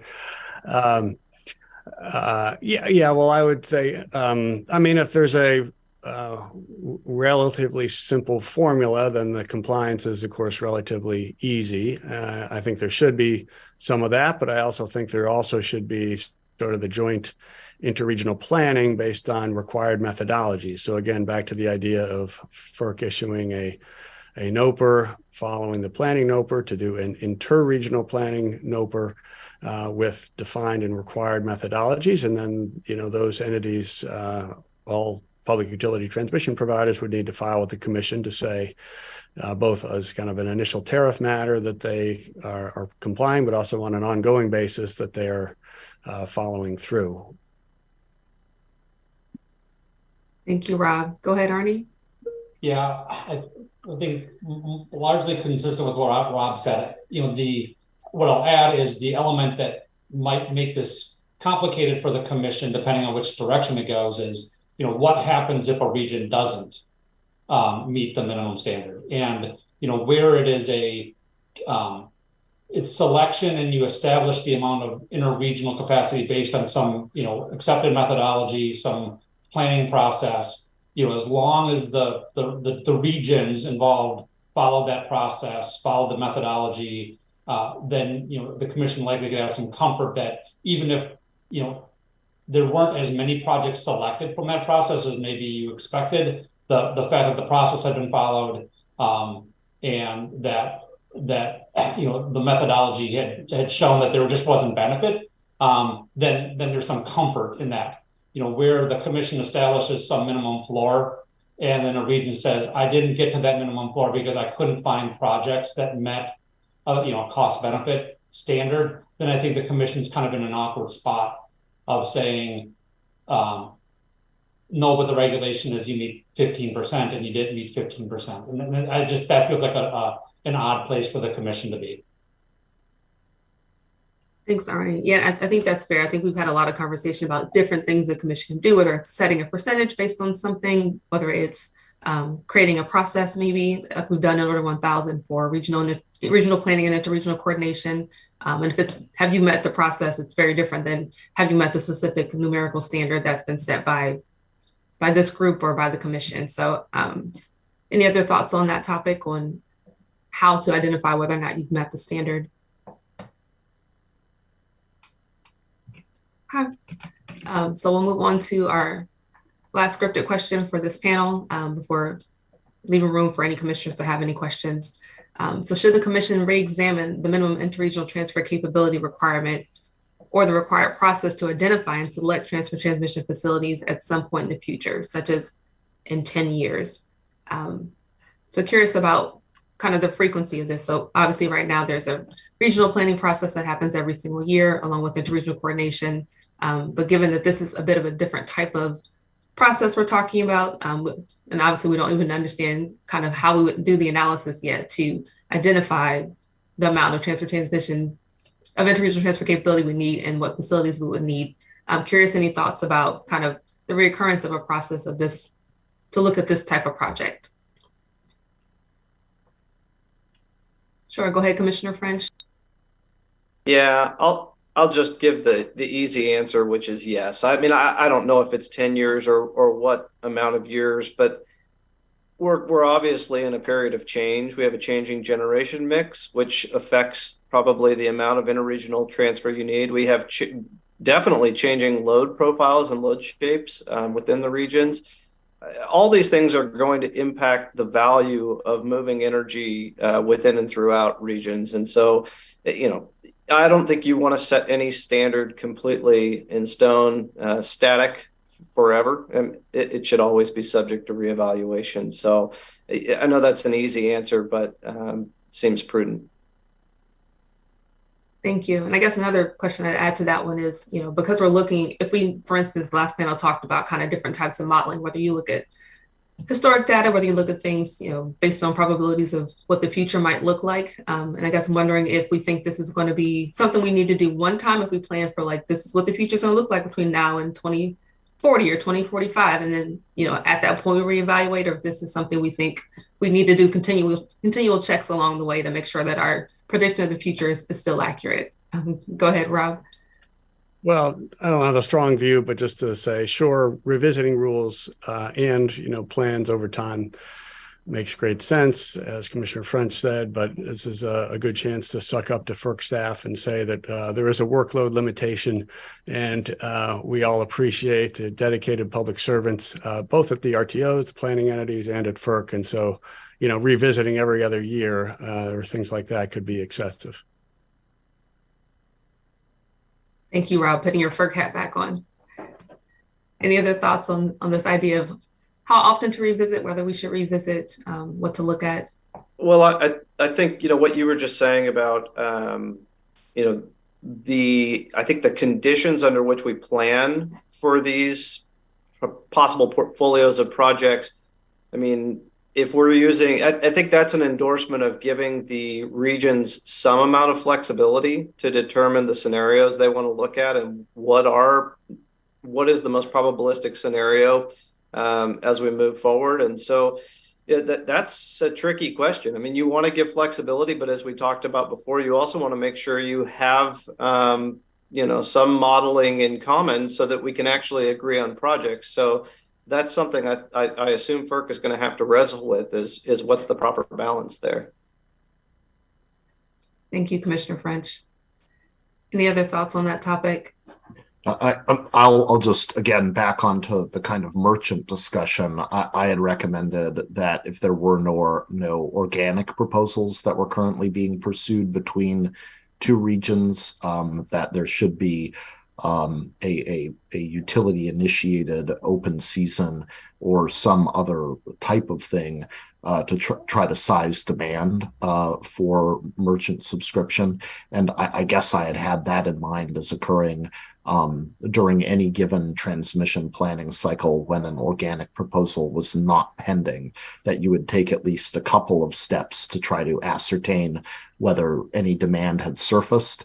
And if none had, you could move along. If some had, maybe that would develop into more of a bona fide project that could be either pursued by the transmission incumbent or kicked to one of the panelists' companies here who are representing merchant plays.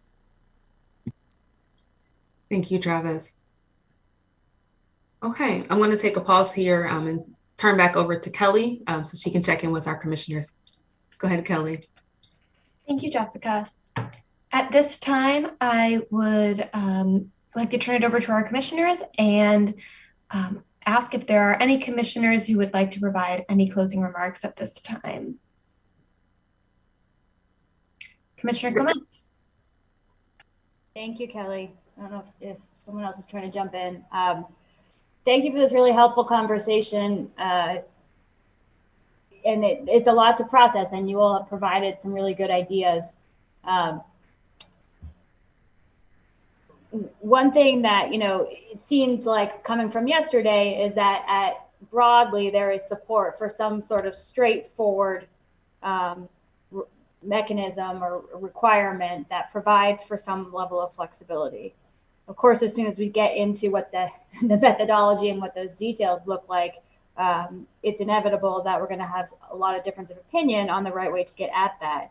And I don't want to lose focus on the tremendous reliability and resilience value, as well as the economic value that has been identified relative to this opportunity that transfer capability, at least in some circumstances, can provide. And the conversation around LOE and 1 in 10 year standard was interesting because that's a very straightforward requirement that crosses over a whole bunch of complex issues and different methodologies within regions and within balancing areas, but can be used. People on the last panel were talking about a floor standard, maybe 25%. I don't know if that's the right number, but if there's something that we can use that's more specific than getting at this broad question of interregional planning, which is also an issue, and we have records suggesting that is the case. But if you can start with this thing that's a reliability resilience metric, but that also if regions want to work with their neighbors and voluntarily do something more fulsome, something more specific, that opportunity could also exist relative to this and maybe even parlay into a full interregional planning approach if that's what is desired. So I guess I would say I'm encouraged by this. I think there are a lot of details. I encourage you all to try and come together to put some specific ideas and demonstrate consensus around how this might work, where we get something that's more of a straightforward standard.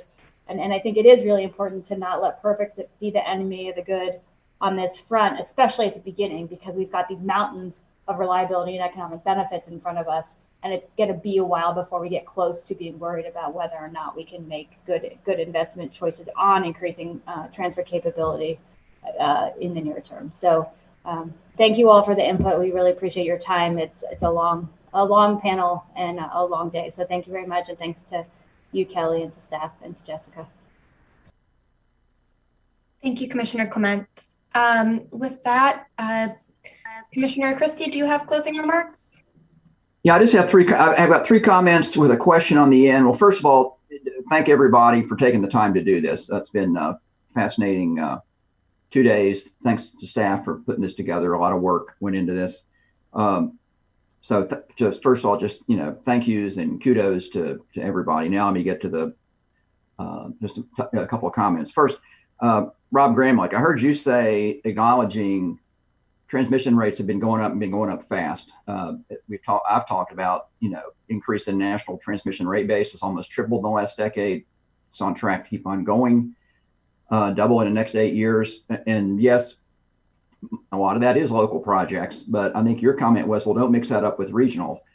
Well, look, consumers are paying the bill, and it's going into consumers' bills, and they don't really break it down. They just look at what their monthly bill is. And so, no, we can't just ignore the rapid increase in consumers' bills, whether it's local transmission or any other aspect of the bill. So we have to be sensitive to that. And I think if we'd had any consumer advocates, they would have said that. Commissioner French, Andrew, thank you for doing this. It won't be a surprise to you. I agree with you that just as we put in our first transmission planning NOPR, state regulators ought to be front and center in determining the cost allocation. So I absolutely agree with you on your comment on that. Here's the final comment I want to make, and I'll throw it out to the panel to if you have any comments on this. You know, I've talked to all the RTOs, I've talked to their transmission planners, and none of them do not want to do interregional planning. I mean, the RTOs are not like saying, gee, you know, we don't want to do this.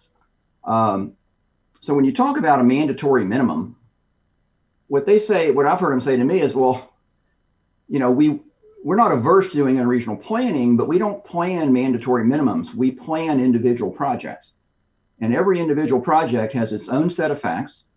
It has its own route. It has its own set of costs and benefits. And when you tell us, well, you have to do 20% of load or 15% of load, or you just pick some standard and say, this is what you have to do. I think this sort of alludes to a question Arnie Quinn was asking, how do you enforce a mandatory minimum? But the RTOs have said, you know, is maybe the best thing you could do. And I've heard this from one RTO planner.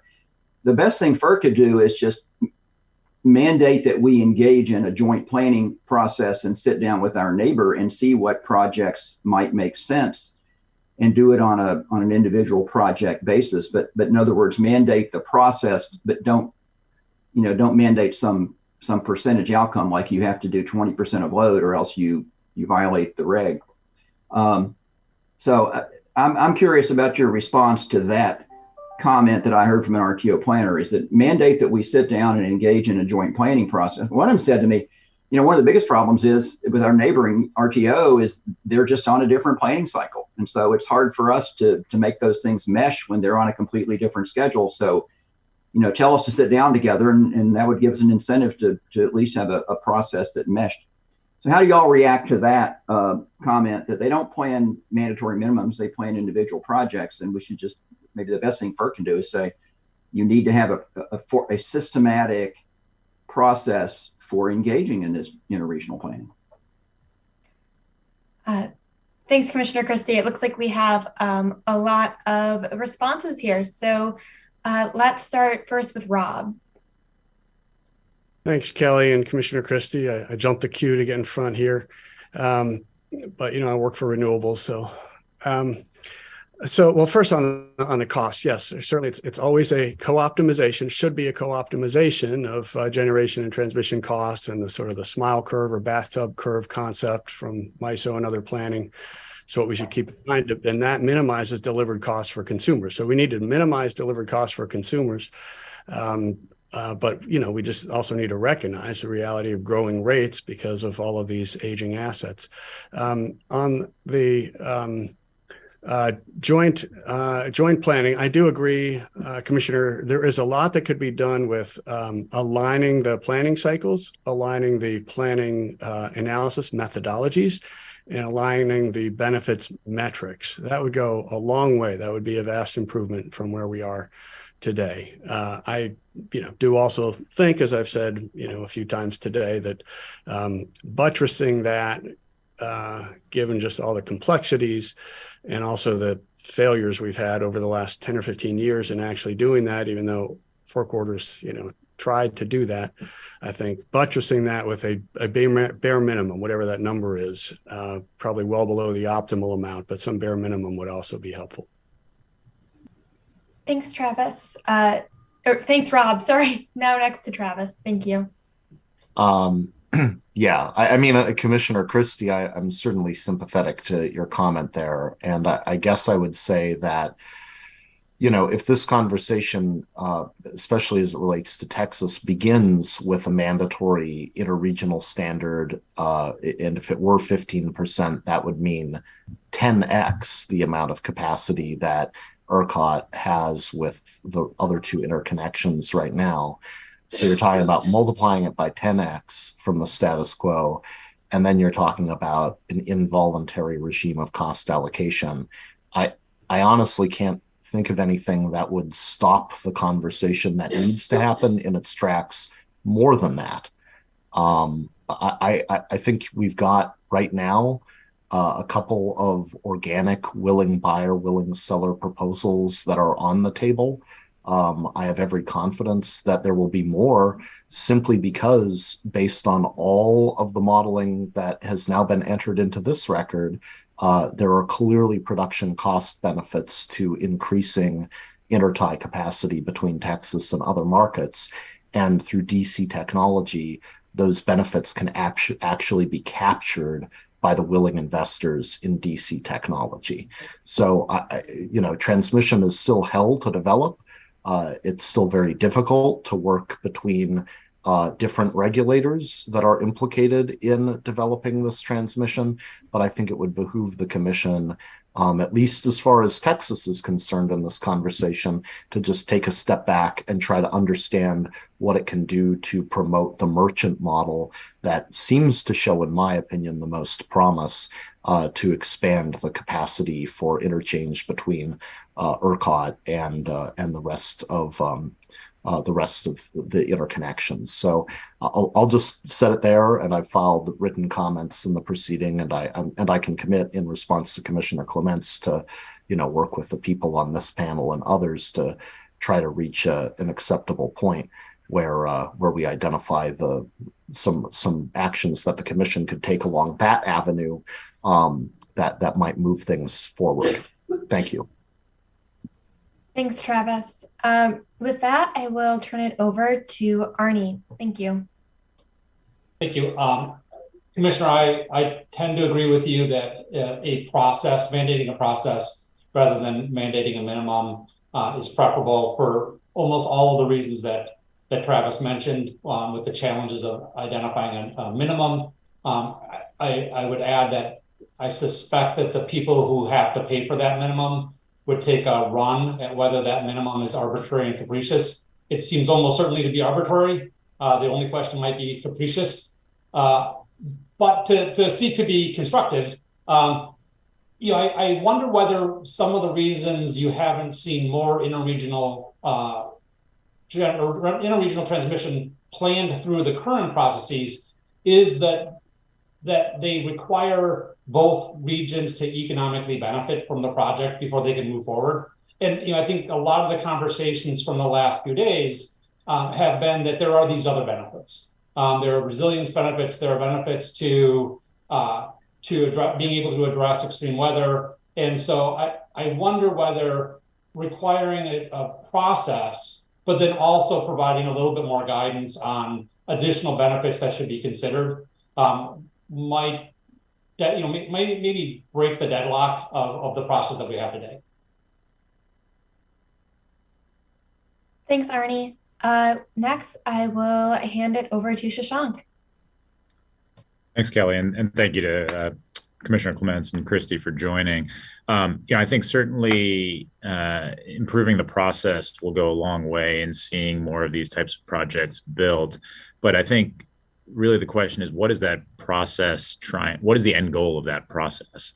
And as we think about the interregional transmission, one of the main benefits or one of the reasons to build it is a concentration and correlation risk within a region. And to date, I haven't really heard planners within those regions talk about that issue to a great extent, and raising the awareness and raising the value of that risk in that planning process will, I think, lead to the outcomes of seeing more of these interregional projects built, maybe outside of mandating an absolute standard, mandating that the regions are looking at the concentration of their resources, the risks of correlation among their resources that could lead to an outage or a catastrophic event that may not be being modeled today.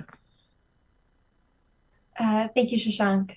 With that, I'll hand it over to Commissioner French. Thanks. And thank you, Commissioner Christie, for the question. And just to address, I think your question was specifically, what if we just mandate a planning process, interregional planning process, as opposed to setting a specific standard? And I'll say as a general matter, I don't object to that. I think one of the best outcomes, as I said before, that could come out of this is to require interregional planning. But I think I'm probably going to say exactly what Mr. Quinn just said, but I think requiring a process without providing any guidance on the expected outcome may not produce enough results. I think our planners and our regions they're going to do whatever you ask in good faith, although they operate under very constrained resources, or at least I speak from my knowledge of my region. And I think it's going to be difficult for them to maybe produce projects without knowing what the commission thinks about the costs and benefits, and what's the benefit metric they should use to determine whether the result or the projects they've identified should ultimately be built. And so I think there's got to be some more guidance on either benefit metrics or on the expected outcome that you want to be produced as a follow-on to requiring interregional planning. Thank you, Commissioner French. And with that, very surprisingly, I will pass it next to Chris. Thank you. Obviously, we're doing this alphabetically. So thank you, Commissioner Christie and Commissioner Clements for sticking on so late. I guess the question, I look at the question differently. What do we need to do to get stuff built? And setting a minimum reserve threshold, I just don't see that getting us to build additional transmission lines or additional transmission capacity.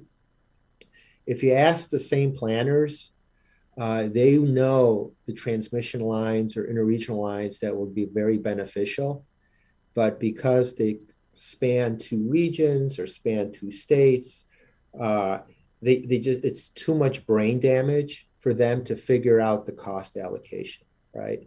So there's a basket of projects out there that will pay for themselves literally in 5, 6, 7 years time, that there's broad-based consensus.